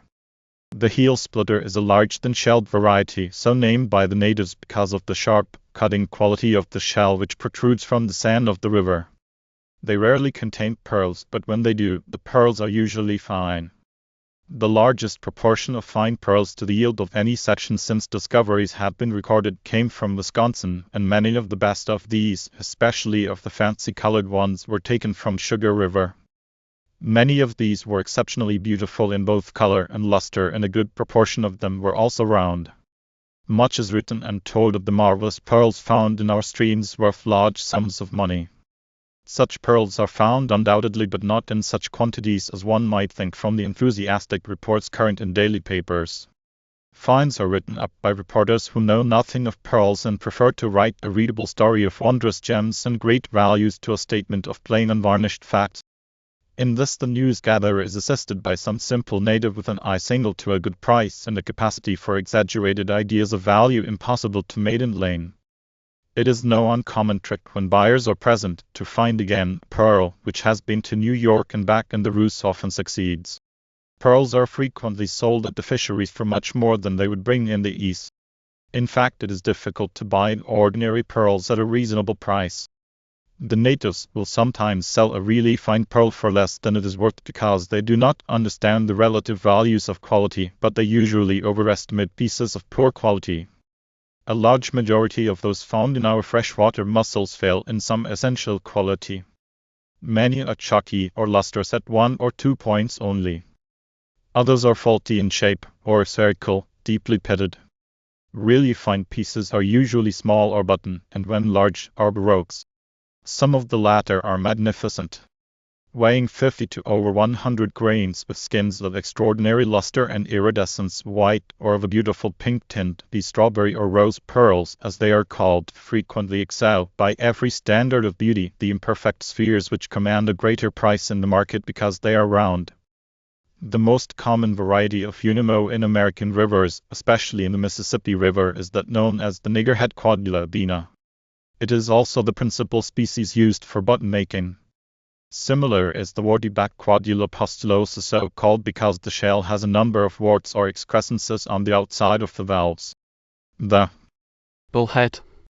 Pleuroblena isobus is found in abundance with the niggerhead. It has a black-shrown exterior presenting several radiating ridges and a white lining. The two latter are inferior as material for buttons as the shells are brittle.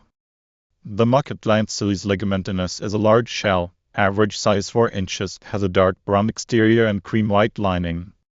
It is too thin and brittle to make first-class material for buttons, though fine pearls are sometimes found in them. The sand shells furnish good material for buttons. They are long, sometimes 6 inches, and narrow. They are usually found on sandy bottoms and are said to move from the channel toward the shores in the morning and back in the evening. The most abundant is the yellow sandshell Lampsilis anodontoid, so called from its bright yellowish-brown exterior. Another kind, the black sandshell Lampsilis rectus, has a black epidermis. A smaller variety, less abundant now than formerly, is the slough sandshell Lampsilis phallocelosus. These are generally found in coves or the mouths of rivulets. The deerhorn or buckhorn Tretigonia vericosa is a large variety, sometimes attaining a length of 9 inches in the Iowa River, though the average in the Mississippi is about 5 inches. The shell, as the name indicates, has a rough, warty exterior. The supply is small and uncertain. Another rare species is the butterfly Plagiaulus securus. It is a small, flat, thick shell of fine color, and the valves are butterfly in shape with a reddish-brown epidermis striped by darker radiating lines. It is abundant only in the Illinois and Ohio rivers. The hatchetback, hackleback, or heel splitter Symphanoda complanata is a large black mussel having a thin sharp-edged shell, one valve edge projecting. It yields few pearls, though fine specimens are occasionally found in this variety. The blue point quadrilla undulata has a large, thick shell, with ridges on the exterior curving round the bones and extending to the edge. Like the black-edged meligrina, the nacre at the edge is discolored, in this case by a bluish or purplish tint. Some idea of the enormous quantities of mussels contained in some of these beds in our western rivers may be gained from the reports of the fisheries in the first years of their discovery. 10,000 tons of shells were taken in 3 years near New Boston, from one bed. Reckoned by the usual average, this would mean not less than 100 million shells. In some beds, the mussels have been found several feet deep, the bottom layers being dead. Notwithstanding the enormous numbers, these beds are often completely exhausted in a few seasons. When the beds are first discovered, men will take as much as 1,500 to 2,000 pounds of shell each in a day's fishing. In 100 pounds of shells as they are taken, the average number of whales or half shells will be niggerheads, about 1,000, sand shells, 900, muckets 800, which would be an average of 9,000 mussels per ton. The meat in a ton of niggerheads weighs over 300 pounds. This is usually removed by the fishermen by boiling the mussels for 10 or 15 minutes in crude sheet iron tanks when the shells open and the fleshy part falls out, or may be easily removed by hand. To show how little the pearls they may contain enter into the calculations of these fishermen, it may be stated here that the shell buyers pay about 25% less for the mussels as taken from the river than they do for the shells when cleaned. On the Californian coast, when the divers worked independently, they preferred to sell the oysters unopened. They received about $4.50 per thousand on an average for the shells and double for the oysters complete. The fishing season for pearlers is from August to December. The large operations for shell in the early days of the industry were confined to the same period, but of late, fishing is carried on throughout the year, immense quantities being taken through the ice. The shells are better in cold weather, being less brittle than when exposed in the boats during warm weather. Fishing through the ice is very wasteful, however, as the undersized, which are dropped back from the scoops and rakes in the summer, when thrown out on the ice, are allowed to remain there and die. The price of shells varies considerably from season to season. An average price for niggerheads is about $10 per ton. Sand shells bring about twice as much, muckets half that price, and the other varieties together will average about 25% more than niggerheads, though among these the deerhorn is worth about 4 times as much as the niggerhead. In the first 6 months of 1898, nearly 4,000 tons of mussel shells were sold by mussel fishermen on the Mississippi. They brought about $39,000, 94%. Of these were niggerheads. The spawning time of the Unio varies with different species. In the central Mississippi basin it is normally February, March and April for niggerhead, and summer and early fall for the mucket and sandshell. The Unio is a slow-growing animal. Under normal conditions it takes 10 years for a niggerhead to reach a size of 3 inches, 15 to 18 years to attain a shell diameter of 4-1/2 inches. This corresponds very closely with the life of the Meleagrina, though the shell of the latter ceases to grow in size at about 8 or 10 years. After that it continues to lay on thickness up to 18 or 20 years. Although the discoveries so far in Africa are unimportant, it is possible, now that the Unino is known to exist there, that the streams of that wonderful land of precious things may add a companion gem to the vast natural hoards there of the diamond. In 2 years succeeding his first find, the discoverer secured 150 pearls at an average of 1 pearl to 800 shells. Authorities tell us that the nucleus of a mussel pearl is usually the larva of a distoma. Nuclei of pearls vary according to the circumstances surrounding the beds of the shellfish, and those circumstances have much to do with the occurrence of the pearl. Price. Value, except in things which are constant and constantly changing hands, is a matter of opinion. Price is the expression of that opinion in money terms. Except in a few staple sizes and qualities, pearls are affected by so many details which determine their value that it is difficult to formulate rules to correspond and establish a base by which all may be judged. Shape, size, color, luster, and perfection afford a multiplicity of combinations sufficient to puzzle the judgment of the most expert, and when to this is added the fact that there is no other one like the piece to be valued so as to gauge opinion, there remains but one finality: the agreement between buyer and seller on a price. Disregarding the fluctuations of price occasioned by temporary influences and the variations arising from local causes, this chapter is intended to give information of the price of pearls in the United States to retail dealers and an idea of the relative value of different qualities and shapes. First, it should be remembered that the price of pearls is reckoned by the square of the weight with the pearl grain 1/4 carat as the unit. Given the price at $3.00 per grain base or multiple, a half-grain pearl would be half of $3.00 or $1.50 per grain flat, or 75 cents for the pearl. At the same price, a 1-grain pearl would be at $3.00 per grain multiple, $3.00 per grain flat, and $3.00 for the pearl. Upon the same basis, a 2-grain pearl would be twice 3 or $6.00 per grain flat, and twice 6 or $12.00 for the pearl. Or it may be stated thus: multiply the grain number by itself and the product by the base price as a 6G bar. Pearl at $3.00 base 66 equals 36.3 equals $108, the price of the pearl. This rule applies to all but rejections, or those too poor for classification, and extraordinary pieces which by their extreme rarity pass beyond the governance of rules. The sign used in quoting a multiple price is a square. This placed after a price quoted means that it is the multiple price per grain, not the flat grain price. The price of pearls has increased even more than that of diamonds in the last 15 years. In common with many other things, it has risen with the rapid increase of wealth and the tremendous additions to the world's stock of the standard or measure of values, gold. Beyond this, the demand for pearls, owing to this adoption of them as a fashion in the United States, where a large proportion of the world's wealth is being created, has been stimulated to such a degree that the price of them has advanced in a greater ratio to the depreciation of gold and other forms of wealth than most commodities. 20 years ago, good round Indian pearls up to 5 grains could be bought for $1.50 base. Today such pearls would cost $4.50 base, and whereas in those days pieces of extraordinary luster were allowed to remain in the parcels and were sold at the same rate with the others, they are now culled from the lots and held for extraordinary prices.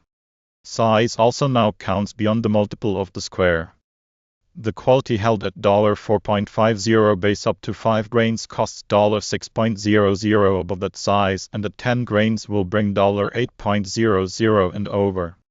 The yield of fine white pearls in sizes over 10 grains is not large, and as there has been and is a steady demand for large pearls for the centers of necklaces, sizes from 10 to 15 grains bring from $8 to $11 multiple when matched.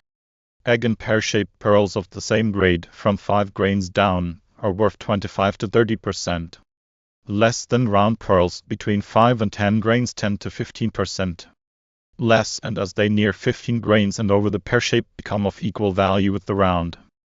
Imperfections which can be hidden by the setting decrease the price 20 to 30%, and there is about the same difference between button and round pearls according to the size of the plane. The difference is still greater in the larger sizes. A yellow color reduces the value in the market from 15 to 50%, according to the depth and quality of the tint. The so-called blue pearls, which are of a dark leaden white, are worth about half as much as ordinary white, and about 1/3 the price of fine white Indians. These blue pearls must not be confounded with the deep gray, slate, or black pearls included in the general term black pearls, as the latter frequently command fancy prices. Saltwater pearls taken from the smaller varieties of the avicula of some seas, though of the same grade in the qualities of color, luster, and shape, are nevertheless worth less than Indian pearls, because they lack a certain quality of texture which the latter, together with those of some other waters, possess to an eminent degree. American freshwater pearls have been and are lower in price than Orientals. They have, however, commanded much better prices of late than formerly, and are increasing in value. At present they bring about 1/3 less than corresponding qualities from the seas. There is a greater difference in the price of baroques. Fine Venezuelan baroques from 1/2 to 7 or 8 grains are worth now 35 to 50 cents base. Some of these, when mounted, appear like round or pear-shaped pearls and are in good demand. Larger pieces can rarely be made to appear other than baroque, and do not therefore command as good figures. They seldom bring more than $5 per grain flat, in sizes from 10 to 20 grains. Freshwater pearls likewise fetch better prices reckoned by the multiple in the smaller sizes, though they are usually quoted by the grain flat at 5 to 25 cents under 10 grains, and 25 cents to $3 per grain in larger sizes. Iridescent, finely tinted, very lustrous strawberry and rose burrows of large size are worth $5 per grain, and very exceptional pieces bring even more. Slugs, or ordinary burrows, are sold all the way from $6 an ounce to 10 cents per grain. Goodwin pearls can be bought at 1 to 5 cents per grain. Small wings and rejections are sold by the ounce. Perfectly round freshwater pearls of good quality and even skin are rare, and prices are advancing steadily. Good buttons have advanced fully 25% in the last year. Fine fancies such as were found at one time in the Sugar River, Wisconsin, since the fisheries there have been exhausted, are scarce and high. The low prices paid by button manufacturers for mussel shells for the mother of pearl in them during the past year has been one of the chief factors in reducing the quantity of pearls found and the consequent increase of price. It seldom pays the fisher to gather mussels for pearls only, it is the steady returns from the sale of the shells which ensures an adequate reward for his labors. Shells that once brought $20 per ton fell during the early part of 1905 to a third of that amount, and later went as low as $2.50. They are now going up again. Many pearls are seriously injured by the practice of fishers who rely upon the sale of the shells for their returns of throwing the mussels into vats of hot water to open them. The pearls released from the shells fall to the bottom, and getting too near the hot iron are killed, which means that the luster is partially or wholly destroyed. Dredging is now quite common and is doing much to deplete the mussel beds of the West. When one bed is completely divested of shells, the clamor moves on to another and repeats the process, so that the supply of freshwater pearls is coming to depend on the constant discovery of new mussel beds. Unless legislation regulates the industry, the American supply will soon cease. The cheapest freshwater pearls in the market today are the finest. The pearlers along the streams of the West and South will no longer part with the pearls they find to the speculators at the old time prices. In fact, they generally want much more than they are worth, and often get more than the speculator can afford to pay to ensure a profit when he comes to sell them in the business centers. But these fishers know little of the merits and value of the finer qualities. They do not yet realize the great difference in value which accrues as the pearl exceeds the average of luster, color, or perfection. Consequently, the speculator can often buy a very fine pearl for little more than he would have to pay for an ordinary pearl, and though he knows that the piece is worth much more than he has paid, and tries to get as nearly what it is worth as he can, both his judgment and disposition to sell are affected by the low price he has paid, and the chances are that he too in turn will sell it at much less than its relative value as compared with the ordinary market price of poor or medium quality goods. This condition will gradually change. As in the past the fisher learned more and more of the market value of ordinary pearls, so also he will learn to know the price of exceptional pieces and to know them when he has them. Even now, speculators hold fine, large pearls at high prices because of the ready sale for them in Europe. It is difficult to compare the price of pearls in ancient times with that of today. We make much finer and closer assortments and gradations of quality, and the business now is on a more distinctly commercial basis. People generally are better informed and more critical. They are not influenced by wonder, sentiment, superstition, and the Arabian Nights atmosphere as much as formerly. The Orient is not as strange and far away as it was. In the old times, jewelers could and undoubtedly did take advantage of the awe with which things from the mysterious East were regarded, and of the general ignorance, to obtain large sums for very ordinary if not inferior gems. Even in these days, many are influenced more by the source from whence they come than by critical knowledge of the gems they buy. Some, who would not buy the most beautiful freshwater pearl, will pay an exorbitant price for one poorer and less valuable because it is oriental. La Pellegrina in the hands of an obscure dealer would be passed unnoticed by many who would be enraptured by a more ordinary gem from a jeweler or person of renown. It is presumable, therefore, that prejudice was more influential when ignorance prevailed to a greater extent than now.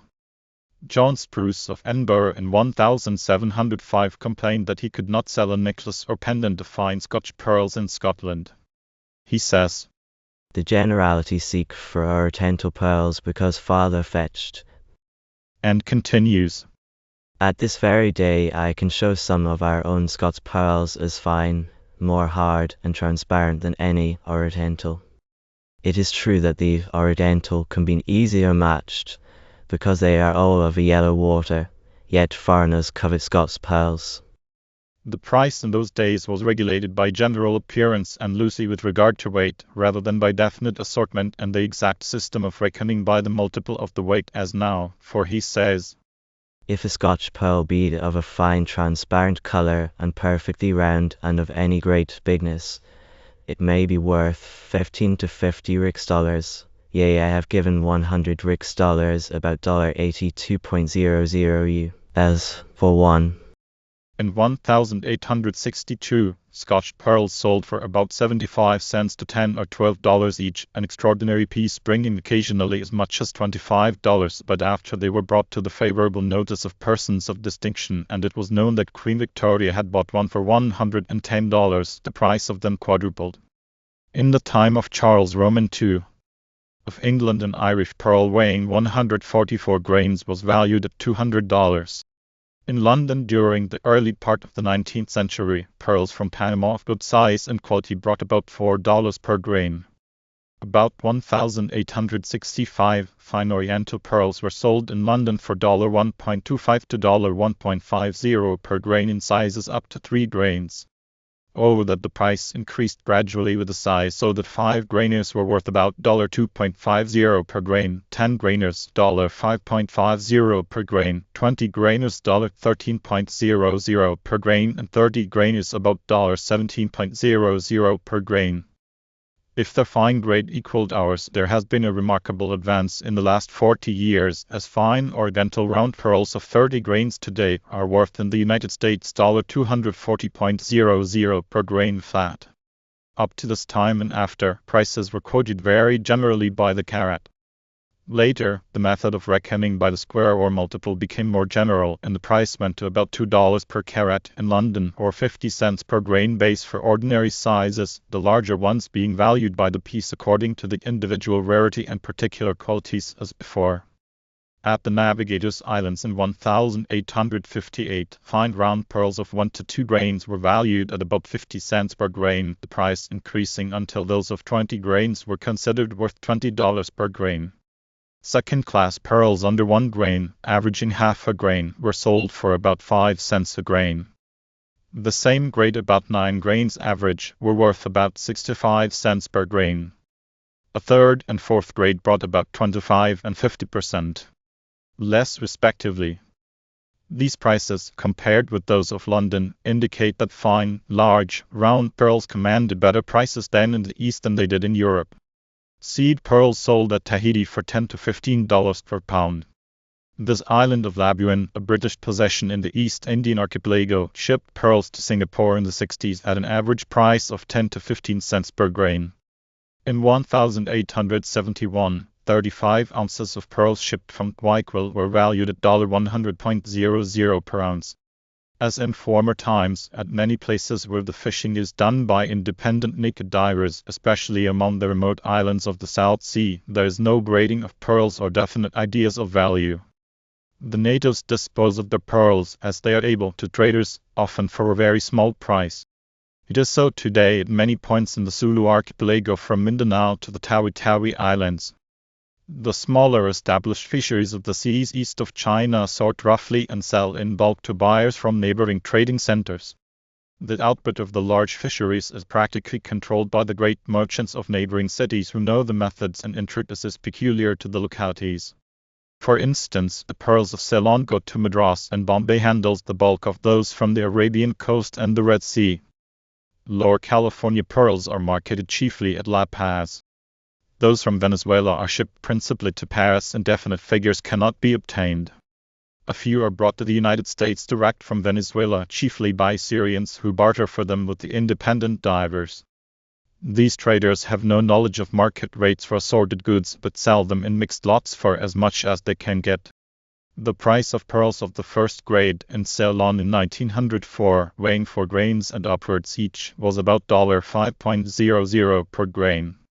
At Makassar, prices for the irregular shaped pearls of the Dutch Indies ranged from 25 cents to $1.25 per grain base according to quality.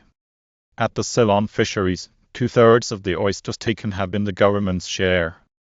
These were auctioned off daily. The prices varied considerably, not only from fishing to fishing, but daily during the season. If the oyster sold one day yielded well, prices went up and vice versa. In 1860, at the beginning of the Tinley fishery, they realized Rs. $15.750 per thousand and rose later to Rs. $40.20.00. In 1861, on the contrary, they sold in the early part of the season for $35.00 to $40.00 and fell to $20.00, at one time touching $8.50. In 1871, the Trudicorin catch brought a little over $40.00 per thousand average. The average price paid in 1858 at the Ceylon fisheries was a little less than $10, and as the pearl yield was good, the speculators made enormous profits. In consequence, the average of 1859 went up to $22.50, the oysters bringing at one time during the season as much as $42.00. 1860 realized an average of $66.00, the highest price paid during the season being $90.00. The fishery of 1863, though it realized more for the government on account of the large catch, brought an average of $33.50 per thousand only. In 1874, the oysters brought about $40.00 per thousand. Of late years, the average has been less, ranging from $12.00 to $14.00, though at times double the price has been paid. The pearls found in the oysters came quickly into the hands of Hindu merchants who assorted them and shipped a large part to Europe at prices much less than those which rule in the United States, though they usually made a good profit over cost. With the leasing of the Ceylon fisheries, much of this speculative business will undoubtedly be eliminated and the pearls marketed at more regular prices. At fisheries where mother of pearl is the chief factor of the industry, it is difficult to give statistics of the number or value of the pearls found, but in a general way India governs the market. Prices in other sections adjust themselves to Madras and Bombay with such modifications as quality and place would naturally make. Mother of pearl shell varies in price from $250.00 to $500.00 per ton for Mexican to $700.00 to $800.00 per ton for the white shell of Australia and the South Sea. Imitation and doctored pearls. In common with all other precious things, pearls have been long imitated. The early method of making imitation, or mock pearls, as they were called, was to cut them out of the mother of pearl and polish them. Another crude way was to make solid beads of glass containing various ingredients which gave them a slight similarity to the nacreous luster of the pearl. Beads of gypsum or alabaster were soaked in oil and coated with wax. The scales of the bleak fish dissolved in liquid ammonia or vinegar was also used for covering beads, the solution imparting a somewhat pearly appearance. To coat 1,000 ounces of glass beads, a French manufacturer used 3 ounces of fish scales, 1 ounce white wax, 1 ounce pulverized alabaster and half an ounce fine parchment glue. Another made beads of opal glass which he covered with several layers of isinglass. Over this was laid another coating of a mixture of spirits of turpentine and copal and a fat oil to exclude moisture from the isinglass, following it with a thin layer of tinted enamel to give resemblance to the orient of the pearl. Some claimed that the best artificial pearls were made from pulverized pearls. Seed pearls or valueless brooks were ground to a fine powder, soaked in lemon juice or vinegar and mixed with gum tragacanth. The paste, after being shaped and partially dried, was then enclosed in a loaf and baked in an oven. The luster was obtained by a final coating of fish scale solution.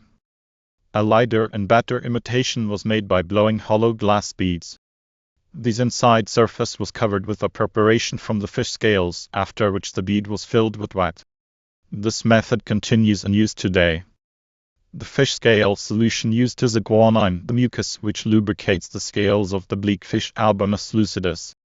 The white scales of the fish are carefully scraped into a horsehair sieve over a shallow tub of fresh water. The first water is thrown away. The scales are then washed and pressed. The mucus sinks to the bottom and is gathered as an oily mass, very brilliant and bluish white. This is packed with ammonia in tin boxes and sealed for shipment. It takes about 20,000 fish to make 1 pound of the mucus.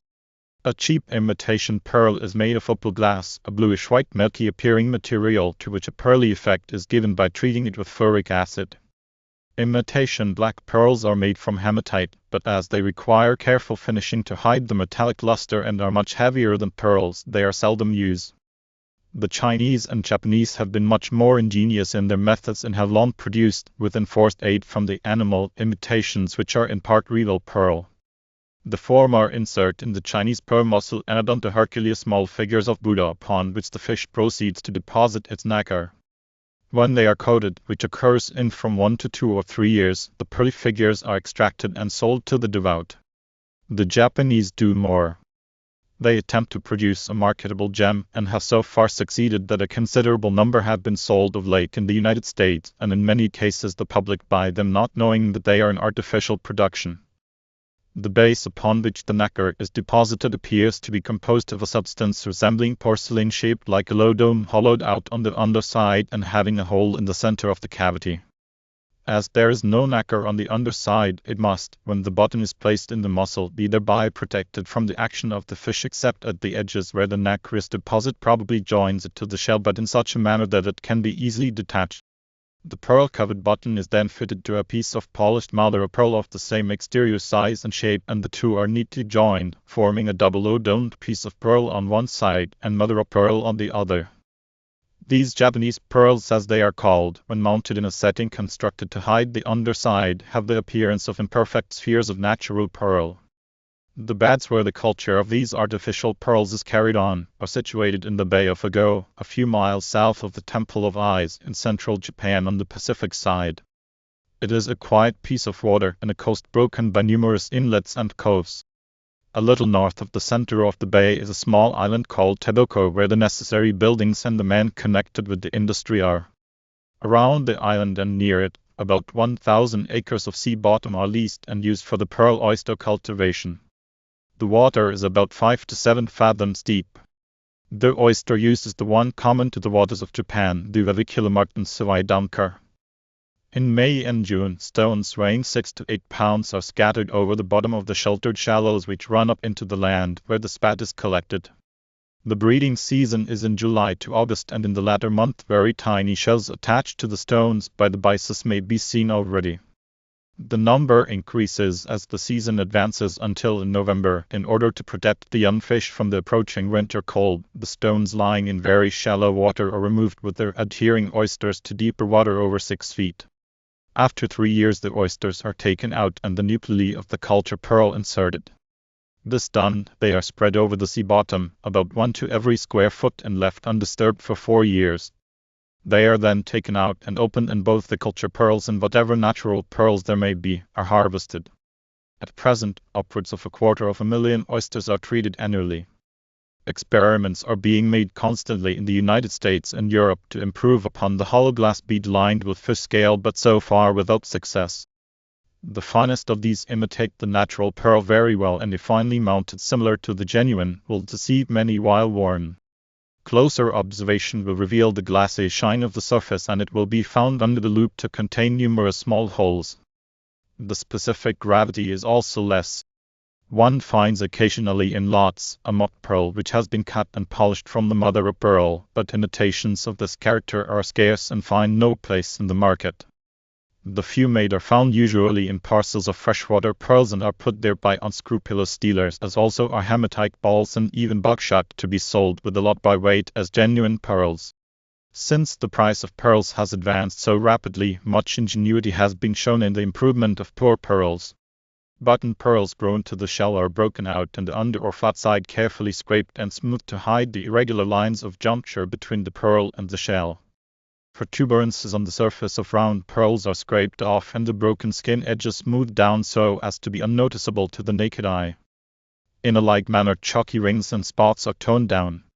Surface cracks are filled by soaking the pearls in a solution, and if the pearl has been pierced, interior cracks can also be rendered unobservable. A serious objection to pierced pearls arises from the ease with which interior defects can be doctored where the skin is pierced and a boring made through the nacreous layers. Not only are cracks made to disappear, but coloring matter can be introduced between the skins. A white pearl of very poor color can by such means be changed temporarily into a black pearl which will command a fancy price. This illegitimate doctoring of pearls, whereby defects are hidden and a fictitious appearance of quality imparted to last long enough to make sales at exorbitant prices, should not be confounded with the legitimate improvement of pearls, which is now growing to be an industry of some importance. Experts are now able by careful manipulation to restore to some extent the luster which has been lost by wear or age. Formerly this was done by skinning the pearl, i.e., removing the outer skin by peeling it carefully off with the edge of a sharp knife, an unsatisfactory method at best, as the underskin may not be good, and if all the outer skin is not taken off, the broken edges of the layers composing the skin mar the luster and color when the pearl is worn. Few also succeed in removing the skin without scratching the new one disclosed by its removal. Pearls having a decidedly bad outer skin with a good one under it can only be materially improved by removing the bad skin, but owing to the liability of finding equally bad imperfections underneath, or irregularities which would necessitate the removal of several skins with the consequent loss of size and weight, pearls with minor imperfections for lack of luster are now slowly rubbed between the fingers, the abrasion being assisted by various substances which differ with the judgment and experience of the operator, the preparation being in all cases kept secret by the expert using it. Many fine pearls which have lost their pristine luster are now considerably improved by this method, and without the dangers involved in the necessary loss of weight consequent on peeling. Large numbers of poor or imperfect pearls are scraped or otherwise doctored by the traders and speculators at the fisheries. These men acquire such pearls at a slight cost, and by various methods fix them so that by mixing them in lots with good pearls they often make large profits. They also mix in many cracked pearls. This is done more often at Margarita and at other Venezuelan fisheries, where the proportion of cracked pearls is greater than in the Indian and South Sea fisheries. The stains of a pearl may also be removed by the application of weak acids, but this method requires careful and expert handling, or the acid will act irregularly and leave the surface, if improved in luster, uneven and pitted. Few important freshwater baroques and irregular pearls leave the West without receiving the attention of the speculators through whose hands they pass, and the scraping is often very roughly done. Rough and discolored projections are broken or filed off and then scraped over with a knife edge. While fresh, the broken skin edges left thus will often pass unnoticed by a careless buyer, but they become discolored and dead later. Unless one buys of a dealer in whom implicit confidence may be placed, not alone for honesty but for his knowledge of pearls, it is better to examine all pearls under a glass before purchasing. As many persons, both in the trade and out of it, are not sufficiently familiar with pearls to be quite sure of their ability to detect the genuine from fine imitations, the following points of difference will be of service. All imitation pearls made of some solid material are heavier than the genuine and lack the pearly characteristics of the fine imitations even. If made of solid glass without acid finish, they are shiny and too poor to require a second consideration. If acid finish, they have a broadcast appearance which is unmistakable. If made of other material of a vitreous nature, they are heavier than pearls, dull in luster or without luster, dark in color and unmistakably lacking in pearly characteristic. The only dangerous imitations are the Japan culture pearls and the hollow, glass bead pearls. The former may always be recognized by the mother of pearl back, the latter by various signs. All these hollow glass beads have 1 or 2 holes. They are coated on the inside with fish scale solution and filled with wax. Some are treated with acid or sandblasted to tone down the shiny, glassy appearing surface and to hide the blowholes in the glass. The effect is quite pearly, but the color is somewhat darker and they show some iridescence. Without the surface treatment they are more shiny, and under the loupe one will discover the small blowholes peculiar to surfaces which have been molten. The rims of the holes have a smooth, rounded, congealed appearance, whereas holes in pearls have a rough, square, chalky edge. On looking diagonally into the hole of a glass bead, the glass will appear as a dark ring against the wax filling, and where there are 2 holes, one will almost invariably have a ring in the glass, a short distance from and around it. The surface over the ring is smooth, though it looks as if it were ridged. The ring is in the glass, not on it. These hollow-blown glass pearls are lighter than the real pearls also. There is one never-failing test, however, which discovers even the best of these most dangerous imitations.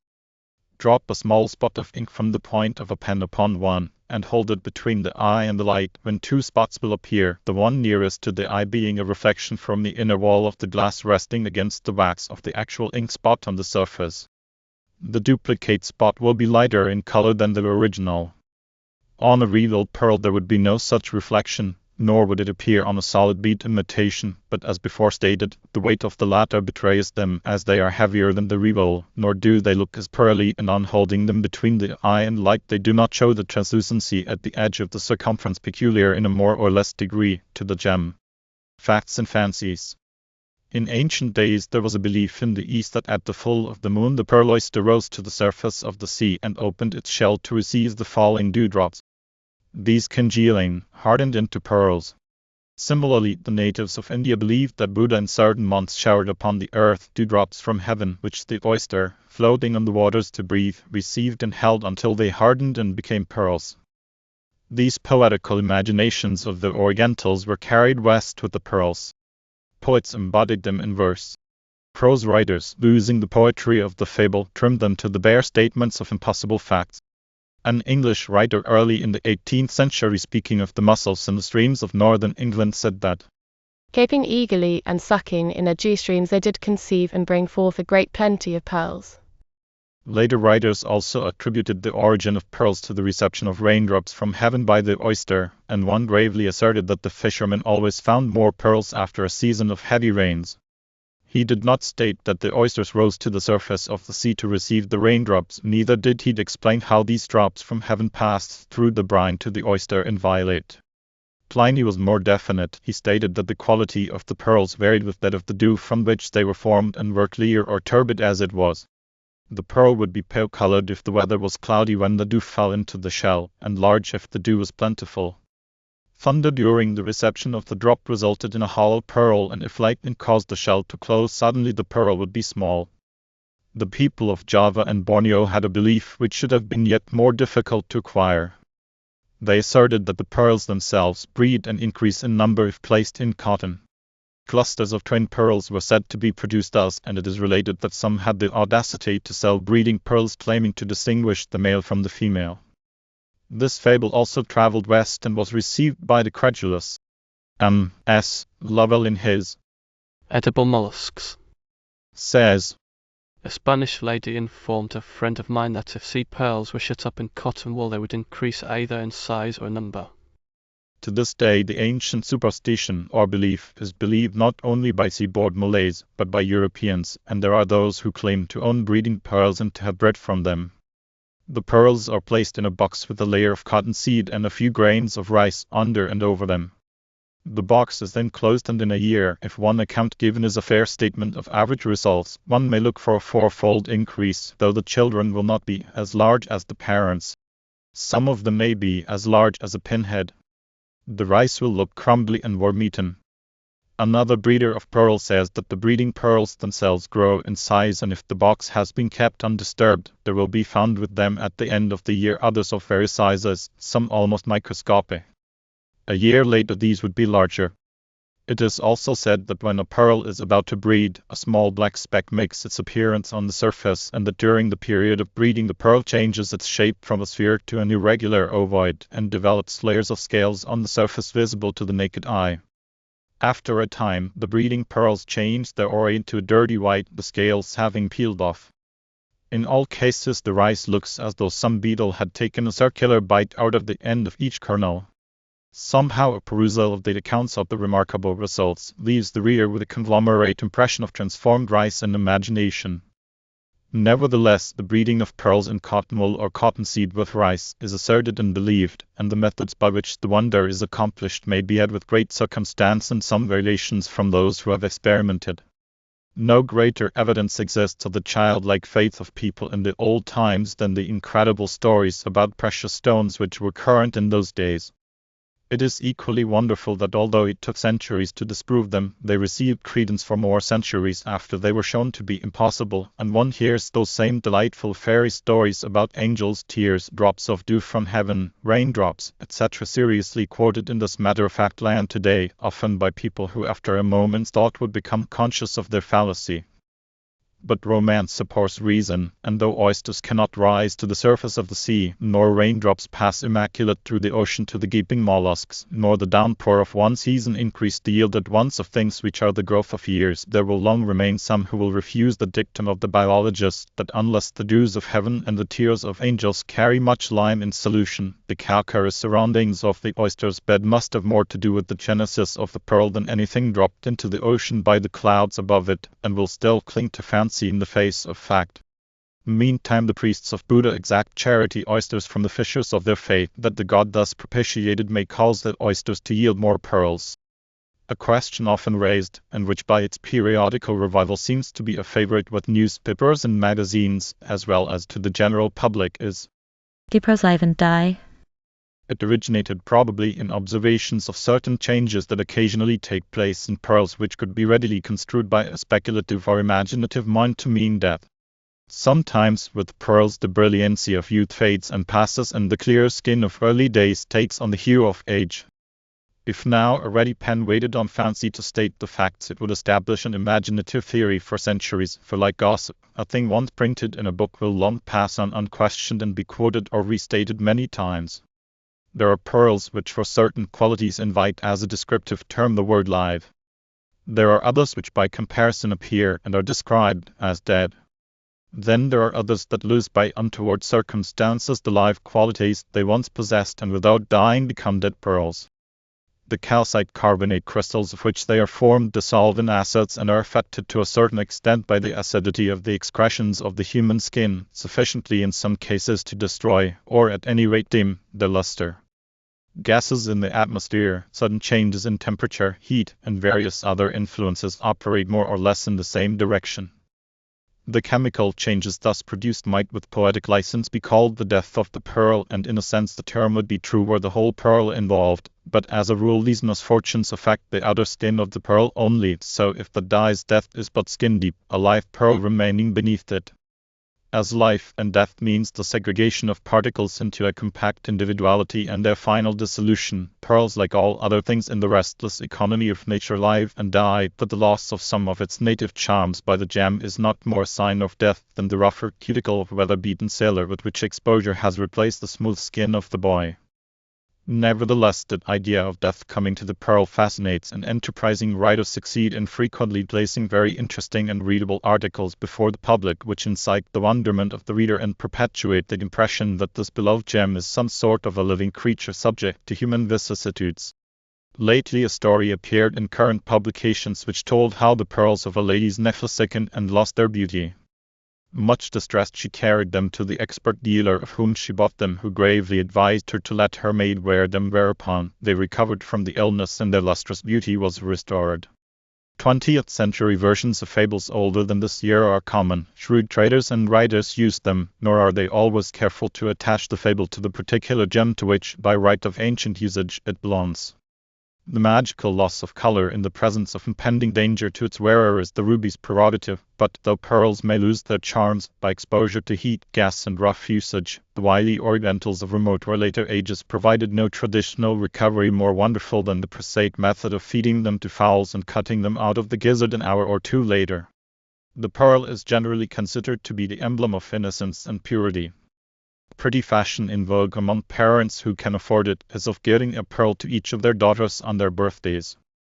These are carefully matched and strung so that the string grows to a necklace for mature years. Along with the emblematic idea and the fanciful notion of their origin, there comes to us from the old days a superstition concerning pearls which probably grew out of the statement that they were the congealed tears of heaven.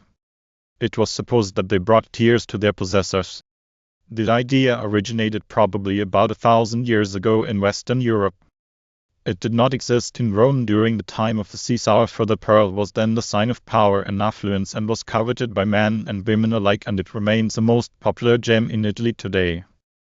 This absurdity has been kept alive by stories of prominent persons in whose experience occurrences seem to confirm the claim. The Queen of Henry IV of France dreamt that her diamonds were turned to pearls the night previous to her husband's assassination by Ravaillac. The consort of James IV of Scotland dreamt of pearls 3 nights in succession before the disastrous Battle of Flodden Field in which he lost his life. These and similar stories which appeal to a love of the mysterious and wonderful have been perpetuated by writers of books, so that even today there are women who, coveting pearls, still fear to own them. But to be out of the fashion is more dreadful to women than tears, so it has come to pass that with the increasing vogue of the pearl, less is heard of the superstition, and it is dying, not of age or the contempt of knowledge, but by the potency of fashion. A story already referred to in these pages, that has been current for over 2,000 years, during which time it has been mentioned by almost every writer about pearls, deserves, for its antiquity and absurdity, consideration here. It is of Cleopatra, and the pearl, worth upwards of $300,000, she is said to have dissolved in wine to drink in costly fashion to her lover. This was, of course, impossible. She may, with the help of the wine, have swallowed it like a pill, or, as Sir Thomas Gresham did later, have ground it to powder and mixed it with the wine she drank. But to dissolve a pearl of great size, as one of this value would be, was a conjurer's feat. The lime of which a pearl is chiefly composed will dissolve in acid, but the gem, although softened, would remain a pulpy mass held by the organic matter interwoven throughout the strata of calcium carbonate.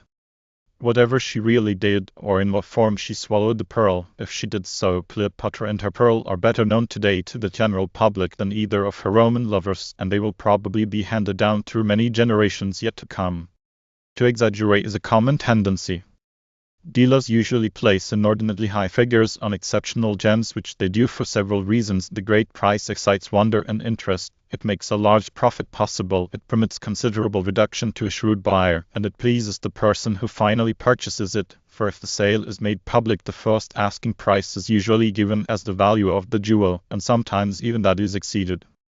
The buyer prefers to have it so because it increases the importance of his possession in the public mind and paves the way for a good price if he too at any time should wish to sell.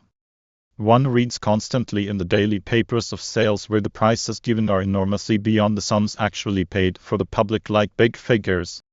Reporters know this and do not fail to supply the demand. For instance, in an eastern city of the United States, a man while at the lunch counter found a pearl in the oyster he was eating. He took it at once to a jeweler of his acquaintance, who handed it to a New York pearl dealer present and asked him to value it. The pearl was large and round, but, like all such formations in the edible oyster, quite devoid of the nacre which constitutes a true pearl. The dealer so informed them, adding casually, "If it were a true pearl, it would be worth several $1,000s. An evening paper that day had a half-column story about it with, "A pearl worth $5,000 found in an oyster at a lunch counter." in black headlines, and the morning papers of the following day enlarged the story by adding fanciful details. Undoubtedly, in the old days of license, when immense fortunes were made not only in trade but by piratical wars, large prices were paid by fortune's favorites for pearls, but it is extremely probable that report, bruited from mouth to mouth, exaggerated even more than the printed fables of our times do. It is doubtful if the pearls of ancient chronicles were as fine, judged by the standards of today, as we imagine, or that all of them were as large as reported. The public were more ignorant about them than now, and also more credulous, and these invite exaggeration. Very large pearls, which for perfection of shape, luster, and freedom from flaws are beyond criticism, are the most rare of all gems.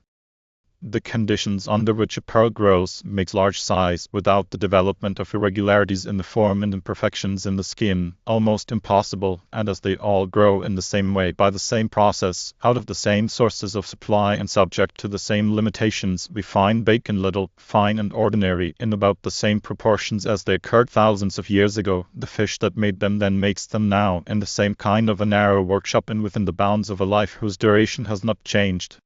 Of very ancient historic pearls, the only one of which we have reliable and expert knowledge is that of the Shah of Persia seen by Tavernier.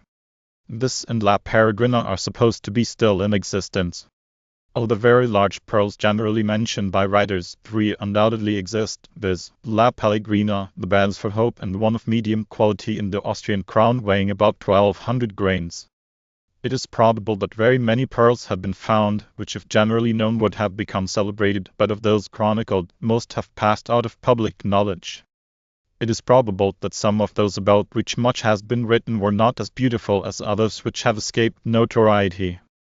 The writer's habit of drawing upon the past to illustrate a subject has narrowed the literature of pearls to reiterated records of a few great pearls which one by one have been brought to public notice during the past centuries. Exact and reliable statements about gems are a modern innovation. In the old times, unverified report was the only evidence the general public had of them. Crown jewelers, not always quite reliable, would make public some statements in general terms about the jewels of a reigning house. Occasionally, as in the case of France, the state had the crown jewels inventoried so that some fairly definite knowledge could be had of them. Infrequently, a traveler published his observations, made under more or less favorable circumstances, of the jewels of some Oriental prince. Chief of these was Tavernier, the French jeweler. He not only had expert knowledge of gems, but was able by recommendations of the French court to gain such access to the jewels of Eastern princes and dealers that he could make critical examinations of them. For various reasons it is extremely difficult also in these days to obtain accurate knowledge of extraordinary gems. Dealers for business reasons are chary of information, nor will they make such pieces common by allowing many to see and handle them. The buyer is equally averse to publicity, so that exact knowledge does not pass far beyond the dealer and his customer as a rule. The finest pearl known is that in the Museum of Zosima in Moscow, called La Pellegrina. It is perfectly round and so lustrous that it appears to be transparent. It weighs about 112 grains and was bought of the captain of an East India ship at Leghorn. The largest known pearl today is in the Beresford Hope collection shown at the South Kensington Museum, London. It is 2 inches long and its circumference is 4.5 inches.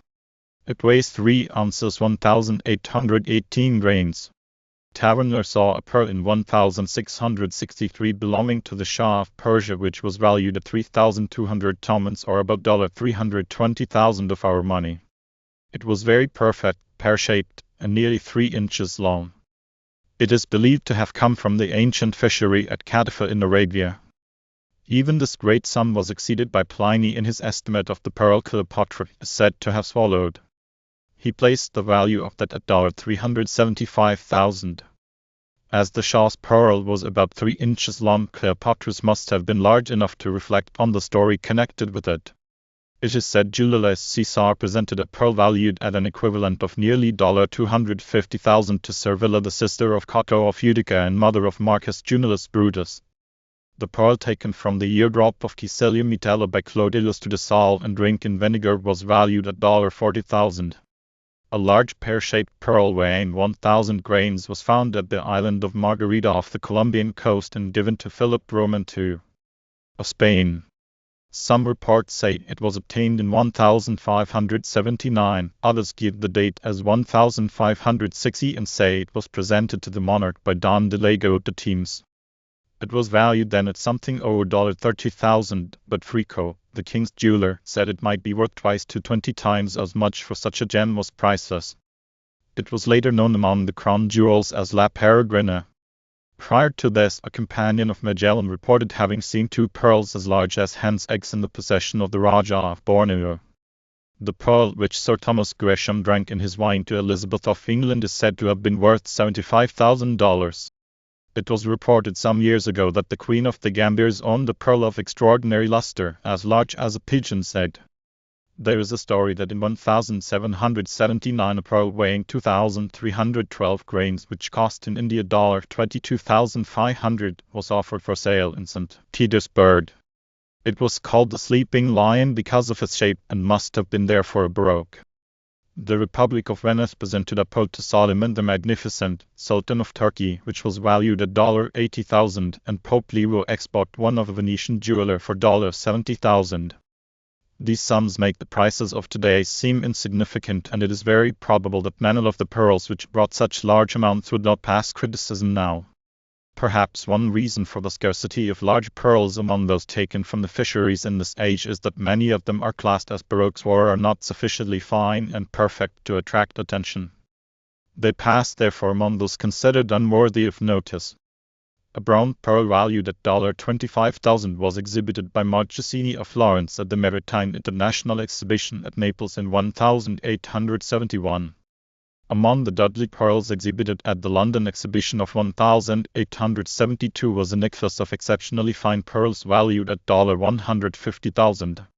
The late Tsar of Russia spent 25 years in collecting sufficient perfect virgin pearls to form a necklace for his wife. The Countess Henkel owns a necklace of pearls which for value and associations is unrivaled. It is composed of 3 strands, each at one time being a separate and historical necklace. One was the famous necklace belonging to the Empress Eugenie, which has been valued at 20,000, one known as the necklace of the Virgin of Attica, formerly owned by a member of the Spanish nobility. The third belonged to the ex-Queen of Naples.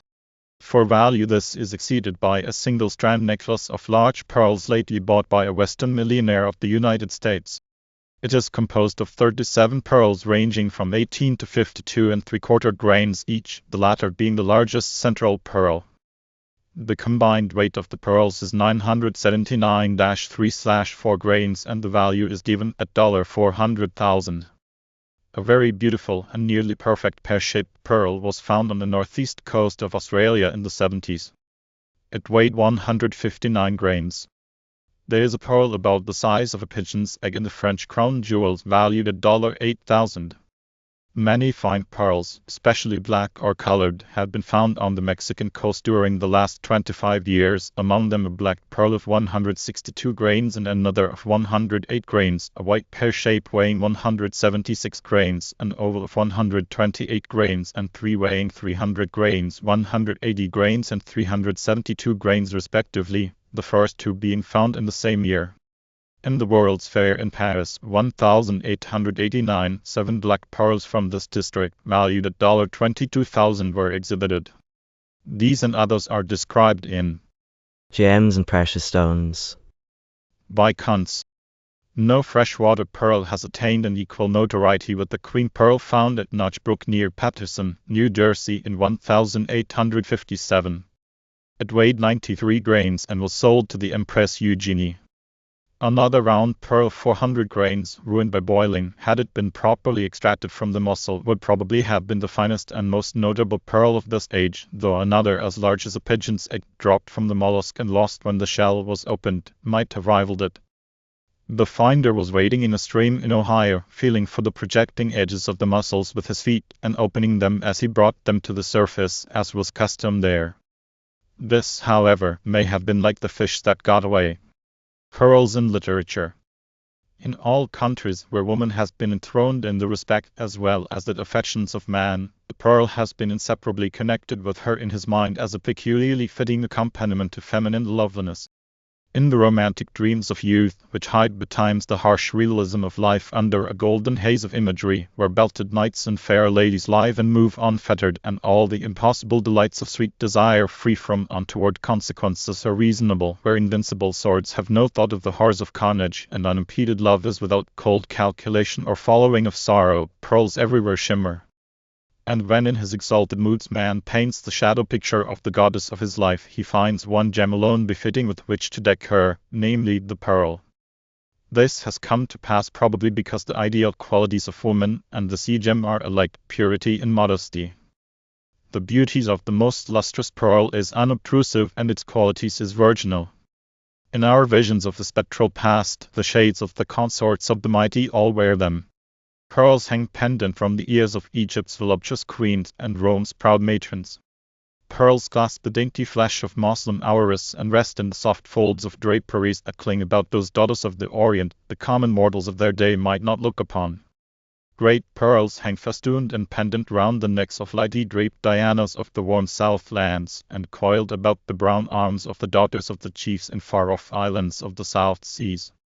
Upon reclining figures in the ancient palaces of Persia and Arab tents, wherever the proud women of the conquering Occident move in stately measure across the high terraces of noble placement, in all dreams of fair women and brave men, are swords and pearls. And this is so because in all the ages women of high position have loved pearls, and writers have told it.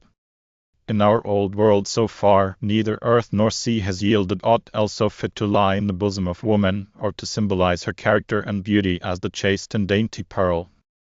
This high atmosphere of precious supremacy and reverence which surrounds the gem now as it has for more than 20 centuries is a legacy of Rome. The East loved pearls as beautiful and precious trinkets, while Rome gave to them imperial honors and drew around them the mystic circle of patrician favor. And since that day, in every land where an aristocracy existed or came into existence, pearls have been the familiars of the exclusive. This natural fitness of the gem for refined associations is recognized by Emerson in his Friendship. He says, "Thou foolish Hafiz, say, do churls know the worth of Oman's pearls? Give the gem which dims the moon to the noblest, or to none." It is a late echo of the scriptural saying, Cast not your pearls before swine. no modern poet shows more knowledge of the nature or a more just appreciation of the delicate beauty of the gem than Emerson. In his May Day. Speaking of the tardiness of the spring, he writes, So grows the palm, too slow the pearl. Evidently he knew of the slow process by which the successive coats of filmy nacre increased the size of the growing gem. Likewise, a couplet in Nature betrays the poet's observation of the iridescent nature of the colors in mother of pearl, and in the gem occasionally when those fleeting tints are added to the beauty of its luster, the lines are a dainty illustration. Allusions like the tints of pearl or changing colors of the sky. Some of the great poets, notably Tennyson, apparently confuse the gem with its mother pearl or refer to the latter only when they speak of pearl. In his Recollections of the Arabian Nights. However, Tennyson, in describing one of his beauties, evidently refers to the gem. And the brow of pearl tressed with redolent ebony. Writing of the mermaid, the lines are more suggestive of the shell nacre. Combing her hair under the sea in a golden curl with a comb of pearl. Again in a sonnet, he evidently refers to mother of pearl when he says, all night through archways of the bridged pearl and portals of pure silver walks the moon. This indiscriminate use of the gem's name to appropriate its pearly characteristics is a common poetic license. In Ben Jonson's Hymn to Didana.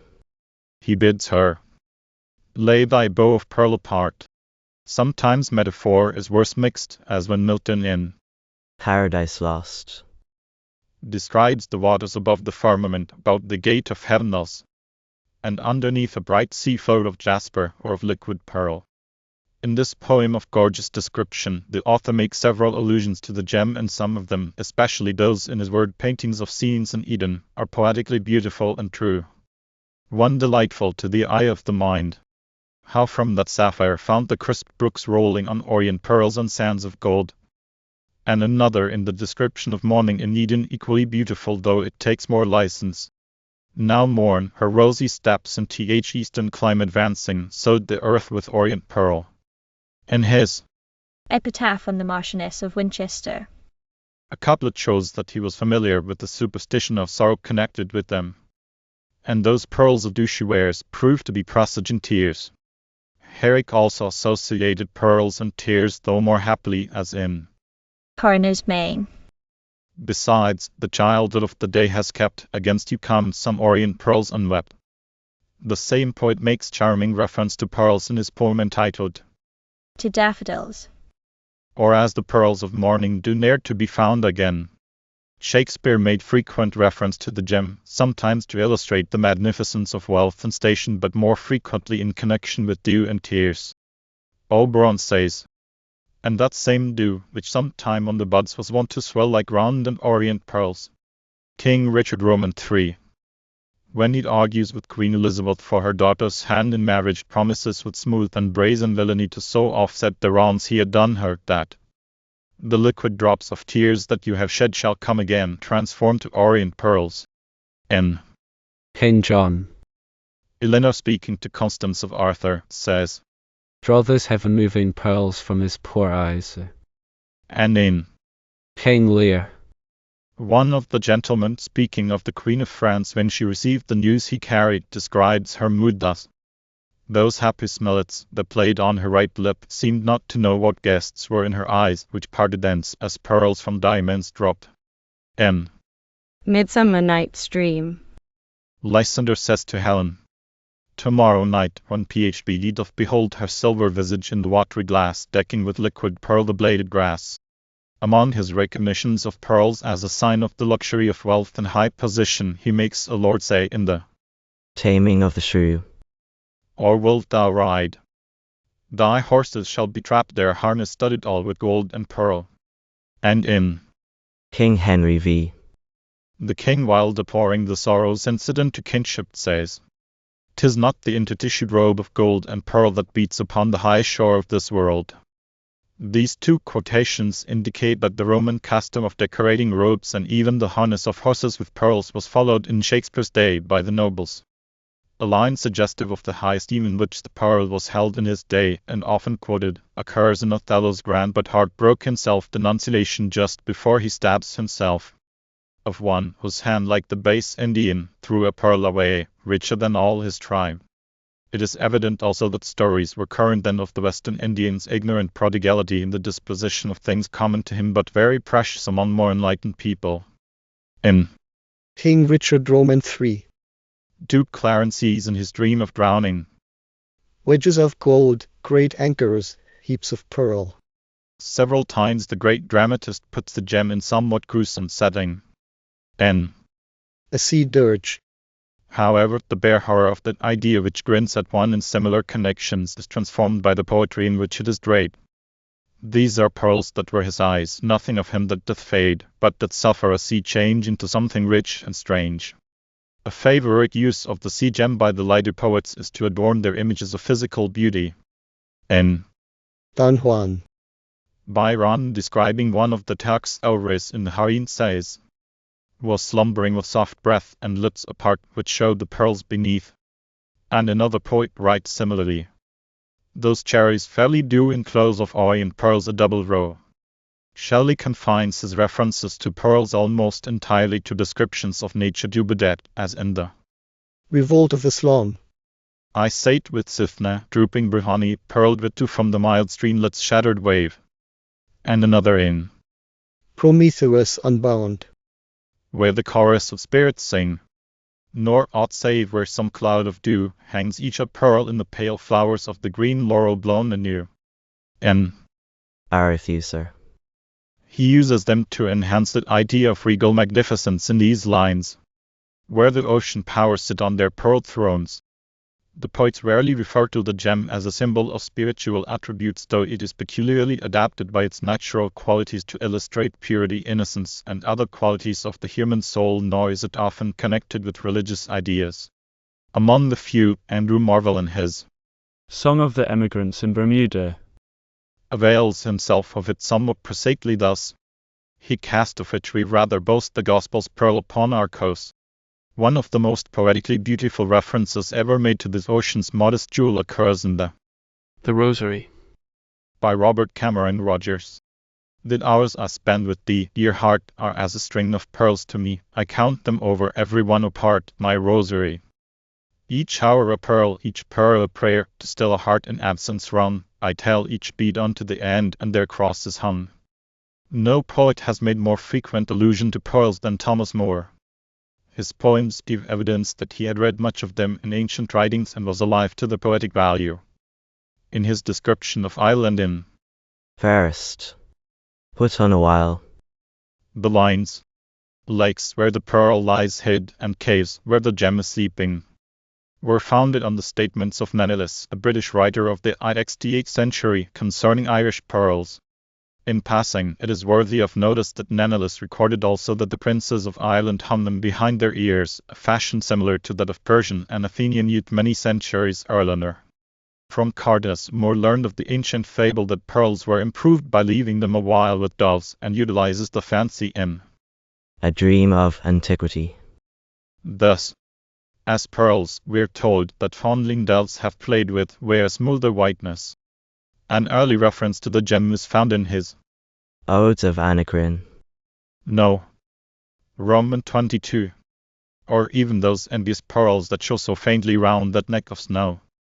If this ode was really written by Anacreon, that poet must have been more familiar with pearls than some later Grecian writers. A similar idea, quite as beautifully expressed, occurs in The Loves of the Angels. Then too the pearl from out its shell unsightly, in the sunless sea, as 'twere a spirit forced to dwell in form unlovely, was set free, and round the neck of woman threw a lighted lent and borrowed too. Unlike most of the poets, Moore does not describe the sparkling dewdrop as pearly, and his references to tears of pearls include the idea of metamorphosis, as in The light of the harem. and precious their tears as that rain from the sky, which turns into pearls as it falls in the sea. These lines embody the ancient Hindu superstition, which is also apparent in his Lines to put off the fatal zone you wear, the shining pearls around it are tears that fell from virtue there, the hour when love unbound it. In his adoration of female beauty, he often holds the lustrous gem as a foil to the exceeding charms of woman, or to lift her to higher esteem by holding her, for preciousness, above the gem. Beyond all other things most lovely, only woman was lovelier yet. In To weave a garland for the rose. he writes, where is the pearl whose orient luster would not, beside thee, look less bright? And in one of the Odes to Knee. he expresses the jealous regard of love thus: if I were yonder conch of gold, and thou the pearl within it placed, I would not let an eye behold the sacred gem my arms embrace, of the threads in which the woof of The genius of harmony. is woven. There is one that sings thus to the passing of the shuttle, to the small rill that weeps along murmuring o'er beds of pearl, betraying as he did so frequently in his poems such a high regard for the pearl. It is somewhat curious that the gem was used descriptively in connection with himself. N. P. Willis, describing Thomas More as he met him at Lady Blessington, said of him, His forehead shines with the luster and smooth polish of opal. Schiller takes the gem from the warm touch of human sentiment and builds it into a grand conception, poetical but untrue to nature. In common with other poets, he credits the pearl with a play of color seldom found even to a limited degree, though it does occur in the mother of pearl. In Parables and riddles. he describes the rainbow thus: a bridge of pearls its fabric weaves, a grey sea arching proudly over. In The celebrated woman. he alludes twice to pearls, once when the husband, bemoaning the passage of his choice vintages down the throats of unappreciative celebrities, realizes that the only reward from his spouse for his endurance of it is Sarluk's deep sighs. because he has no stomach for her notables and their wit. She regrets that such a pearl should fall to swine. Later on, the husband refers satirically to the meeting of learned dons and folks of fashion at their resorts, where he says, all sorts of fame sit cheek by jowl, pearls in that string the table dohot. Few lady writers have set the pearl in as wide a range of ideas or in language as beautiful as Edmund Spenser. The tears of Stella in The mourning muse of the Stellies.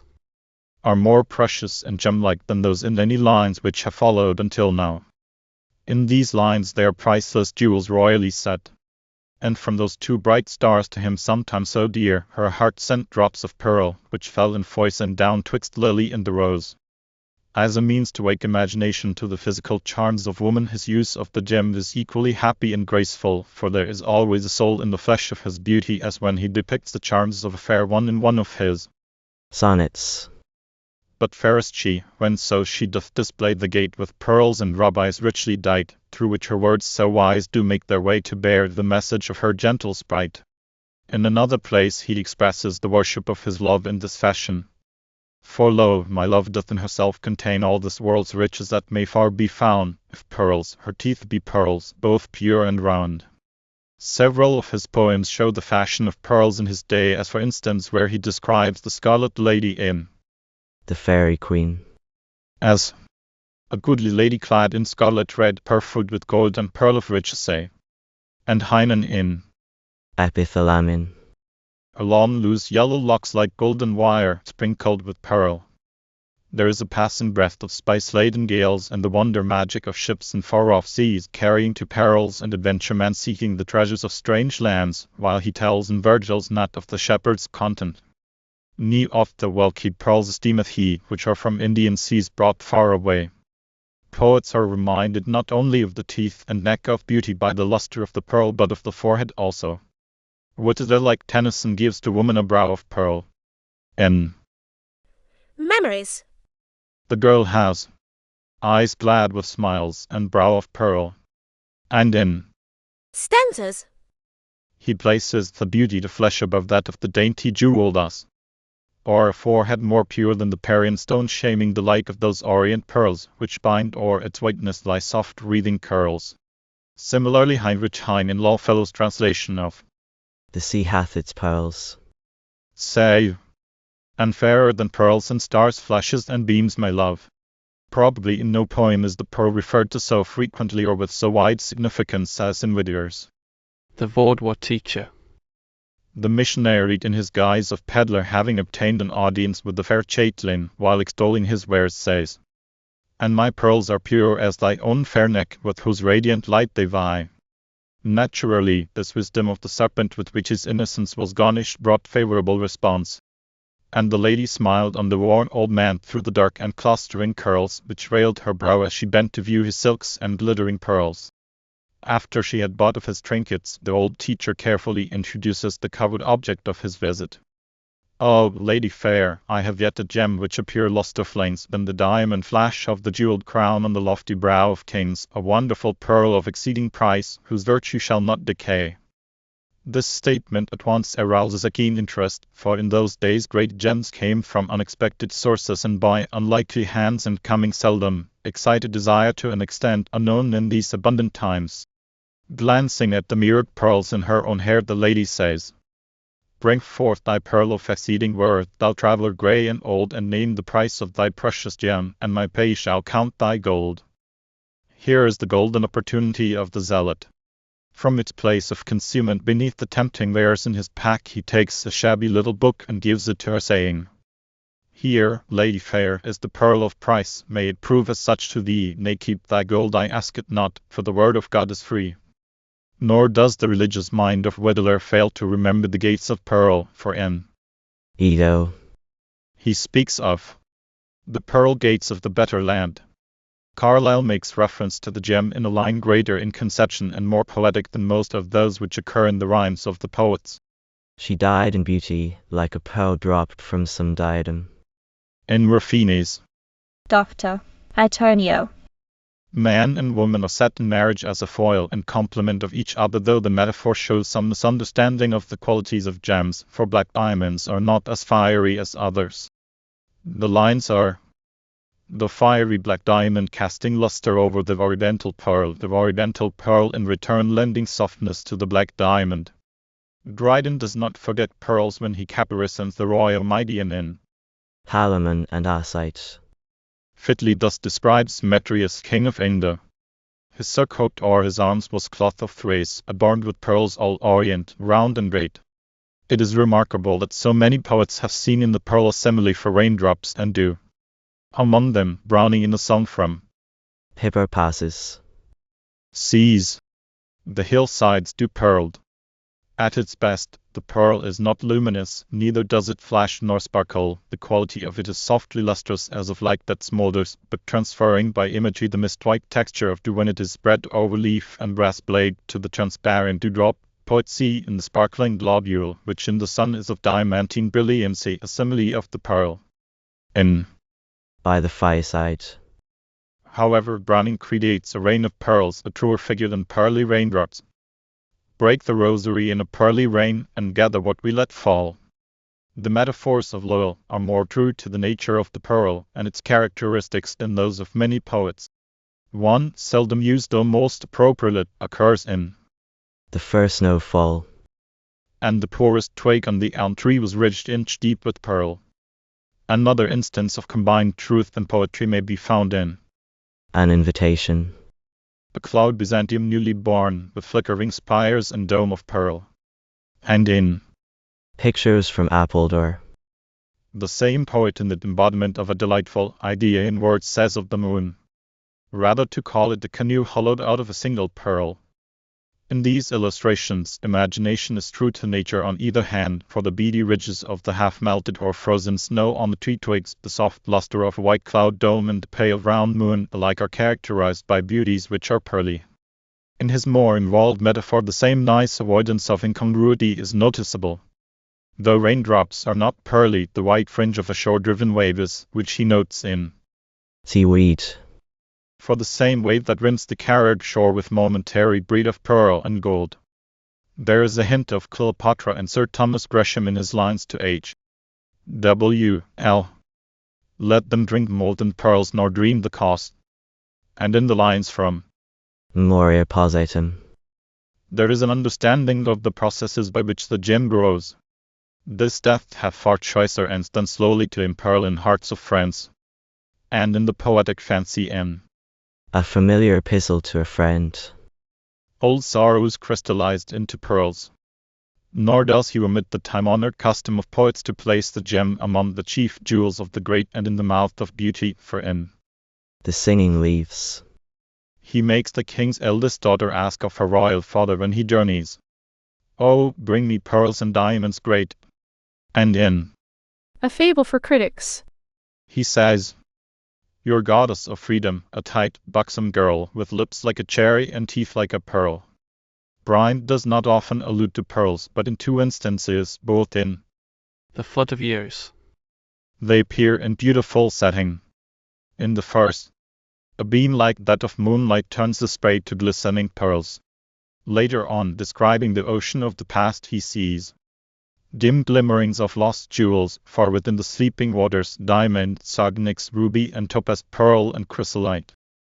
The general use of pearls in the barbaric splendor of the great in the days of Rome and Egypt and Persia appears in Tassos, Jerusalem delivered. in the wizard's dwelling. Nor failed their urns of crystal, pearl, and gold. And high on the Soldan's helm, in scales of pearl, a rampant dragon grinned malignant things. And also, the pastors of the flocks have on their sacerdotal elves, which pass in front, divided o'er their golden frocks, clasped with agraffs of pearl. In the review of the Oriental hordes, Armida's car is thus described. Her car, that glorious as auroras rolled, with rubies, pearls, and hyacinths glistened clear. Among those who passed the Egyptian prince were the islanders with fleecy curls, whose homes are compassed by tedious Arabian waves, by whom those shells which breed the Persian pearls are dived and fished for in their green sea caves. The name of the gem is used in rare fashion in picturing the enchanted wood through which Ronaldo wanders. Empearled with manna was each fresh leaf nigh. And twice does the sweat of the human face become pearly in the poet's imagination, once when Armida watches Ronaldo sleeping. The living heat dews that impearled his face, she with her veil wiped tenderly away. In the second instance, speaking of Armida, the poet says, "She dies of the sweet passion, and the heat that pearls, yet more her ardent aspect beautifies." Thomson sees pearls only in the dew-impearled earth, and one must admit, after looking upon the liquid globules hanging in rows from the spreading twigs of trees before the morning sun has found them in their shaded quarters, that the pendant spheres are suggestive, and that the poet's eye needs but little assistance from imagination to see in them the soft round gems of the ocean. In all ages, prose and fiction have treated of pearls as a form of exceeding preciousness and a chief evidence of high station and barbaric splendor. The lute of poetry has held few additional strings. Modern writers have added little to these imaginations of the ancients. All the changes made by successive poets have been rung on the tears, dewdrops, and beauty's teeth handed down from long ago. The wide ranges of the pearl's modest worth, exalted purity, and singular beauty yet remain to illustrate the thoughts of future genialists. Imagination has not yet brooded often over the humble and distorted creatures whose gnawed and twisted forms, lying among their myriad shapely brethren, are evidence of a precious sacrifice of self to leave a heritage of beauty, nor dreamed of the silent acres under turbulent waters where the gem, one day to adorn the neck of beauty or the diadem of royalty, is reared. What play for imagination lies between the birth of this creation of one of the humblest of earth's creatures and the high placement to which it rises as soon as it is discovered? There are deserted wastes of sand and water under torrid skies, populated almost momentarily with teeming multitudes whose jargon fills the former silences with a worldwide medley of tongues. As in a dream, the tremulous air is stirred by the struggling movement of naked slaves, turbaned Orientals, men from all lands of the Occident, the moving throng weaving constantly new patterns from the variegated colors and fantastic costumes of living threads. And everywhere, beneath the prosaic motion of labor and trading, is the quiver of hope, the excitement of the gambler, the poetry of human passions, unseen but felt. There are in unfrequented seas, where some lonely atoll draws its circle round a still lagoon, treasures greater than its cargo, and the stately ship sailing heedless by. So like the undiscovered pearls of the ocean's bed, the universe holds an exhaustless store of thoughts and truths for those who come after the discoverers of this age. Thought runs in grooves, and the grooves outlast many generations. Scarcely in a cycle does one look over the ridge and find a species foreign to the rut. Within the walls which the past builds for the present, it is more easy to adopt than to bring forth, and so the ancient metaphors, age after age, are with some changes of raiment thrown back upon the world again. But in this new era of acquisition, while the sea gem is again lifted to the serene heights of most exalted favor, perhaps it will not only shine upon the persons of the fair, but adorn, in simile and metaphor, as beautiful as the old pages of romance and poetry. I hope you enjoyed reading the book The Pearl, its story, its charm, and its value with me. If you like this, please remember to like and subscribe. Please visit at Autonomy if you want to see different types of videos we produce. For statistics on our videos, visit at Autonomy Core. Visit our story reading channel website at https://autonomy.com/autonomy project/autonomous stories/. Happy YouTube travels.